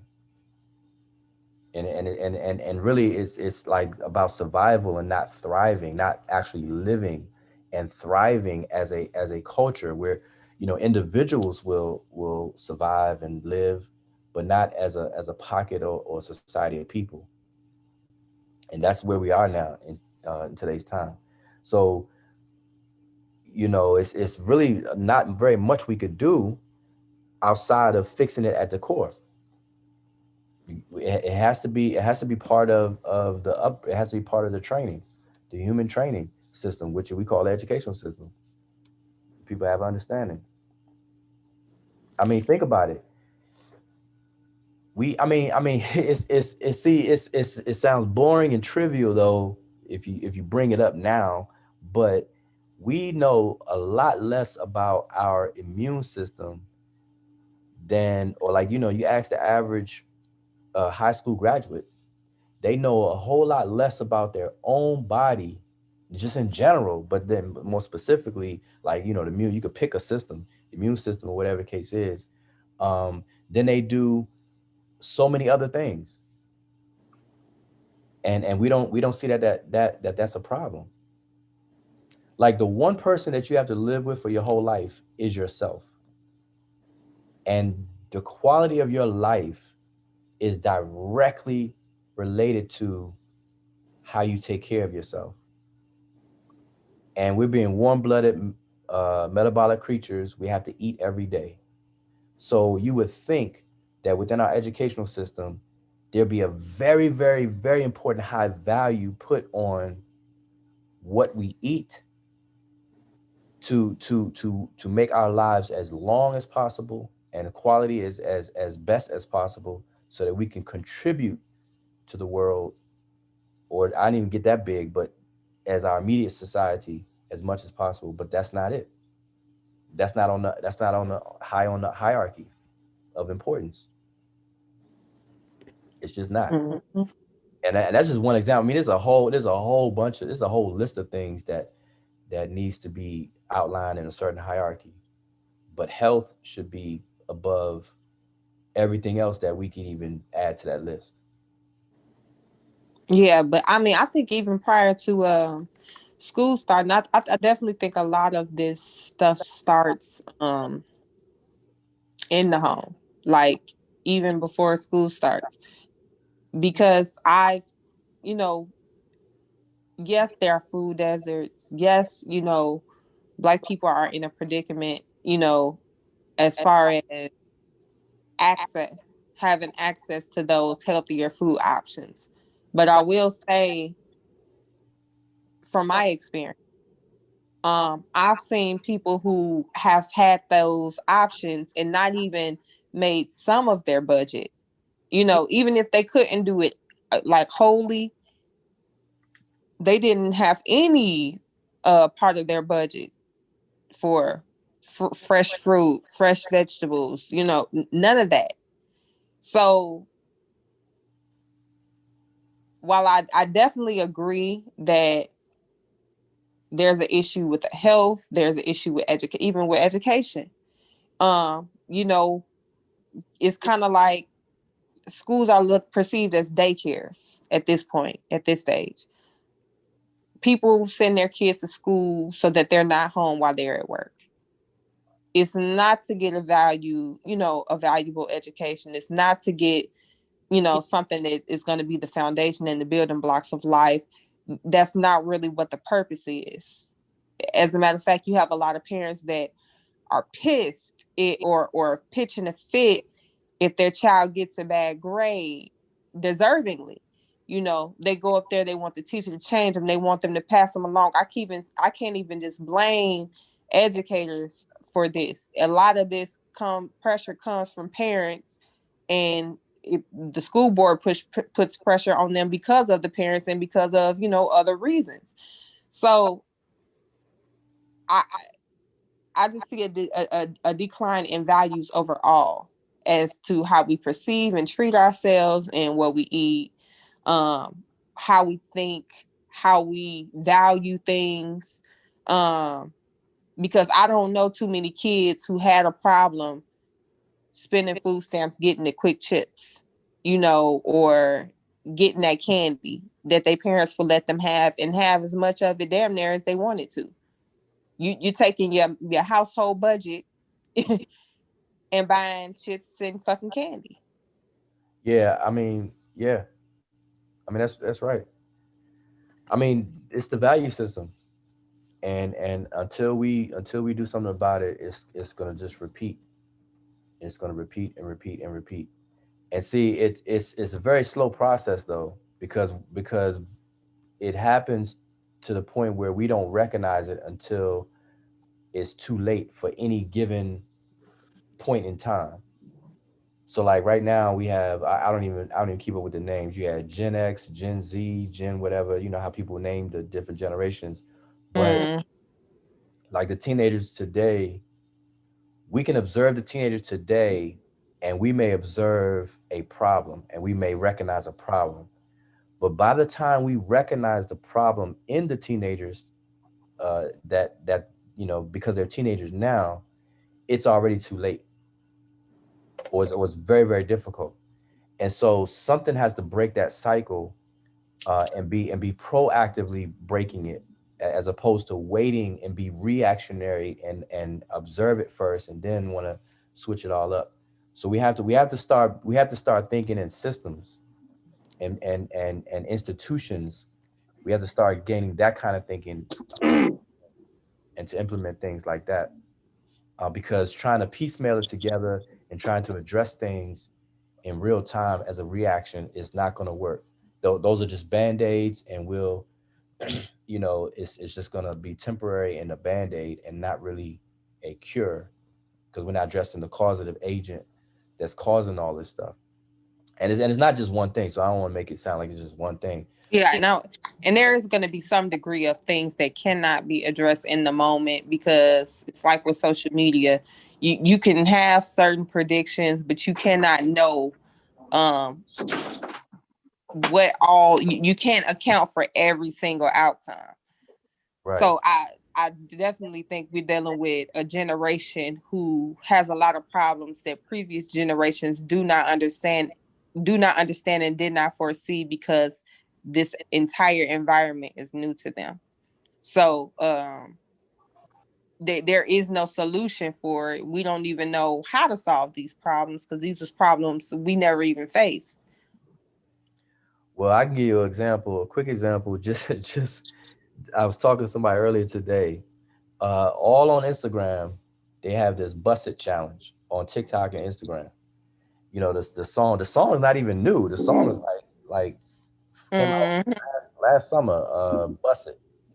And so everywhere you look on Instagram, a lot of people are doing a challenge. Now, you know, there's nothing wrong with doing a challenge. So challenge is a challenge. But if you look at the attention put into it, or the effort put into that versus something else, it is telling on what we value. And so I see a whole lot more people that would be willing to, and it's just not that challenge. It's any challenge. Like we jump on the bandwagon and do any challenge. I mean, you know, from the bucket of ice challenge to whatever. But we don't put that same energy and vibe into something that would be progressively beneficial for us, or for any given community, like eating cleaner or whatever it could be. We don't put the same effort in there. And what I'm saying is that's revealing, that's a snapshot that lets us know what we value, and the hierarchy of that value system. But that's the thing, like so eating clean and all of that, these are thankless things, right? Like these are things that unless you kind of transition it into a YouTube channel or a book, or, you know, a little show where you speak, these are things that you do purely for your own benefit, right? Nobody else is going to really give you a pat on the back for you eating clean. Maybe if you join a group where they kind of do that, I'm pretty sure they have a group for every fucking thing. So I'm pretty sure there's a group where you can have a support system. But for the most part, it's not going to get you any more attention. It's not going to make you go viral, right? So a lot of the drivers today is attention, you know, going viral. So not only do people pay attention to these challenges, people sit around and try to create these challenges. They try to be the new viral craze, or the thing that people are doing at the moment. And I don't have anything against it, but I definitely kind of feel like it's telling. It's telling of a lot of some form of trauma that people are not dealing with in proper and authentic ways. Not that everybody has some trauma, but it's an abundance of people who jump on every challenge, every wave. You know, it kind of speaks to something else that's going on. That speaks to the whole point. And that's the thing. We're living in an era of time where attention is the new currency. You know, likes and thumbs up and hearts and things like that is now the currency, the medium of exchange for the goal of getting attention. And that's just unfortunately where we are. And that's detrimental. But the crazy thing is, though, like I get all of that, but not considering that other side, right? Like, so it's not just the desire for attention.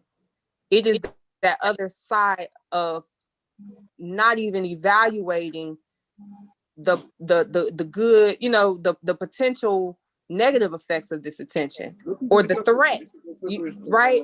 Because the more people that see you, the more people who may or may not agree or like what you're doing. So people will kind of put themselves out there to receive this attention, but the same way you put yourself out there to receive positive attention, you could get just as many people that's giving you negative attention, right? So now you kind of setting yourself. West Oakland, can you mute your mic? Oh shit. So now you're setting yourself up, and so that's the crazy thing to me. Like I want to know what maybe our generation did that didn't set, because I feel like that is an obvious thing, right? Would you agree? It's obvious. It's kind of like if you was to do a play, right? Let's say you're in school play, and people might say, oh, go out there and knock them dead. And you know that you can go out there and you can do amazing. But you also know that you can go out there and you can fall on your face, right? Everybody's going to be watching you. But it's that other side that I feel like people have forgotten about. So they seek the attention, expecting it to all be positive. And then when they get the negative, it's like a surprise. It's like, oh, I didn't want this part. And it's just like, I don't know how they got lost on that part of it. Well, yeah, I see that as well. But now, even within that, the standards have lowered over time. Like the internet has caused the standards of a lot of different things to go lower and lower and lower.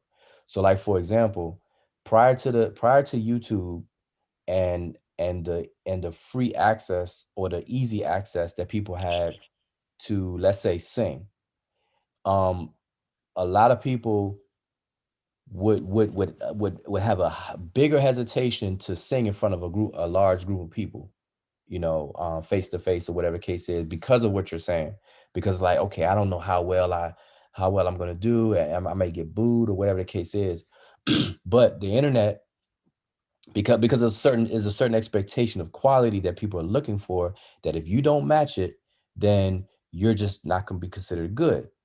But now the standard has lowered down on a lot of things, including singing, rapping, and stuff like that, to where anybody and their mother now feels good or feels comfortable of giving it a shot, because the standard is not as high. And so across the board, even with scholarship, like people, it's self-publishing. Anybody can write a book now. Anybody can do a podcast. Anybody can proclaim to be a teacher and give information, stuff like that, where the standards are way, way, way, way low, to where, the expected quality is not up there anymore. And so a lot of more people are willing to risk and take chances at doing these things, because TikTok, I mean, think about it. I mean, TikTok has gotten people out of their bag. Like a lot of people would not ever try to dance in front of people and stuff like that. But because of how things are packaged up and presented and promoted out there, it like I said, the standards, it's like, now it's like, okay, I can get away with it. And so that's part of it that's embedded. Like that's like a natural side effect of all that stuff. So I don't think that people necessarily forget about it. I just think that the standards have just come way, way, way down to where more participants are in there. And so it does seem like it's a bit shocking when people get the negative things about it, because that negativity don't last that long. Because I mean, you can go 10 years, you can look at things 10 years apart. Look at what the internet is doing now, and go 10 years in the past and look at what's there and do a comparison. And the things that are going on now would not be occurring 10 years ago. It would be frowned upon. Right. And so I guess when I say like people don't, because you have people like one person in particular, Azalea Banks. She's one of those, celebrities that is kind of known for doing out there things to get attention, but being extremely fucking sensitive when she receives criticism for her actions. And we also have this kind of social media is also kind of crazy in the way that, you could say something to somebody and they bring it up and like, oh, remember you said, and it's like, oh, well, no, I don't really remember I said that, but maybe I did say it. And, they may not necessarily feel like they got the wording correct, but social media has made it to where people can recall shit that you said and constantly remind you of the things that you said and the mistakes that you've made. And they tend to hold you to that for forever. It's no real forgiveness. You know, some people either find another target or they may, you know, go silent on it. But as soon as they need to kind of throw that back in your face or justify their reason for not liking you, it kind of resurfaces again. And for me, I feel like same thing on Clubhouse, right? Like Clubhouse come out and it's a lot of people come out and they experts and they this and they that, and you know they were so ready for the attention until you know they get challenged, and until you know on this live platform it's like they didn't expect it. They didn't expect the challenge. They didn't. So for me, it's not necessarily that everybody's doing it so it makes people more comfortable. Like, yeah, I kind of get that part, but I don't understand why,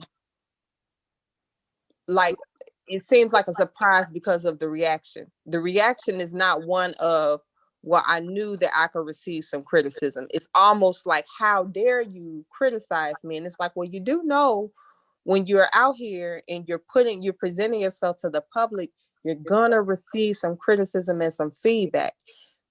More people may not like you than people that do like you. Like that is that's a potential outcome that you know you probably need to consider before you just run out there, especially if you are one to take these things to heart. Then maybe you should be a little more protective of your energy because you internalize things. Well, yeah, I mean, yeah, I mean, there's nothing to just really say about that point. That's squared on. You see it a lot with scholarship, mostly. I see it mostly with scholarship, is that some people will make claims online, and then when their claims are challenged, it's like, oh my God, you know, it's like they're shocked that they're actually being critiqued or criticized or analyzed and stuff like that. So it's like there's a sense of ignorance or naiveness naivety that's embedded, that people are stepping into lanes that they are just not familiar with, and the internet has just opened the doors for people to do that. So whether it's entertainment type stuff, whether it's scholarship or information driven, you know, a lot of people are doing things for the first time. Like, this is not something that they're accustomed to. And the internet just helps facilitate that. And so some of the shock is coming from just doing something that they're not normally not doing and not understanding that that's part of it. Like, if you make a claim, you know, part of scholarship is to be criticized and critiqued. And if you can't stomach that, then scholarship is not something that you should be doing. And you know, so likewise with putting up a YouTube channel and you doing some daring things for attention, it should come with an understanding that, hey, I am going to be critiqued and criticized and even made fun of. And so when it happens, I'm not going to have a fit, or I shouldn't have a fit, but people still do, because, you know, they just don't understand that comes with the territory. Which, again, I'm saying, it's a curse and a blessing. This internet, social media stuff is a curse and a blessing. But right now, that curse will outweigh the blessing. And depending on what the subject is or the issue is, it could cause people lives, like with the pandemic and stuff, when it comes to health. So we're in a big mess. We're in a big mess right now. And the last thing we need is to give a free for all platform for the continuation of the problem, and not so much the same kind of effort for the solution. So do you think part of the solution needs to be more regulation as far as social media platforms and making people more responsible for what they say, and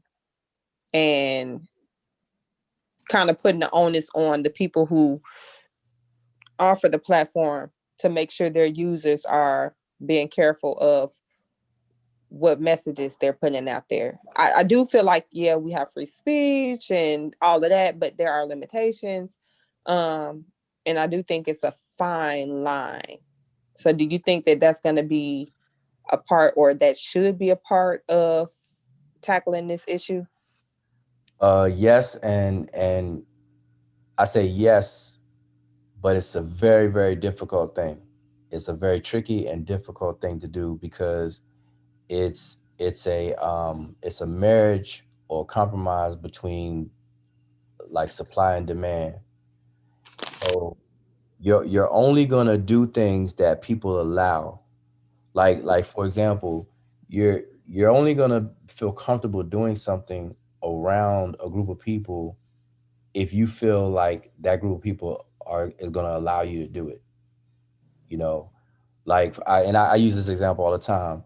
Like guys wearing their pants down, down to their thighs and stuff like that. If women came together and just had a general stance of dislike for guys wearing saggy pants, guys wouldn't do it. The only reason why men do it, or young men and so on so do that, is because one, they get away with it, and that it appeals to someone. So there's a balancement of the person doing it and then the receiving, the receiving part of it. So when it comes to information and stuff like that, the audience, whatever the audience tolerate, that's what's gonna be allowed to happen. So it's a very difficult, tricky thing, because on one side you want to try to regulate or censor something, but then you gotta get to the audience. The audience shouldn't even tolerate it. So there has to be a balance, because you don't want to have too much regulation to where it's dictatorship and robotic, but at the same time you got to educate people enough to where the people um, will have that natural organic regulation in there. You know, um, I mean, but that's a tricky thing to do, and we need more people to tackle that. So that's not easy, but that's what has to happen. So these platforms, like that's what I'm saying. Like what Unbiased was showing with Rizza Islam. See, that there's an audience for that, and that's why it thrives. That's why it's going to continue. And I'm saying it should be no tolerance, but it has to come from the side of the audience. Has to come from the side of the audience. That's just the bottom line. Yeah, I agree. So for me, I feel like, okay, I do put some responsibility on, say, those like us who kind of know better, right? So no, you shouldn't be entertaining these types of conversations for entertainment purposes, or this shouldn't be your idea of a good time. But for the people that truly follow some of these people and truly believe, I do kind of put the responsibility on them, but at the same time, it's a complex issue. I know some of them genuinely believe this stuff. I know some of them genuinely do not know when they do not know something, and they don't know when the person that they're following doesn't know something. They've connected to them, or they trust them for whatever reason, and that person may or may not be taking advantage. Most instances in this community, or people from this community, or that delve in this community, I do think that they are willingly taking advantage of people.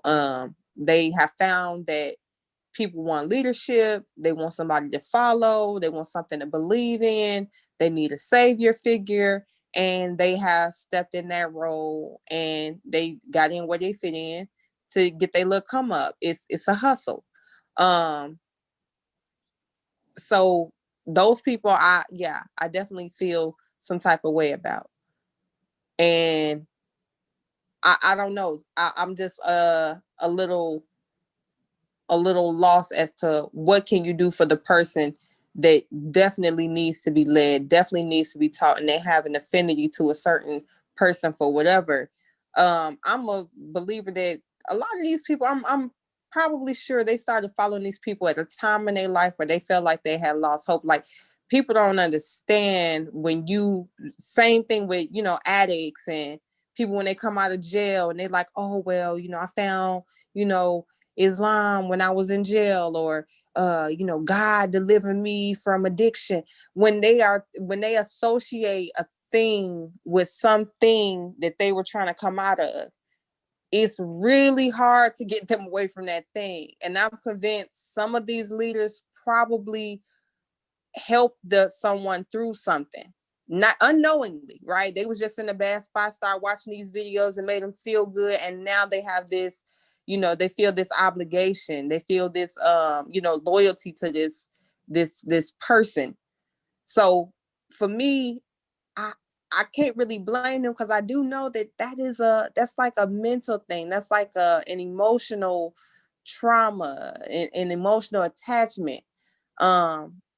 So I don't know. It's a little hard. Now, there are some people that are just dumb and, they just want to be ignorant. They want to be mad at somebody.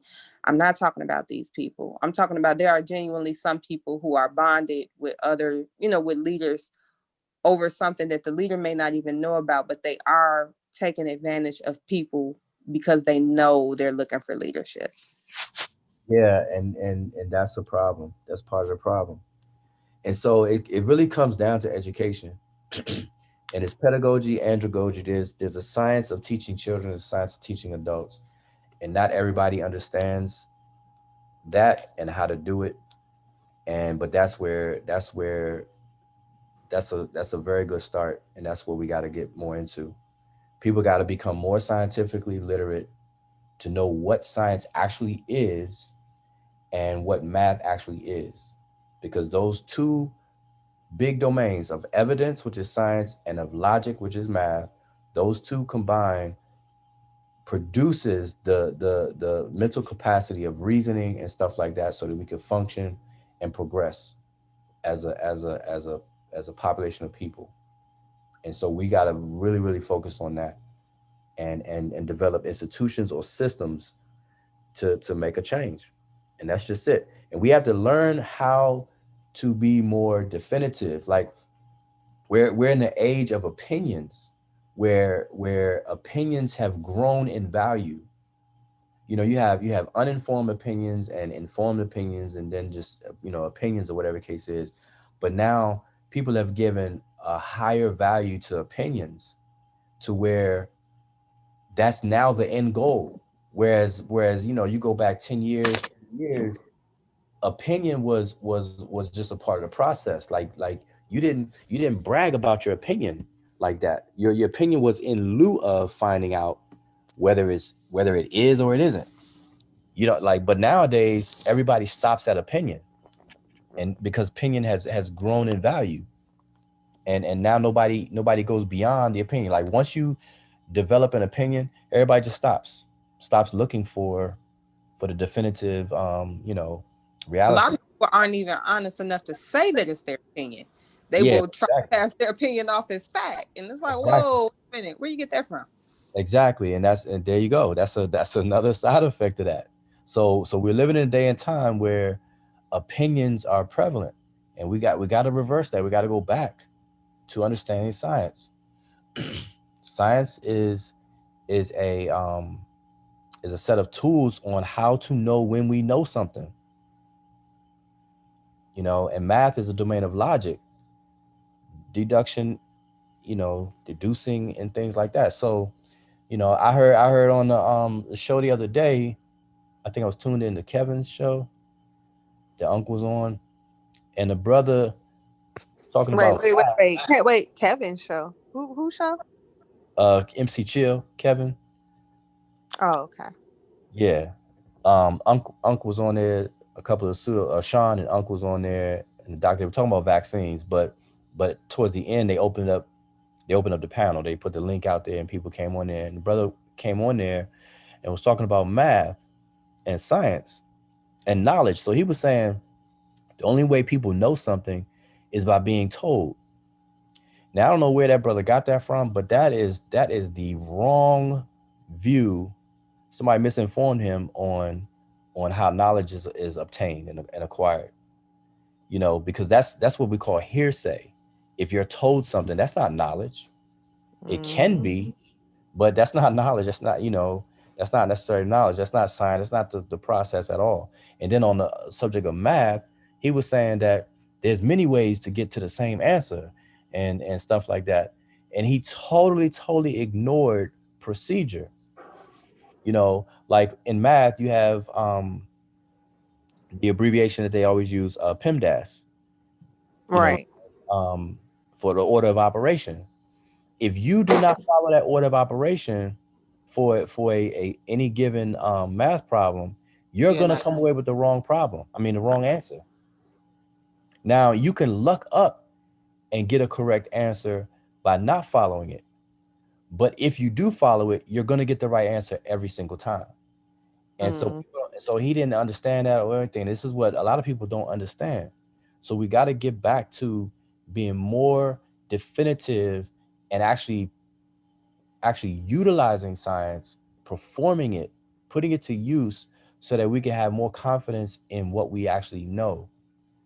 And that promotes progress because when we live in a world of opinions, we don't have that confidence. But And then, so mhm, for me, I think a lot of people, because, and I don't know if maybe you heard this when you were in school, but it was a common thing regarding math and science that people like, I'm not going to use this shit in the real world. I don't yep, even know why I need this. Like, yep. a lot of people thought that those higher level math, science, that it wasn't applicable in the real world. They didn't even know how it applied to them in their life. Um, and they didn't see themselves as going on to become scientists or mathematicians or even dealing in any industry that intersects with these things. So, do you think that is potentially like, do we not encourage our, like, aside from the education, even when the education is presented the disinterest, do you think we do not encourage our children to dream enough, expose them to enough of kind of those options, like let them know that there are people that look like them, there are people that even if they don't look like them, like Neil deGrasse Tyson, he didn't come up during a time where a lot of people that look like him was prevalent in that field, but it's still, he was still drawn to it. So Oh, do you think that's part of the problem? yes, definitely part of the problem. And I think that the system failed in the way that science and math has been packaged and given over time. There's been a breakdown somewhere, and it's caused a problem that you just described. Because if you teach students that science is a profession, then it opens the door for people to say, well, I'm not going to go in that profession, and I don't see myself having a need to use it later in life. Therefore, they're going to, toss it to the side of their, the back of their head, and they're not going to pursue it. So science has to be pitched and has to be presented as a required, necessary mode of acquiring knowledge. Like it falls under epistemology, where how do you know what you know? Like how do you obtain knowledge? And so science should be presented as a set of tools to do that. And everybody needs to know something in their life. So it should never even be pitched as an option. It should be like a self-evident thing that you're gonna need, just like you need food. You know, like you're not taught in school, there's no overemphasis on food or something like that because it's so self-evident. Like they don't teach you how to walk in school and stuff like that because humans are bipedal, we got two legs and this, that, and the third, because it's so self-evident. So science and math should be on that kind of level where it's so common, it's so self-evident that it's embedded in the whole thing, not pitched as a profession that you got to get into or sign up for. Like nobody signs up to have two legs or to walk. Nobody signs up to eat or whatever the case. These are like self-evident things that are organically embedded in what we do. And so science should be repackaged and put forth like that, because that's what it is. Now there's certain fields of science that are professions, astrophysics, genetics, and biology, all those studies. But science in of itself needs to be repackaged and presented in the educational system, because science and math are the two very, very fundamental core things that all human beings need in order to survive and in order to thrive, make progress in the world. Otherwise, humanity would never make any progress. We'd still be back in the Stone Age and stuff, you know. So Yeah. that's just how. So it's a failure. It's a failure. Like I talk to the young folks now.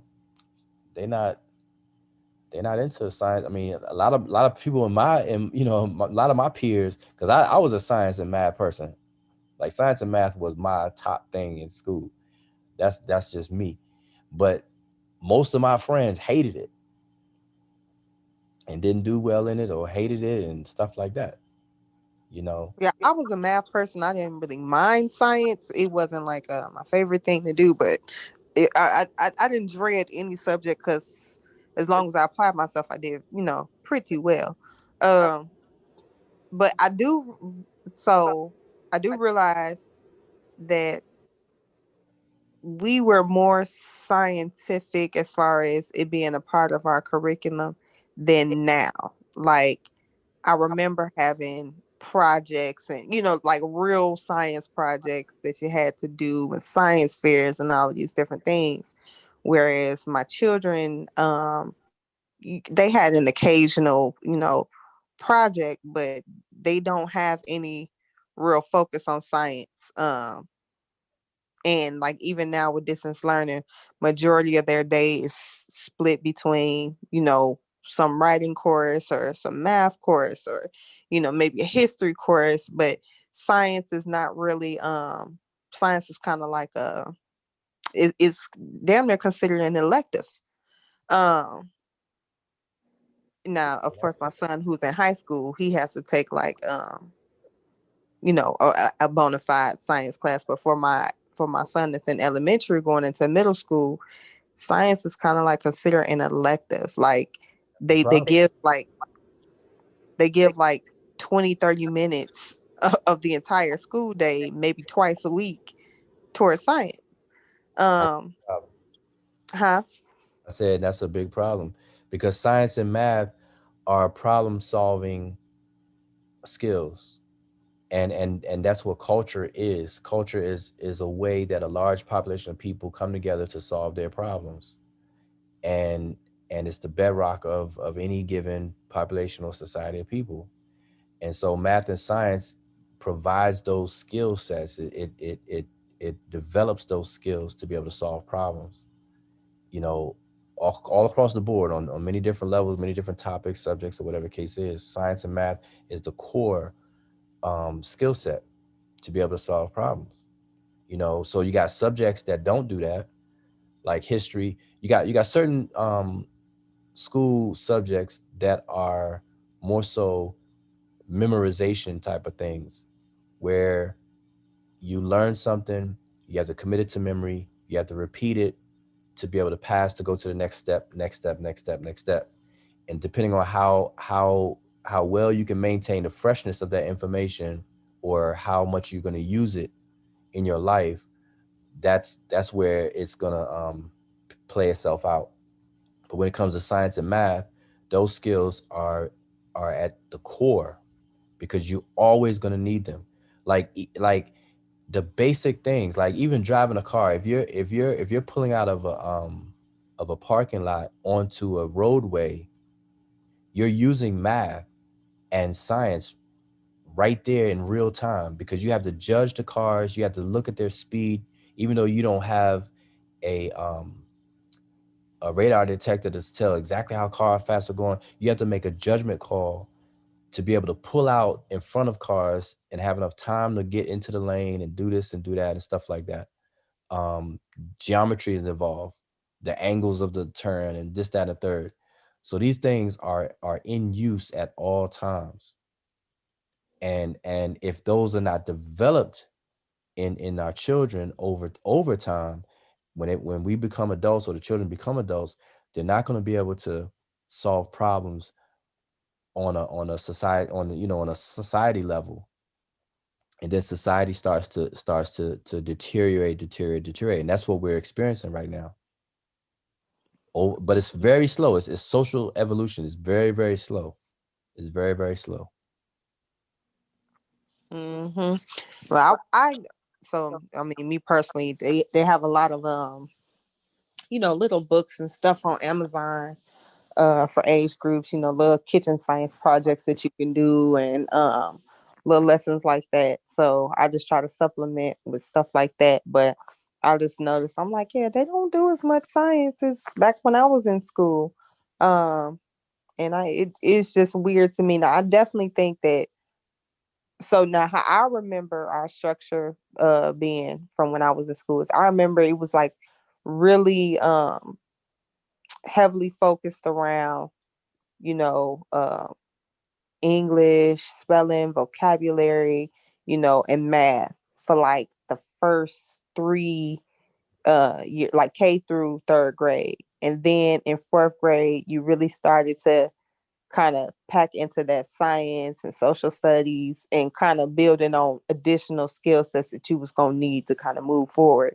So then you kind of got a balance of all these other things, still building on what you knew before. And then by middle school, you know, math was a part of your thing. You no longer really had like the English and the vocabulary thing, because it was expected that you would utilize it more in, your other subject areas. So while you did have it, it wasn't as uh focused on that, because you had other subject areas where you got a chance to write, you got a chance to, use kind of what you learned and build on that. Um but I don't see, like, my son had like a report due, and like even the teacher's instructions, I just didn't feel like they were very clear.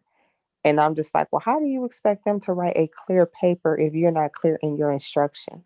Like, never mind, I know you breaking it down because, they're not on this spectacular level, but like even on that level, you should be able to give them detailed instructions on their level, right? Like, so it's just kind of weird to me because I don't know, it even almost seems like teachers are sometimes unsure as to what they should be doing, when they should be doing it, um, and even how to measure, their students' progress or their progress, how well they're doing in relaying these ideas. And I know we had some new kind of changes and new methods of doing things, but I'm not really entirely sure if these new methods are really showing any improvement.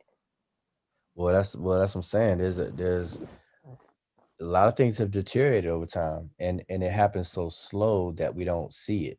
It's social evolution. Evolution takes place over a very slowly, over a long period of time. And so the only way we actually recognize it is if we take 2 points in time that are far apart. So it's always good to compare at least a decade, so 10 years apart, and just look at the system 10 years ago, look at it today, and then you can get a better assessment of it. But it's just deteriorated.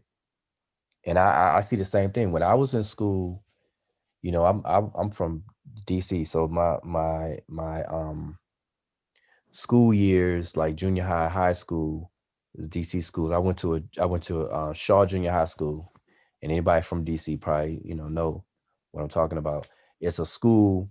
One of the nicknames, there was 2 schools in DC called the School Without Walls, because the classrooms, we had no walls of our classroom. So like I'm sitting in my classroom and I could turn and I could see the other students in another class because there's no walls between, and it was fully carpeted and the whole nine. And you would think that's not a very good environment to learn in, but that was actually excellent. Whoever thought of it is like it seems counterintuitive. That's how my elementary school was though. Okay. But that was like my junior high. Did y'all have like dividers? Like you could see kind of maybe behind, but did you have dividers for maybe like the class next to you? Nah, not really. Believe it or not, it was like I could turn around and see a class behind. But it was spread out enough to where you didn't just, it wasn't disturbing. But I mean, I'm thinking about it now, it seems weird, but it was perfectly fine, you know. But I bring that up because during that time, science was like a big thing. Like we part of had the science fairs, you know, the citywide science fair in DC, but then, you know, in Maryland it was the different counties, and combined it was like a national or not national, but statewide science fair. But it was like emphasis put on those kinds of things, you know, math and science, you know, and everybody was like kind of down with it. And that was just the thing. But nowadays it's not, it's totally different. It's just different. Even civics, even, you know, information about government and civics is not emphasized like it used to be. And so it's just different. And we're just seeing the consequences of it. So we gotta get back to it. But I just want to say something in the chat. A brother said, Brother Tim said, I don't profess to be scientifically literate. I graduated with a BS in finances. And I just put BS equals what? Because I wanted him to say bachelor's of science, because BS is a bachelor's of science. And I wanted him to put that, and he answered bachelor's of science. But to make the point that a bachelor's of science in finance is still you can't escape science, because it says a bachelor's of science, but you know, with the emphasis in finance or whatever case is. But that's the whole point of you getting a degree of knowledge within a different subject matter, you know, training or whatever the case is. And science. I was over there the other day, and I looked over there, and I was like, "Damn, oh yeah, that's what Soul Beat was." And he had them two big ass gates. Hey, you had to get in the car. Matter of fact, Wujaw, you know you could. You was driving. You a host, I'm not. Going there, yeah. That's what Soul Beat was running. I thought he was making a point. I'm trying to figure out what. He was talking to somebody. I think he accidentally came off mute. But okay, because I was like, hold up, he's talking something. But yeah. So like I understand what he's saying. You know, like he wouldn't profess to be a scientist, but I mean, like it's science and finance, right? Like so. Things about finance, the science behind, you know, finance. Yeah, I know that. But anything else, like, nah, that's not what it's not my area. But that's what I was speaking to before. I'm saying science is overwhelmingly looked at as a profession, and people feel like, okay, I don't have to really focus on science because I'm not going to get into the profession of science. When science is a fundamental way to acquire knowledge, like that's what science is.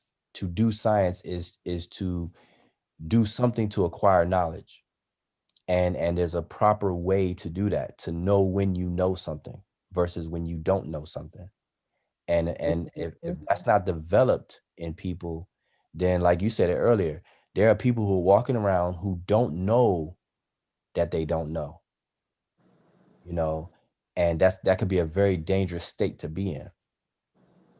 And then we got to really get back to the fundamentals of that, you know, of what science actually is, you know. And I talk to a lot of people that really just don't know what science is. They almost replace science with this belief and opinion side of things, but they're using the word science incorrectly, you know. Right. I mean, yeah. So, I mean, at this point in this kind of community, science is not intended to mean what it means. It has become like a buzzword. It has this other meaning, like like almost like it's supposed to be synonymous, like with very informed, even though their idea of what informed, like, oh, because when you're dealing with the science of this, and it's like, well, what are we talking about? And then when you ask them stuff like, well, what are your sources? What's your evidence? What is your this? What is your that? Or even just, just show me your process. What is your support for this claim? I just want to be able to follow your argument and see, okay, following this, I can see how you came to that conclusion.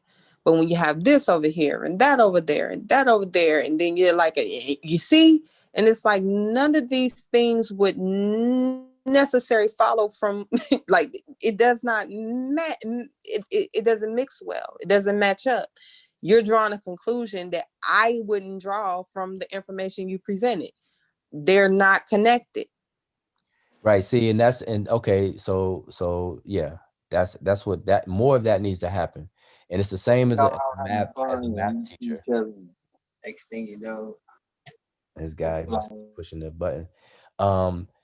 That's the same equivalent to when a math teacher gives you a math problem, and a good teacher will never just allow you to put the answer down. You have to actually show your work.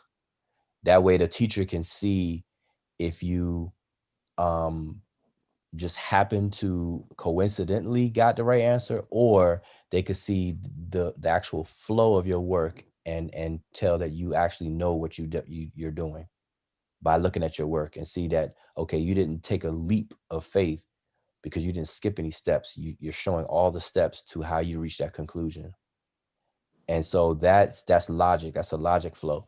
And that's more of that needs to be demanded of people, especially if they're making claims and having conversations about things, because and this is something that's problematic too, is that we'll go in the right direction, but we'll start to settle, and we gotta like keep the pressure up, because like right now it's popular to tell people to source up, like it's the new thing is source up or shut up, and saying all that stuff.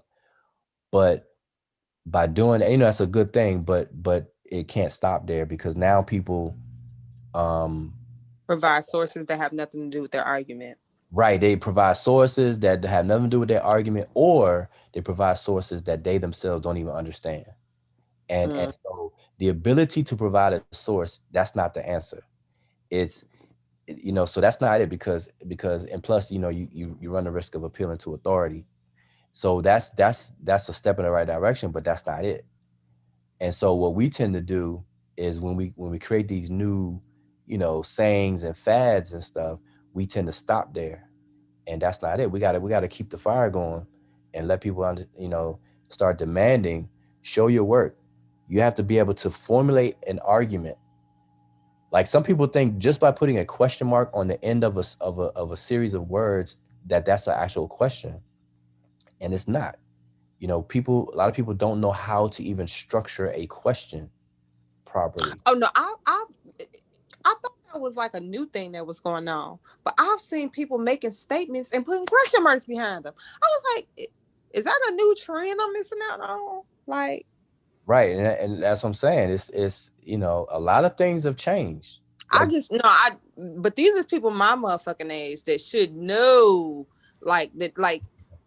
You should definitely know the difference. It's not, I thought maybe it was like an online trend. I'm like, this gotta be like a new thing, like, which I don't even get. Like, even I'm still one of them people, I'm so used to spelling things out and speaking, like, even like how people like the U with the, the small U and from FRM, like, I do not speak like that. Even on social media, when people are like, oh, I'm not writing no paper, I ain't got to spell stuff right. Like, my thing is like, who intentionally, like if you are in the habit of spelling things right, if you are in the habit of, writing a certain way, it would be kind of actually unnatural to do anything other than that.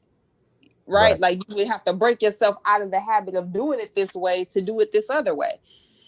So I try to be careful with, with my son, my oldest especially, like you have to be really mindful of not writing the way you speak, and not, so he, has kind of I got him out of that, I'll say maybe 2 years ago. So he's used to kind of writing this, words out and stuff like that, because it can be really problematic for people who just, they have forgotten how to actually write the language because they haven't used it in so long.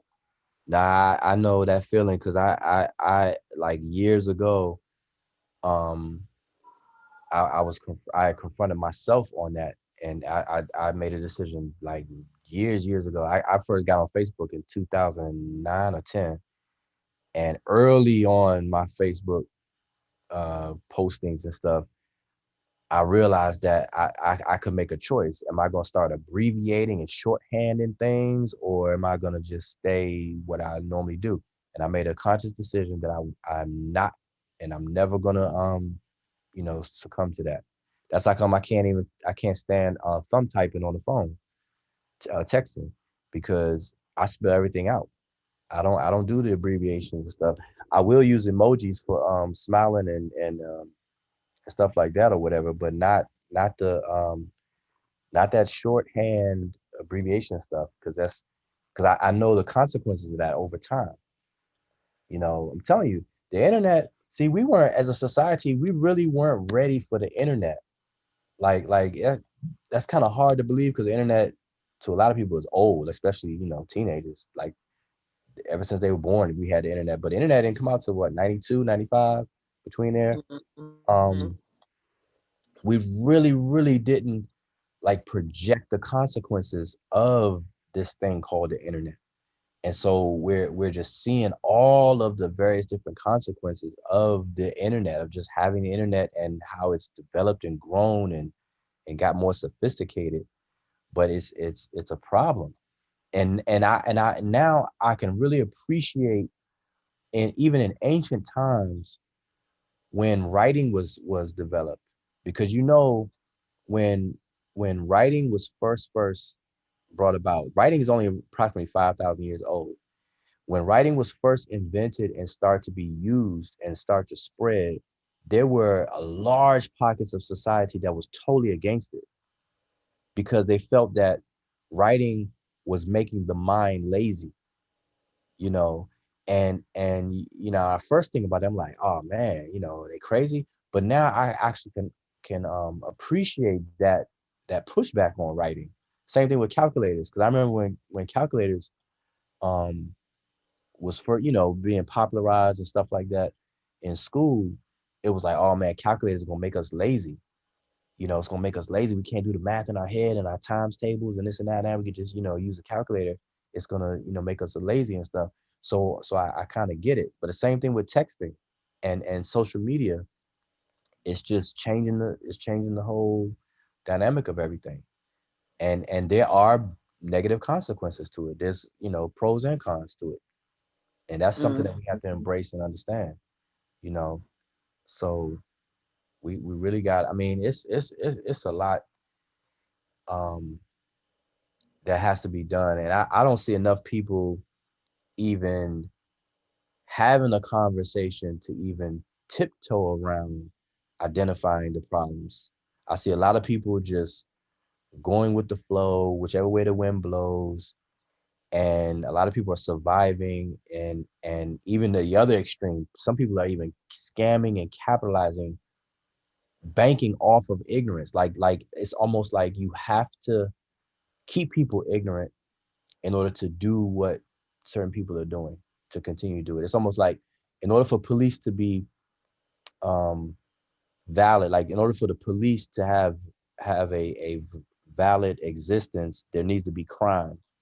And so certain people position themselves to capitalize off of ignorance to the point where they have to foster it. They have to actually encourage the ignorance so that they could stay relevant. Oh yeah, You yeah. know, and that's a big problem to It's me. they bills. That's And that's what I'm saying. That's why I see so many pop up conspiracies or like rebranding of a conspiracy because okay, that didn't work, and then at first it was again we couldn't get it. Then when people start getting it, now they got to rebrand the conspiracy, and it's just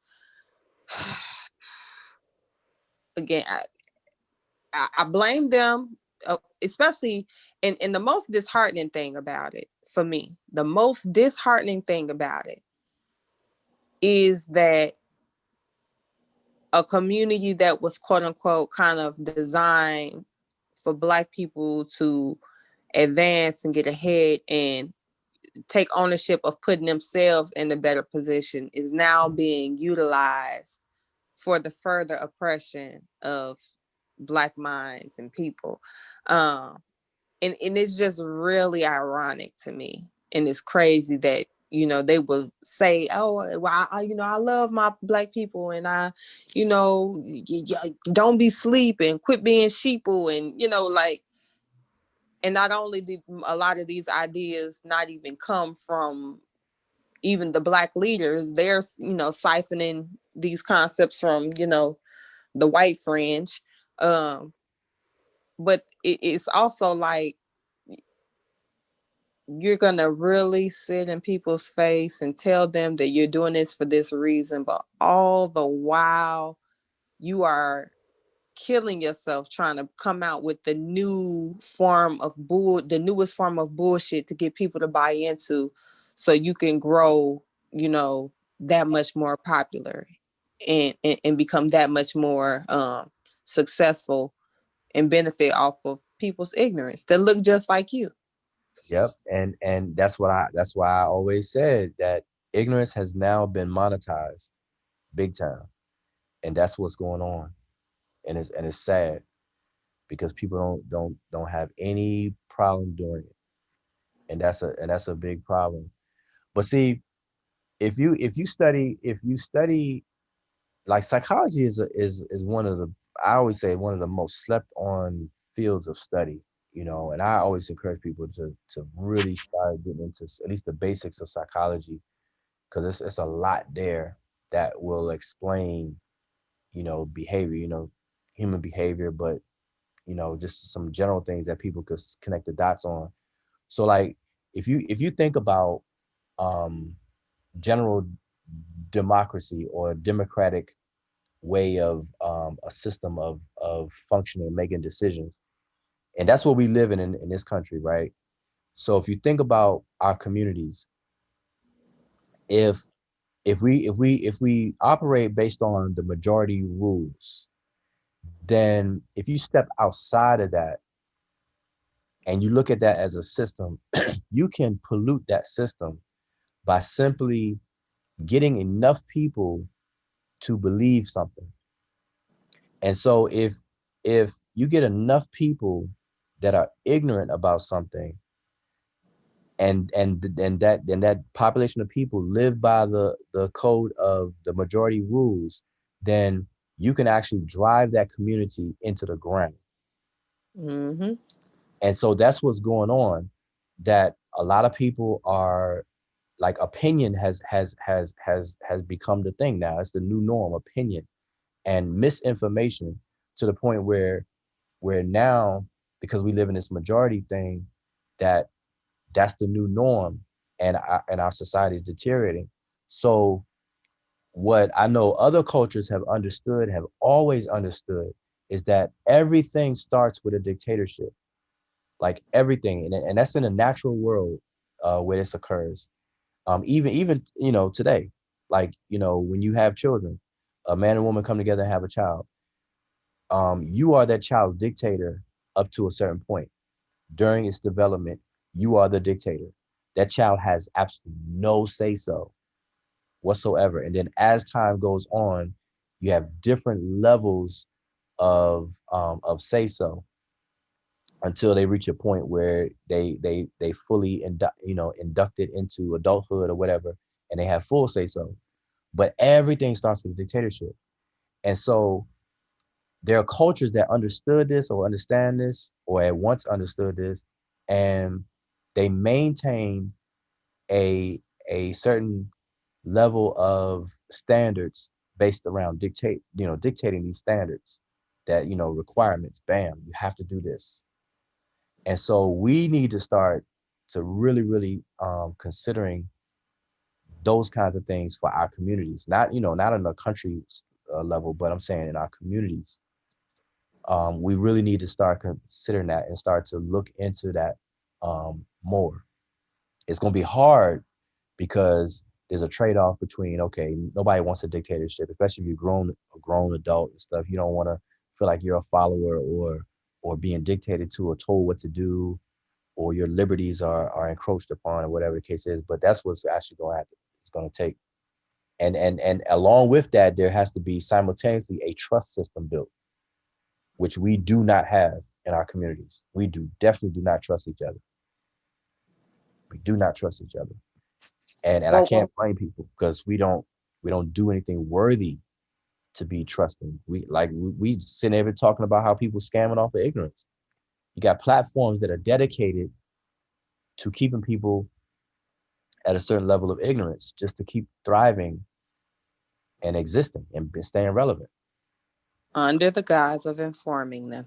Now, I will say, because I kind of hear what you're saying, but I'm not quite sure I can entirely agree.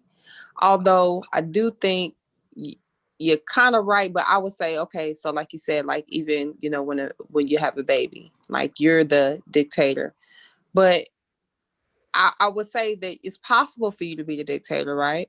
Because that child doesn't have any true agency in anything unless you allow them to, right?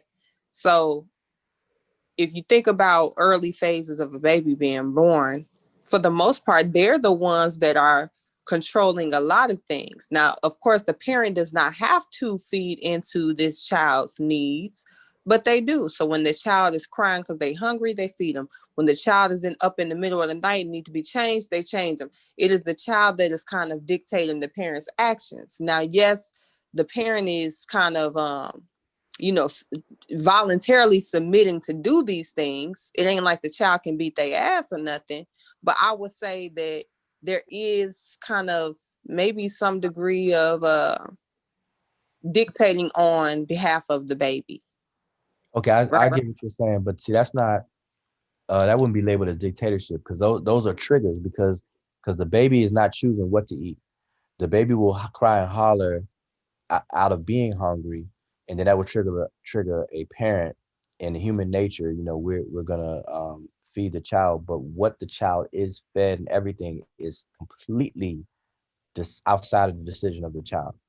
So um but by dictatorship is, you said a key word, agency.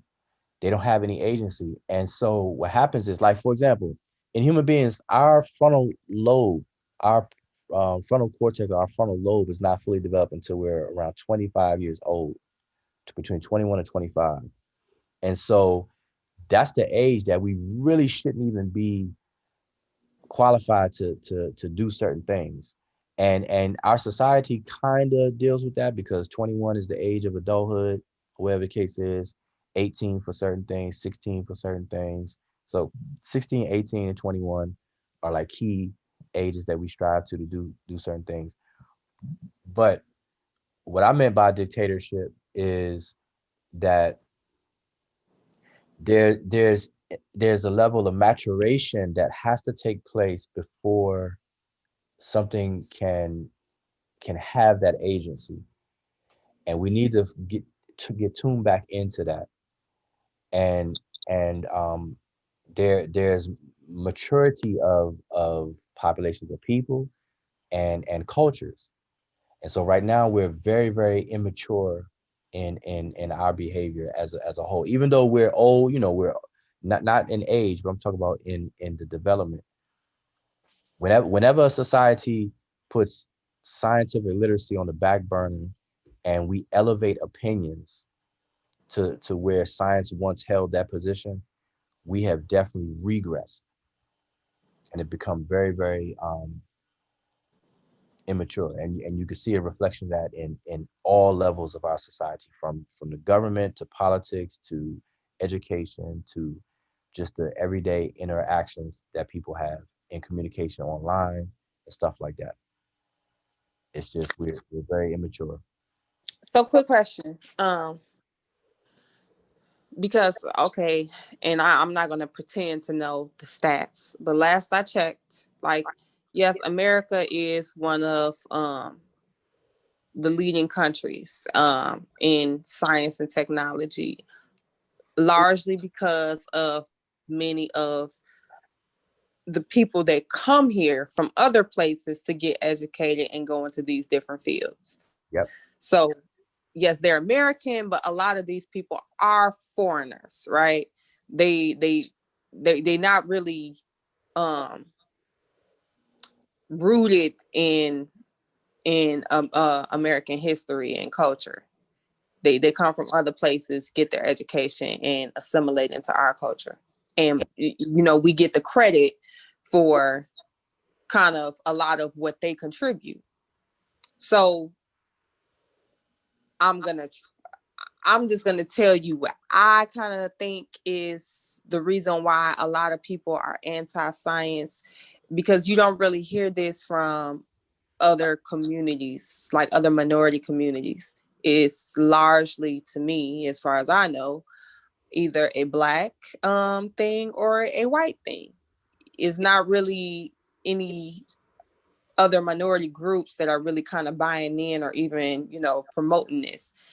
If they are, they kind of sneaking in with the white group or sneaking in with the Black group, but not in large droves as we have with our two races. And so for me, I feel like a lot of that is as far as the anti-science, is kind of trying to devalue science, because we are seeing that we don't really have a place there, and not that we can't have a place there, but that we have not chosen to assert ourselves in these areas, and that they're being overtaken by other minority groups, even in regard to white people not being as prominent, or them kind of cutting back over the years as being some of the leaders in these industries. So for me, it's kind of like really low-key hating, and maybe not even realizing subconsciously that that's what it is. We no longer value it because, again, a decrease in values, and then because of the decrease in value and the increase in other people stepping into those roles, trying to diminish the importance of it because we're not in those roles. Yeah, I say you're right, and I say it goes back to, see, we as a if we want to deal with ethnicities and things, we are very, very scientific, or were more scientific by naturally and by nature. And that's how come a lot of inventions and things that we pretty much only read about during Black History Month, but a lot of African American African Americans have contributed a lot of patents and discoveries and developments within this country in the past. You don't find it as much as we today as we once do in the past, and we learn more about it during Black History Month and whatnot. But what happened is that science was incorrectly redefined for us, and is turned into a white man's thing. And so working off of emotion, tapping into our emotional um, you know, distrust and stuff like that with the white man, and equating with racism and white supremacy and stuff like that, we've demonized science. And for us, science is we're non-participants in science. Same way we're non-participants in politics. And these are things that affect us, but yet we've demonized it, or we view it a certain way to where we have given ourselves an excuse not to participate in those things. So we've become recipients without any agency within the fields of science, on a large scale, or within politics. So we're passengers and never drivers. And so we're affected, but then we do the most complaining. We're complaining about laws and the politics, stuff like that, but yet we're not as participant as we should be. We're complaining about distrust in the medical field and health and all the different sciences, but yet we're not as participant in those things as we should be. Now, of course, we have African Americans in those fields and stuff like that. Matter of fact, one of the person I think developed the Pfizer vaccine was a female, a black female, either Moderna or other one. Her name gets mentioned a few times, but still, so there's this problem, like this view of science, and it goes back to that. People say the white man science. Oh, that's the white man science. There's no such thing. Science is actually an African development. It's always been. But the crazy thing is, and not to say that it's not, but the idea that you even have to, you know, kind of advertise it as that, or even make note of it, because before they see the value in the actual tools of science, people are looking like, well, what color did it like? That's just how kind of crazy we've gotten. Like, what does that help anything to know if it was started by white people or black people? Is it useful? Right?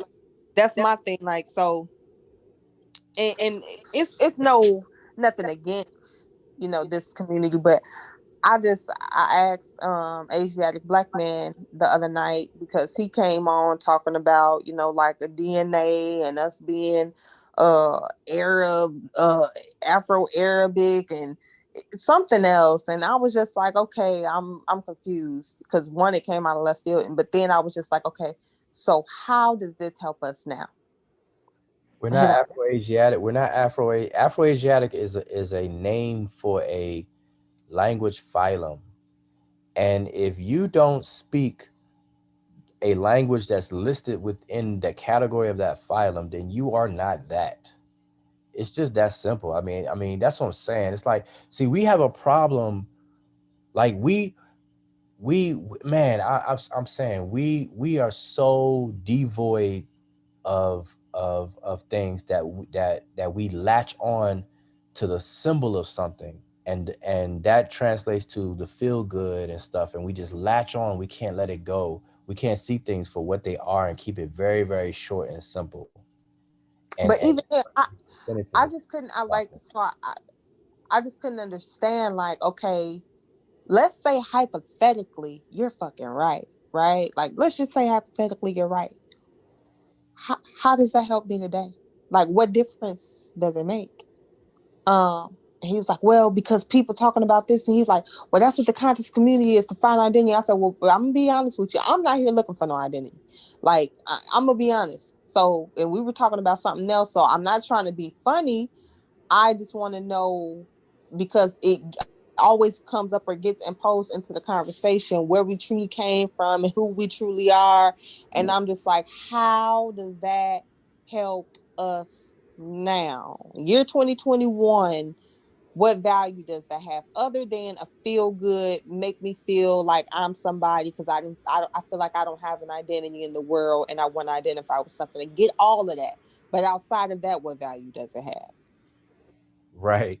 See, I already know in that conversation, like, I mean, there's limitations to different conversations that people may have, and so, like, we could be like, we're like everything that we've been discussing in the past hour, somebody like that may come on, and then cause the conversation to drift into that, because that's one of their strong points.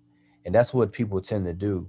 Like something that you're focused on and stuff like that, you'll like magnetize the conversation and bring it over to your circle of knowledge so that you can chime in or whatever the case is. And so that goes on. And that's a natural thing that happens, especially in group conversations.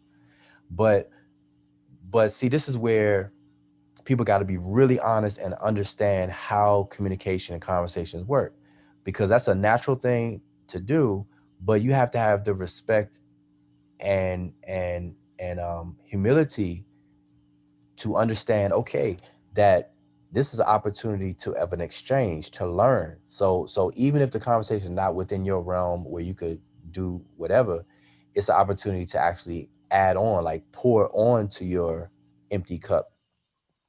And then if it comes around to your thing, then you could pour, you could bring something to the table. But some people don't understand that, and they try to force the conversation, and that's hardly ever a good thing. It's hardly ever a good thing. Yeah, The person you mentioned, I'm familiar, and they talk about, matter of fact, for their name's sake, they talk about Afro-Asiatic all the time, Arabs and this, all the yeah. time. I will say he did take the criticism pretty well, and he just, went on ahead and bowed out because he was having a debate in the chat, and came up to address it on the panel, unbeknownst to us. We was talking about something completely different. And so after I brought it to his attention, and it's like, I'm not saying there's nothing wrong with anything. I come on, I'll listen to these conversations, but like if we're talking about something, you kind of interrupt, like well, what we really need to be talking about, then I'm like, okay, why is this important? Why do we have to talk about it right now? Like, what value does it have other than it's something you're really passionate about? Right. And that's the thing. Identity is a very important subject to talk about, because you can't if you don't define the we in any conversation, however many times people use the first person plural pronoun of we, if the we is never defined, then everything said inclusive of the we is just empty talk. And so identity is a huge thing that we seem to kind of not really focus on, and that deserves a really good several different kind of conversations about identity, that are defining the we. And I'm not talking about specifically, okay, we Afro-Asiatic, are we the Moors, are we this and that. It's just the defining of the we, and that's a problem if we don't do it. Even what I just now said, I said if we don't do it, see, that's crazy, because it's even hard for me to even say we have not defined the we, because the first we I just said is not Right. even Who's inclusive of the we that we need to define? right. It's a very very tricky thing to deal with, but it needs to be dealt with. And those are kind of conversations that I'm looking for and looking forward to have with people who, are up on that. But that's a serious thing. But that's not a conversation a lot of people are having when they mention these different groups and all this other kind of stuff. That's not it. But it has to happen. But there's a lot of work to be done, and I'm saying 2021 we should definitely have a whole lot less tolerance for things that we obviously know. And that's what I was saying. I keep saying we now, so I'm like conscious of me saying we, but there's a problem with people not like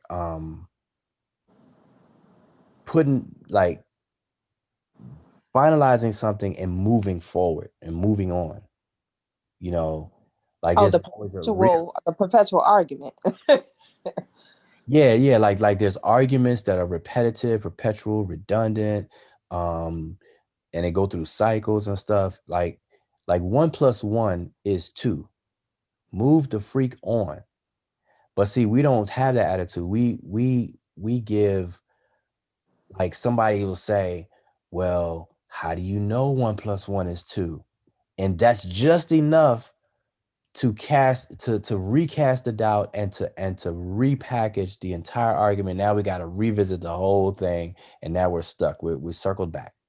You know. But so I'm gonna say this. I think it's a lot of people who, in the same way that people willfully, say, make false claims, they willfully get people to fall in. There's a degree of people who engage in these debates, discussions with people that they know they're not going to change their mind. They know they're not going to impact or influence how they move. But because it gets them an audience and because it draws a crowd for them, they engage in it. They have the same discussion and rehash the same arguments over and over again. Not only that, honestly, I feel like people do not sufficiently address the argument the first time. Like, it should not be a 20 video series if you sufficiently address everything one good time. You could say, refer back to my video. And that's what I'm talking about. My previous video, and I've moved on from there. But that's exactly what I'm talking about. That needs to be done. And that's exactly what I meant. That's not done. And so it just takes somebody just, 1 + 1 is 2. And then that's definitive, bam. But then somebody come along a week later. Well, how do you know 1 + 1 is 2? And the only reason why somebody would even reintroduce that question is because they don't understand how 1 + 1, how you derive 2 in the first place, and the science involved in that procedure. And that's the problem. We don't know what science really is. And so we always have this room. We allow this room for things that are solidly, in place to be doubted and to be revisited, not knowing that in order to revisit something, it requires this. The only way I would question 1 + 1 is 2 is if this occurred. If that don't occur, don't bring it up. But see, people don't know that. So it's like, all they got to do is just, well, how do you know 1 + 1 is 2? And then that's enough to trigger people to go back and re-argue. Well, 1 + 1 is actually 4. You know why? Because the plus sign is really 2 1s crisscrossed. And so you got 1 + 1 + 1 + 1. That's equal 4. So, and then the equal sign got 2 1s parallel to each other. So that's really 6. So 1 + 1 is actually equal 6. You got some stupid stuff like that to go on. And it gets entertained. Yeah. And it'd be like, oh man, that's deep. Oh man, yo, man. You know what I'm saying? Oh, you should do a video on that, break it down. But anyway, man, it's almost 4:30 in the morning. I am definitely about to hop off this thing. I see we got people in London. I think Fitz is in London. We got people across the waters. Yeah. Quick question though. Did you have you heard about what's the name? I don't want to say the name wrong. But Sotomayor. Have you heard about the dissent from Supreme Court Justice Sotomayor? I had not realized that the Trump administration has killed more people in the last 6 months than have been executed in the entirety of the last 60 years. Yeah, you talking about the federal executions, right? Mm-hmm. Yeah. I think day before yesterday was the final execution that is going to be done under Trump. Yeah, I think it was Biggs or something like that. I think it was what for this year. Last year was like 13. I forgot what the number was, but yeah. But now in terms of Sotomayor, what do you mean? I may not be familiar with you said dissent, some dissent. Yeah, she wrote her dissent on the Supreme Court's decision, and she was going through all the reasons why she believes that most of them were illegal, and that, huh? No. Yeah, I heard about that. I haven't done knowledge on it, so I don't know. Only thing I do know, I think that she is going to be the one that actually swears Kamala in on inauguration day, I think, or something like that. Okay. But yeah, she goes into a lot of, kind of detail and kind of highlights some of the things that, because I knew people were getting executed, but I didn't even know that there had been kind of like a stay on most federal executions for like the last 17 years because there were issues with, I guess, questions around whether or not it was ethical or whether or not, they should be carrying out executions. And she was pretty much, just an overview was just pretty much how Trump administration, created this false expediency for executions that lower courts even stayed, the executions, and they were kind of pretty much like making up shit to go to the Supreme Court, and the Supreme Court wasn't even really ruling on it, wasn't looking at the evidence. They was just kind of reversing the stay on execution, which kind of hints around to a lot of why they were in such a rush to get, a certain someone confirmed. But it was just crazy. Well, I'm gonna look into that. And I mean, overall, we need to really, really become more politically literate or aware and participate in that. But that's a tough challenge. I mean, scientific literacy, political literacy, period. Just reading comprehension is even hard to get people to get that going. Comprehend what they're reading. I mean, I've seen people like they read the same paragraph I'm looking at and come away with something totally different. I'm like, how'd you get that out of that? Like, are you serious? Like, do you understand like verbs and sentence and predicates and subjects and commas and preposition? Like, do you understand like how what this is actually saying? It's amazing.